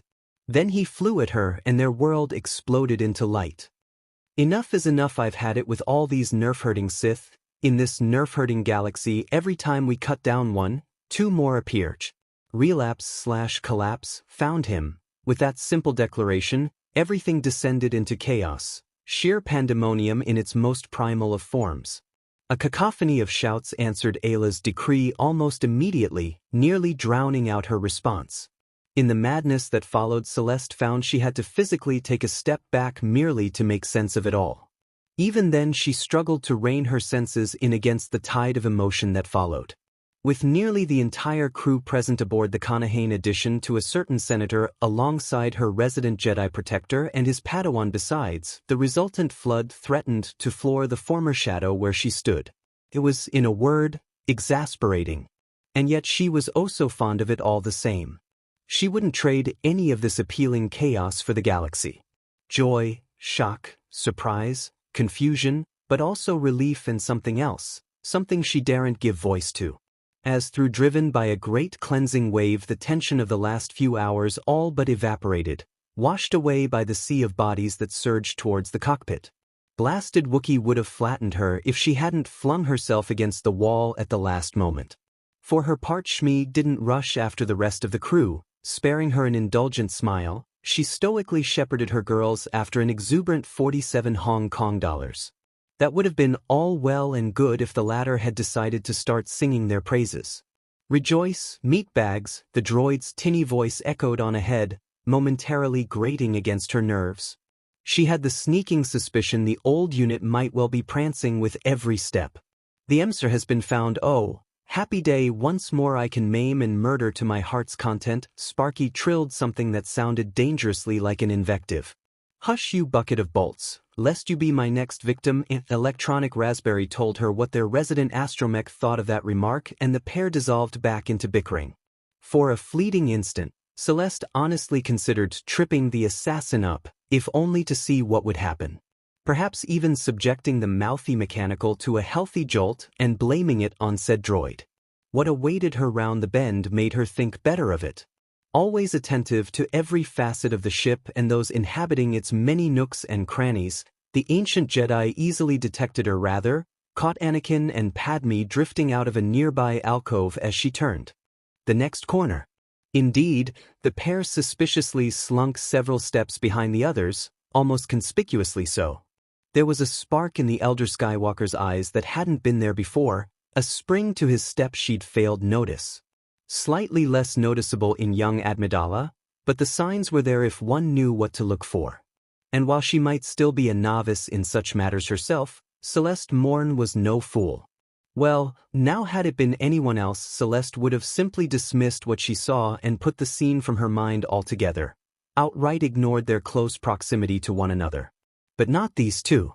She saw it there, the way in which their shoulders brushed, heard it in their hushed voices, felt it in the strange, almost familiar euphoria radiating from a dark brow rose in realization. When had they found the time for that?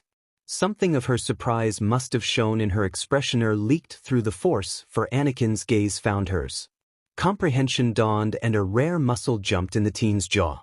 Despite her best efforts, Celeste felt a sly smile crept across her face. Really, she couldn't help but tease them. Annie was like a kid brother to her after all these years. The idea of letting such a prize opportunity slip by uncontested went again the very core of her beliefs, and if she had a little fun while she was at it, more the better. Just where were you hiding him? A slew of sputtering followed. That's what. Speak up. The ex-GD's grin grew another inch as she raised a hand to frame her right ear. I can't seem to hear you. Given her close proximity to the unlikely pair, Celeste beheld the exact moment when Anakin's tan visage flushed with equal parts relief and pride. Surprisingly, he held his ground in the face of her taunt. Not so Amidala. Before her expectant gaze, Padme's face turned a delightful shade of pink and a tiny squeak fled from her lips. She was going to bluff, of course. Her response proved almost painfully predictable. You've been tasked with protecting me, nothing more, she huffed, a rare blush rising to her cheeks. What I do with my time is no business of yours. Well, that's just precious. The laugh leaped from Celeste's lips before she could think to hold it back. So, when's the wedding? Are we invited? Bingo. In the end, they lasted a combined 10 seconds before Padme broke ranks and bolted, dragging Anakin by the hand with her. Seemed Ayla had done right by taking young Skywalker aside to speak with him after all. At the very least, she'd spurred him to act and in doing so turned his attentions elsewhere. All things considered, it was a welcome change from the stress they'd all been subjected to as of late, an aspect she took a moment to bask in. But only a moment, then she reluctantly spurred herself on after the happy couple to ascertain the situation. How did you manage to track him?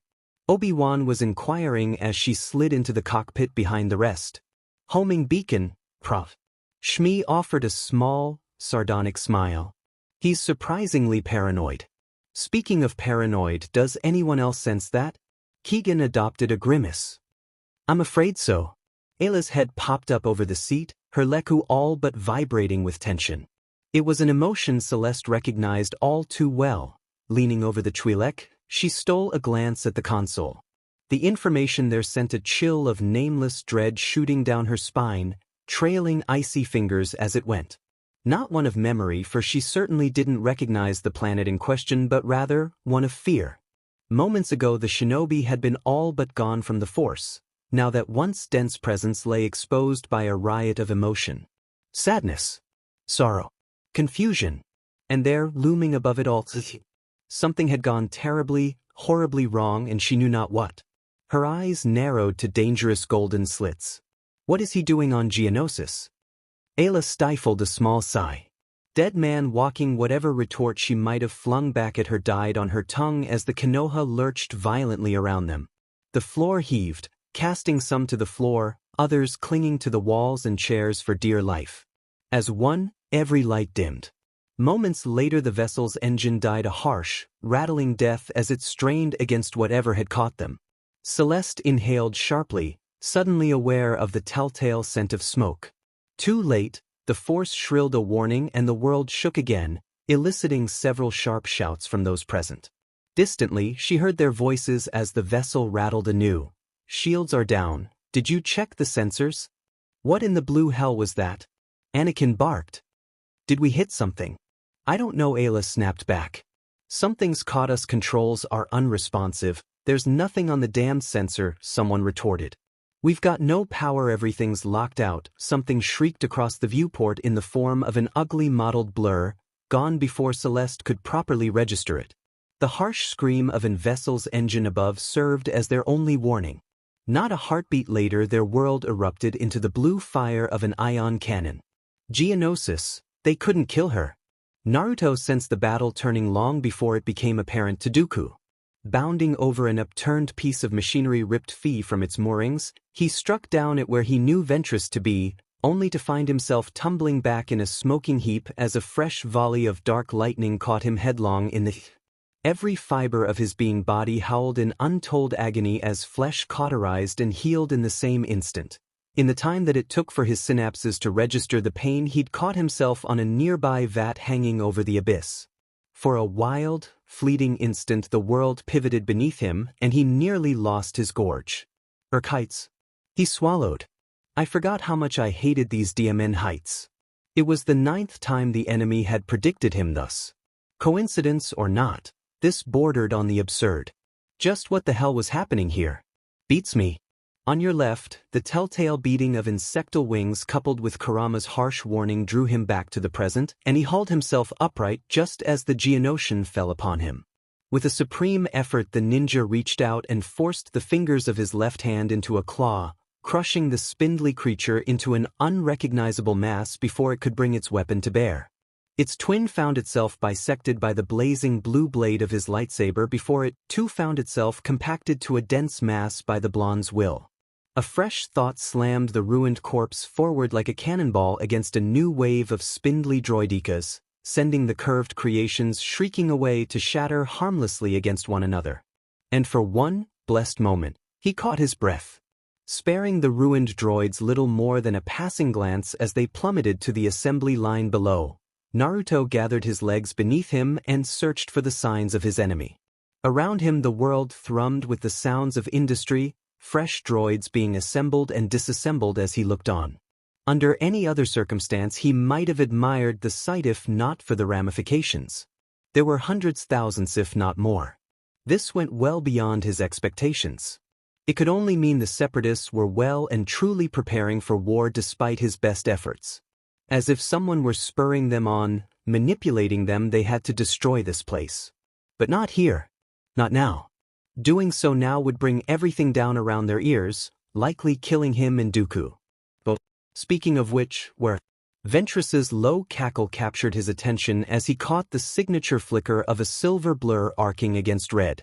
The Count fought well, but even from here one could see that he was tiring. For all his skill, he fought against one far younger and more able of body. There you are, a single leap carried him back to the battle just as Dooku renewed his assault against the Sith. Wide eyes glittered back at him with ruthless glee, brimming with madness. Two fingers flicked forward over the hilt of her leftmost saber, but this time he was prepared, shouldering through. He'd already lost one blade to that very trick, and in the chaos, he hadn't been able to find it again. She knew where to strike, how to harm him, find the weak points in his armor, to attack the vulnerable seams. Sometimes it seemed as though she could impossibly cut through them, to strike at the vulnerable flesh beneath.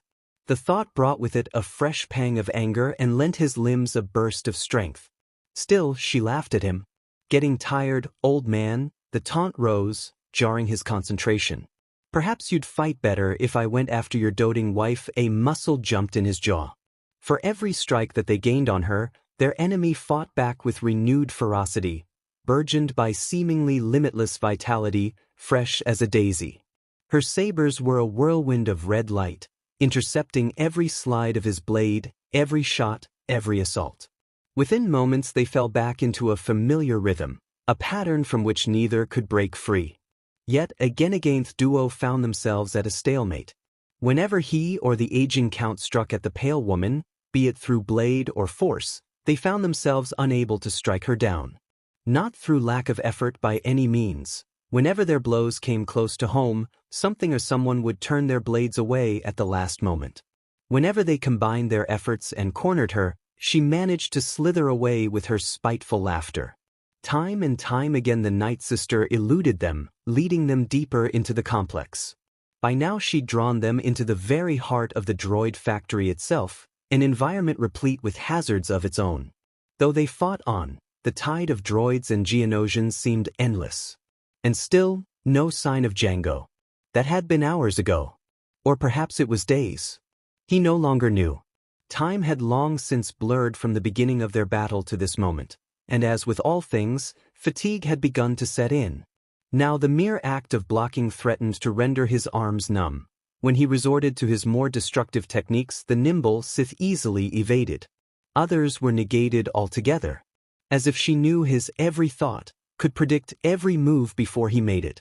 It infuriated him. That anger only fueled his blows, held firmly in check by leash of his sanity.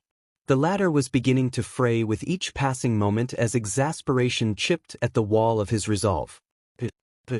Didn't have it. Had it been the two of them alone, with no risk of collateral damage, with no one to protect, with no distractions, he was sure it would have been easy. But this snarling a curse, he moved his saber between her and Dooku, parrying what would have otherwise been a fatal slide at the older man's. For his part, the aging Count riposted and drove Ventress back with a torrent of his own. To his initial surprise, the ensuing onslaught of bolts staggered her and forced the younger warrior back half a step.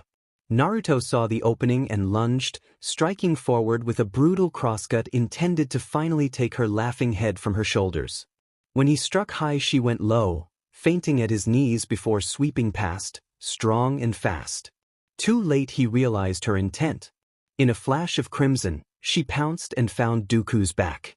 In a whirl of silver the Count spun, evading the fatal blow, but only just. One of her blades still pierced his side, emerging with a hiss of cauterized flesh. Grunting in surprise, the aging Count sank to a knee, raising his blade in a desperate attempt to fend off what would not out be the killing stroke screaming down at his head. And Naruto moved. Just as she'd expected him to. Be it by speed or luckier, perhaps she'd intended it all along, flung himself between her and that fatal blow even as he struck out with one of his own. Rather than resist, the nimble Nightsister bent with the force of his strike crossing her sabers, she used his own weight against him, sending his saberela's saber skittering out of his grasp. Even as he reached out with it through the force, he knew he wouldn't be fast enough. A triumphant shout tore out of her. Confident in her victory, she threw one last jibe at him. "Oh, don't fret. Ventress cooed. Your family will join you soon enough." When she struck down at him, the shinobi didn't dodge. Wild eyes blazed up at her. Gloved hands shot up, caging her wrists in an unassailable grasp. The crimson light of her sabers masked his face, casting his whiskered visage in vicious crimson relief. Something hardened in those azure eyes of his, a great and terrible hate coalescing into existence before her very eyes. As she looked on, he rose from his knees like a puppet severed from its strings, woodenly and without care. Pain flared in her limbs as palms sheathed in steel clamped down upon pliable flesh. Try as she might, for all her power, she found herself helpless to resist the sheer physical strength of her captor. Her right wrist gave with a terrible crunch then, sending the saber there tumbling from her grasp. Rather than clatter to the floor, the blade's fall found itself arrested at the last moment by the force itself. Too late she realized her peril, but trapped as she was, the Nightsister found herself powerless to do anything about it. A crushing force push flung her off the high ground and down to one of the lower levels back, her heels digging great furrows against the metal. Aghast, she raised her gaze toward the ramp, reaching, straining for her saber only to find the blade unresponsive. It hung there rooted for a long, tenuous moment, awaiting its new emissary.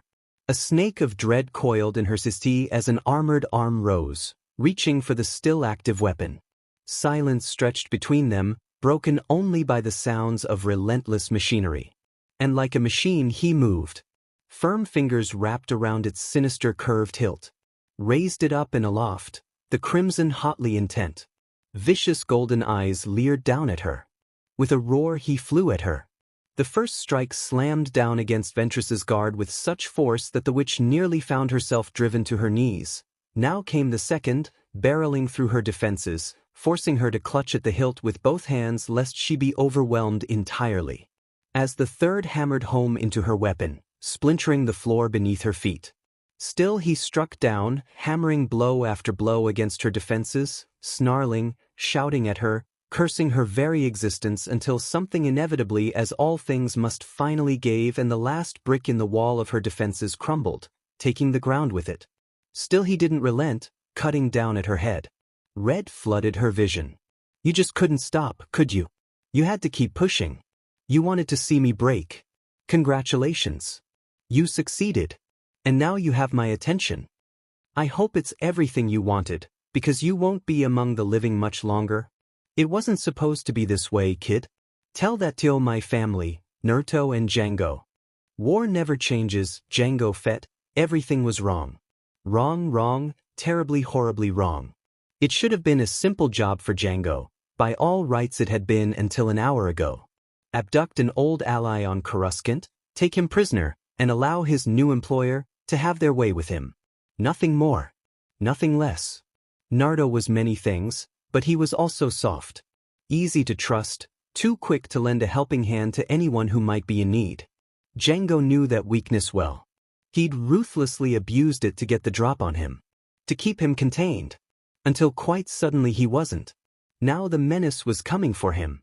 Django heard it in the way the walls shook around him, knew it by the dying screams of the Geonosians behind them as they died in the dozens, hundreds, then thousands.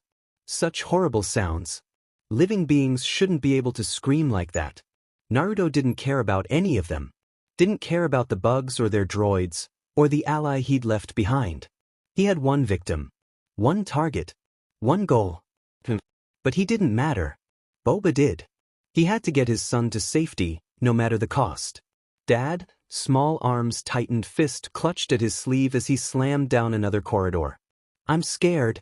Django wasn't afraid, he was utterly terrified. If he'd known this would have happened, he never would have taken the job, consequences be damned.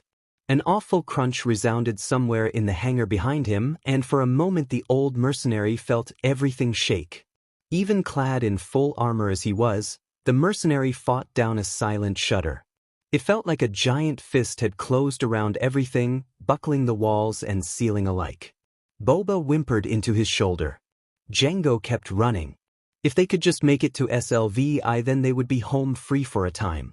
The galaxy was a big place. Surely there was somewhere to hide. Why are you running, Django? His former pupil howled after him as another blast door closed in their wake. I thought you were smarter than this. Against his better judgment, he risked a backward glance across his shoulder. A blaster bolt raked across his heel, and he glimpsed the visor of a helm not unlike his own mere moments before the Dursa steel slammed in the face of his pursuer. They both knew it wouldn't stop him. Not for long. It was already beginning to buckle and twist as the blonde beat it with his fists. Damn him. He was beginning to see why half of Mandalore obeyed this man. I thought you'd be dead by now, he growled as he resumed his flight. Why won't you die? The muffled roar that followed only made Django run all the harder. Blast this criffing job. The credits hadn't swayed him. Now, the threat of what would happen if he refused. That had. He was in too deep now to ever get out. His employer owned him, body and soul. Any attempt on his part to rat them out would put Boba in peril. Peril he wasn't prepared to face. Django did no far the corporate guilds or the techno-union. No, he feared the man who backed them. More than he feared this monster hunting them down, so he tried to tell himself.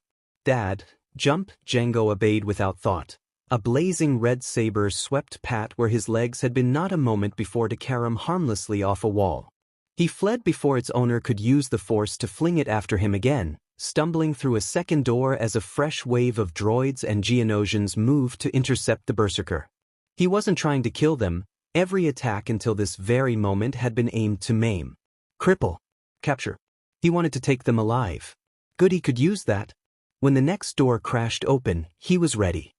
He glimpsed his former student in the corridor for the merest of moments before he moved. Armored fingers flexed and a panel pried itself loose to form a makeshift wall between him and the blast bolts. Another twitch of his fingers ripped a second panel free, then a third, fourth, fifth, more and more steel standing between him and the oncoming tide as he advanced. All the while, the mask of Mandalore gazed impassively back at him. When had he managed to get that back from his captors? Blast it, where are they? Naruto's voice howled over the blaster fire. Tell me, and all this stops. No one answered him, and so the shinobi menace roared. All those armored plates shot forward in a blistering wave of molten metal. Behind it, golden light burst from his entire body, turning his impromptu shields into whirring discuses of death. He needed them alive. Not the droids. Not the bugs. No one else. He had to hold back, preventing himself from bringing the entire complex down on their heads. Django saw his moment and took it. Sweeping his son tightly into his arms, the Mandalorian tightened his shoulders and ducked, causing the upgraded missile in his jetpack to roar to life. Naruto saw it, his helmet snapping towards him. Behind it, he swore he saw golden eyes narrow. Rather than retreat, he all but scoffed and waved his right hand in a lazy arc. Just like that, the missile it sailed right back at them like an angry boomerang. Django jumped, jetpack flaring as he retreated. Even then, the explosion scorched his boots and seared the air in his lungs. Not so the missile. A dozen different thoughts raced through Django's head like treacherous rats as another door slammed behind him. This one crumpled far faster than the last. His family. Damn it all. Those stupid fools had really done it, hadn't they? He hadn't wanted to believe it at the time. Was that why his employer wanted to send him to Umbara? It must be. If his family was there, if Naruto found Themif, he realized who was responsible. Well, heads would roll. You didn't mess with a man's family. It just wasn't done. No wonder the kid snapped. The horrible screech of another sundered droidica whirled past him, its corpse propelled by an explosion. Run faster. It wasn't so much that Django wanted to run, but rather he no longer had a choice in the matter. Naruto was well and truly after him now. No. Not Naruto. This abomination man wore his face, walked like him, talked like him, but it wasn't him. He'd seen those horrible golden eyes burning in the hall. Even if it was him, he had no longing to face him head-on. He didn't have a choice. Didn't the kid see that? Then again, he probably couldn't see much of anything now. Other than the color red. An invisible fist crumpled the space he just occupied and ruptured the floor. Django, point taken. Django Fett fled. Through shadow and flame, through smoke and ruin, until finally he found their hangar. I awaited them beyond, its hull gleaming silver and blue despite the dust raining down from the ceiling. Even then the deadly vessel stood fast against the arid air of Geonosis. Quiet and pristine, just waiting to be launched, utterly unaware of the horror descending upon it. There wasn't enough time. Damn it. Never enough time. He slipped a pair of mobile mines from his belt and slapped them against the main door, hoping against hope that they would be enough. Another explosion rattled the world behind them. Django stepped back, dropped his son to the floor, and moved him forward. Get in the ship, Boba. The boy's face turned anguished and he tried to squirm free. But Dad Django rounded on him. Get in the bloody ship, Boba got. The elder Fett took the merest of moments to watch his son clamber up the ramp and slam into the cockpit beyond. In that moment, Django found himself glad for his helmet. His son hadn't been able to see the fear in his eyes. He never would. With a sputtering whine, the ship's engines flickered to life and didn't. I shuddered in place, as though held by an invisible fist, and it was with a pang of dread that Django realized why his son hadn't been able to escape, with or without him. Slowly, agonizingly, he turned and drew his blasters. So that's how it was. It had to be him. Someone else might have. With a hot rush of boiling steam, the door crashed open before him and the mines detonated. A startled grunt greeted him. Got you. Django opened fire into the smoke, knowing he was shooting blindly, knowing he had no other choice. His flamethrower barked explosively, spewing napalm at the hunched silhouette in the smoke. And the crumbling remains of Super Battle Droid buckled beneath the bolts. Nothing more. A soundless shadow detached itself from the ceiling and alighted behind the mercenary. Not quite soundless. The faintest rustle of cloth betrayed him. Too late, Django felt the hand clamp down on his shoulder. Too late did realized what was about to transpire. Too late he tried to turn around. Said hand all but crunched down on his collarbone, rendering his right arm useless. You seem to have forgotten something, a harsh, angry voice hissed over his roar of pain. Before I was your student. I was a shinobi. Now clench your teeth. Then he struck him strong enough to make his helmet ring. He'd had him dead to rights. A single shot in the back or a swing of his saber would have been enough to end it. But the fool wanted to take him alive. Interrogate him. Why else would he bother to slug him in the head and fling him over his shoulder like a bag of wheat? Django should have been able to use that weakness. Turn it to his advantage. He was too busy writhing in pain. Breath burst from Django's lungs in an explosive gasp as his spine struck the floor, but not for long. By the time he scissored his legs and bolted upright, Naruto was on him again in a whirl of gold. A boot kanonied into his knee before he could even think to try and fly away, denting the older man's armor and slamming him against his eye like an angry rancor. The entire ship gave a ponderous groan as its metal hull buckled and warped beneath his back. He felt rather than saw his jetpack shudder against his shoulders. Blast it. There went the aerial option. Get up, a low snarl dragged him back to reality. I'm not done with you yet. Slowly, painstakingly, his old friend stalked forward. He'd lost his helmet somewhere in the blast, or perhaps he'd simply removed it. Regardless, it didn't change who he was looking at. Vicious eyes of venomous gold blazed back at him, wide and pulsing with apoplectic fury. You just couldn't stop, could you? The words were a snarl as he advanced, cracking his knuckles. You had to keep pushing. You wanted to see me break. Congratulations. You succeeded. His entire being seemed to pulse with golden light before he got himself back under control. And now you have my attention. My anger. My hate. I hope it's everything you wanted, because you're about to suffer for it. It wasn't supposed to be this way, kid. The words tasted bitter in his mouth. Tell that to my family. Django drew and found the blaster ripped from his hand in the same moment. I'll admit, you got the drop on me last time. Naruto continued, idly turning the pistol end over end in his hand.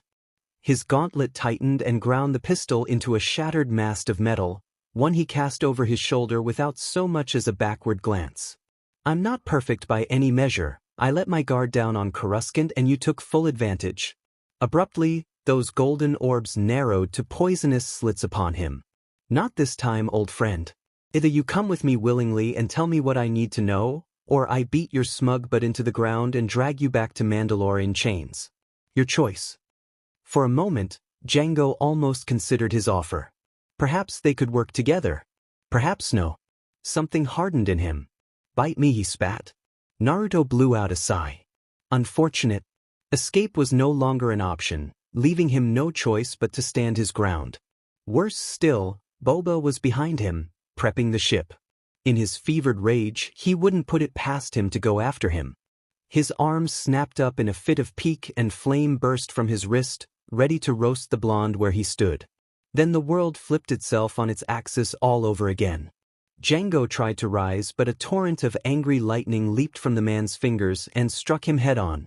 Every muscle in his body clamped down like a live wire, forcing him to a knee. He tried to raise his blasters and fire, but the stream of light cut off and an invisible fist smashed him onto his back, leaving him groaning. Look what you made me do, Django. A pair of golden eyes swam into his vision as he lay there, sprawled out on the deck. They looked almost sad. Mournful. Why did you run? I didn't want it to come with this. Why do you think I've been holding back? He spun suddenly, sensing danger. Under Boba's fevered ministrations, SLVI had finally managed to pivot in place. No further. Mighty laser cannons tracked downward and took aim, yet never found their target. Naruto raised his right hand to form a cruel claw and they buckled with a horrid squeal of tortured steel. Boba still tried to fire and only succeeded in blasting the cannons apart. Had that been the end of it, had he simply stayed in the ship where Naruto couldn't get at him, young Boba Fett might have emerged from the ordeal unscathed. Alas, he made the mistake of confronting him. All the world slowed to a crawl as SLVI's hatch irised open and the boy stepped out, blaster in hand. Eyes wild, he charged. Get away from him, he cried, firing wildly as both men looked on, one in horror, the other in utter disbelief. You BS'd, get off my dad. Naruto slapped the first shot aside, ducked under the second, and made a fist against the third. With a startled yelp, Boba flew forward from his feet and hung before them, suspended in the air like a puppet dangling on its strings.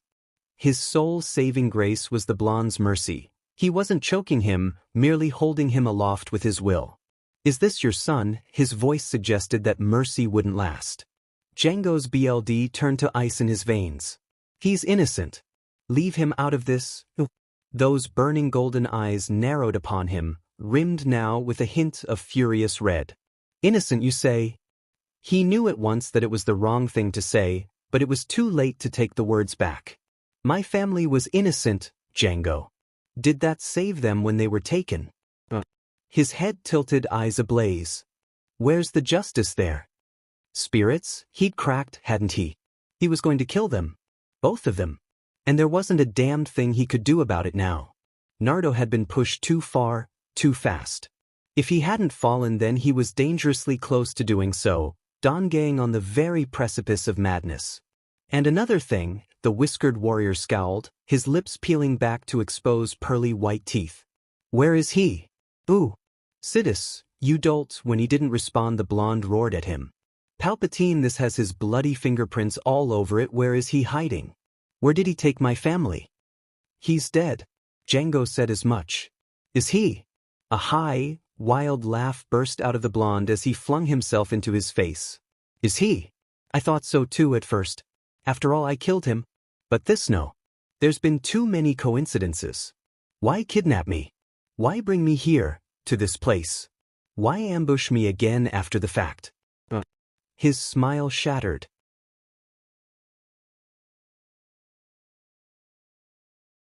Like brittle glass replaced by a scowl. Someone's behind this. If not him, then another. Someone has to be pulling the strings. Someone was. Not that he'd ever speak of them. I won't tell you anything. Oh, I think you will. His old student leaned away, favoring Boba with a melancholy look. You'll tell me everything. Or I'll take your son. Your family as you took mine. No, Jango tried to force himself upright, but an iron boot crunched down on his cheek. You can't. Lightning took him dead in the SIST, and he gasped, spine arching as it ended. Can. Talk, and the both of you can walk away from this. The blonde offered, lowering his hand. Refuse, and will. He hefted his stolen saber, its ghastly crimson light casting Boba's face in cold relief. The boy whimpered, but the blonde didn't waver. I really don't want to do this, Jango. Once again, that miserable smile graced those whiskered cheeks. I really don't. But we're out of time, I'm out of options, and I am so very tired of this game. That Sith girl said as much. They're going to die, Jango. Tell me where my family is. No. Dadn't. Jango surged upright and was struck down again. Monster craven, he ground out. You're not fit to rule Mandalore, monster, am I? A golden brow rose in mild consternation. That's rich. Coming from you, perhaps you should speak more softly to me then. Because I frankly don't give a fig what you, this world, or even the galaxy at large thinks of me. The boot ground deeper, cracking his ribs. So long as my fiends and family are safe, I couldn't care less. Makes you a bit of a hypocrite, no? Still, I'm going to give you one last chance. Chance? What chance? He didn't flinch when Jango spat in his face, didn't even deign to turn his face aside. I'd sooner die, Thanak. With an explosive snap hiss, a second lightsaber ignited against his neck, bathing them in ethereal azure glow. The flinch that followed was barely telegraphed, scarcely noticeable at all unless one knew what to look for in their victim. Nevertheless, the warrior did notice and locked onto it with frightful intensity. His saber rose a fraction of an inch in response, searing their neck. A pained hiss greeted him. So that's how it is, huh? Blank eyes the color of poisoned honey gazed back at Jango Fett, wholly devoid of any semblance of emotion. Defiance blazed high in his gaze once more, but the words that followed soon doused those flames. Stubborn to the end. I'm no fan of torture, but I have my ways. Now, then indeed, they prove themselves almost chilling by comparison. You can tell me where the hell you've stashed my family. Naruto leaned forward, lips peeled back in a scowl. Or your son can die screaming with them. We'll die. Jango spat back. They'll kill us. Ooh. Naruto's retort was instant. I don't know their name. Jango grit his teeth against the words, to no avail. No matter what choice he made here, he lost. If he held his tongue, Boba died. If he spoke, then his employer would kill him. Maybe not today, maybe not tomorrow, but soon. Either way, his death was all but assured, or so he told himself. But only one option ended with Boba dead. He could tell all or nothing at all. Yes, the choice was his. The bitter irony of it tore a laugh from him, and Boba gasped at it. What choice did he have? None at all. If I tell you what I do know, Jango ground the words out, you'll let us go. Just like that? Yes. Naruto leaned closer. You have my word. Jango Fett sang like a canary. You have fallen so and yet learned nothing at all. Kindness. Empathy. These are tools of weakness. Shackles, limiting your potential. Discard them and become all that you were meant to be. Counter-Strike. Interlude. Luminara Unduli considered herself a good Jedi. She was a paragon of virtue, A learned woman, the proud in as much as a Jedi could be proud as are of one Barriss Offee. Her deeds were great, her accomplishments many. She prized herself as a champion of peace and justice throughout the galaxy, always willing to help those around her, ever willing to go above and beyond the limits of her duty in service to the Force right now. It felt like the Force was laughing at her and her Padawan both. "Thanks for lending us the shuttle, Lumi." A hand came down on shoulder, jolting her out her reverie. "I owe you one." Little more than a feather's bush, that touch, yet she knew he had the power to crush the bone there into powder. Such was the strength of the young man even now walking away from her. He didn't need his gauntlets to fight, nor that helmet to hide high face, but he chose to keep them anyway. She could respect that. What she did not respect was being a glorified taxi for the bloody Mandalore. Still, a debt was owed, and a debt must be repaid. Her eyes flicked after the whiskered warrior as he paced to the back of the ship where Dooku lay. The former emissary had taken his share of wounds in the battle, but he looked to be pulling through. Or he would, once Barriss got him to sit still. She stole a glance to the cockpit, where the endless tunnel of hyperspace still loomed. Umbara awaited his captured family somewhere on that darkened world, and woe betide to any who stood in his way. She blew out a quick breath, knowing what it was she was about to unleash.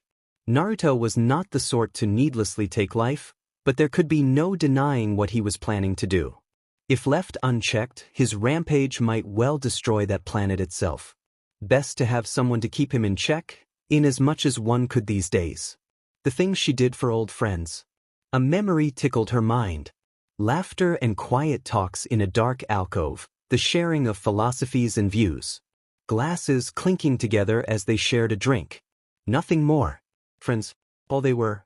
All they would ever be. Rich laughter as he made one of his awful jokes, a pun so bad she couldn't help but scoff at. Friendship. An attachment. The Force nudged her out of the past and back to the present. Still, it didn't stop her from cocking an ear as the weary blonde sat beside the aging Count and gave him a once-over. "How are we feeling, old man?" Dooku hissed only a little as Barriss applied another back-to-patch. "Never better. I'll be right as rain by the time we land." "I'll hold you to that." A hand slapped his back. "If you aren't, you're going in the back-to-tank." His piece said he plodded back her way, leaving Dooku to Barriss's tender care. With luck, he'd slip into a healing trance. Or perhaps not. Dooku had always been stubborn. Charismatic perhaps, but set in his way. More so now that he'd stepped away from the Order. "How close are we?" Naruto's voice tugged at her. "Not long now." She checked the console's readout, then tooted as he sank into the co-pilot's chair beside her. "You are restless. Could you not have simply taken your friend's ship?" "You mean Django?" She couldn't see his face behind that blasted Beskar helm, but he sounded displeased. "I've tormented him enough for one lifetime." He craned his neck toward the viewport, allowing the myriad lights of hyperspace to play off his polished helm. "Once this mess with Umbara is over and my family's safe, he's free to take Boba and raise him as he sees fit." A resigned note entered his muffled voice. "Let them hide away from the war that's coming. Better that way. For everyone." War. She blinked. "But the talks with the separatists haven't yet broken down. After what you did on Geonosis, his helmet inclined a fraction of an inch. They will. Any day now. You are certain of this?" "Never been more certain of anything in my life." His right hand shook on the console before he gripped it by the wrist. "I've seen what's coming." "Have you?" Silence reigned between them. "It's not the war that takes your life, but what comes after." He said it sadly, almost mournfully. "That hasn't changed. Even now." For a moment, she could have sworn she heard him grind his teeth beneath his helmet. "You die, and then your corpse is used as bait for other would-be Jedi. That was one of the futures I saw." Luminara couldn't quite fight down her flinch. She took a moment to assert herself before speaking again. "Some things cannot be changed, Naruto." Here at last he removed his helmet. "They have." He shook his head as the cloying helm was torn free. "They will be. I'll make sure of it." He did not look as she remembered him. He looked tired. Dark circles under his eyes. His golden eyes. And just like that she understood. Dense in the Force he may be, but he'd withdrawn himself from even her, refusing to let himself be detected. Her eyes flitted to the sabers resting at his belt. She'd only ever seen him carry two. But now there were two more, dark and twisted things, exuding palpable malice. He had not possessed such the last time they'd met, and the sight did not hearten her. He'd ever been known for taking trophies, even in his current state. Yet those trophies, he muttered, perhaps sensing her gaze. And a reminder. Now it was the Jedi's turn to tilt her head. Not to fall any further. We all feel that pull from the dark side sometimes. Her voice was calm, even in her spirit wasn't. It's part of the Force. Part of all of us. But it doesn't control you unless you let it. A pale green hand closed around his trembling fingers. The Force is a part of all living things, no. That you feel tempted doesn't make you a bad person. It makes you human. Come to Coruscant with us once this is done. Let us help you know. He shook her off. I'm not a Jedi. I refuse. Such a stubborn man. Dooku had been right about him. She reached out and patted his hand. Which is why I'll help you myself. I don't need help. There's a war coming, Luminara. And you have a family to find. She gave him a shove when he made to stand. Be calm. You'll help no one like this. You cannot be serious. Of course I'm serious. She shoved him again and he actually swayed a bit in his chair. When was the last time you rested? The silence proved telling. This is a rescue mission not just for your family, but to recover missing Jedi at that. Somehow she doubted Emsar Kenobi would phrase it as such, but he'd still appreciate the assist. You need help. She leaned forward in her chair and carefully laid her hand over his. As a representative of the Jedi, I am offering my aid and that of my Padawan. You're not alone in this. Now close your eyes and rest or I'll knock you out. He quirked a blonde brow at her, mildly amused. You can try. She quirked a brow at him. No, I will succeed. Naruto met her gaze for what felt like an eternity. Luminara couldn't help but wonder what she would do if he refused to back down.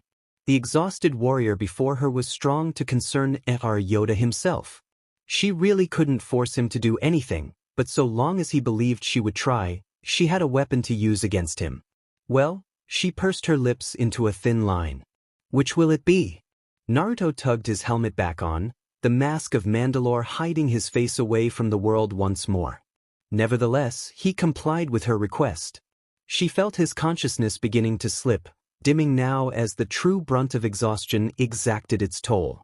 You'll wake me the second we exit hyperspace. She favored him with a wan smile. Certainly, my friend. With a sigh born of frustrations and exasperation, the wayward warrior tilted his head back in the chair. Gradually his posture relaxed. His breathing evened out. He fell asleep in exactly 9 seconds. Even so, she watched him for a handful more, just to make certain. It wouldn't do to have him wake again so soon after he'd nodded off. After all, she had other matter to attend. Peace, Barriss, sensing her pupil's gaze, she held up a hand. Whatever you may think of him, he's not our enemy.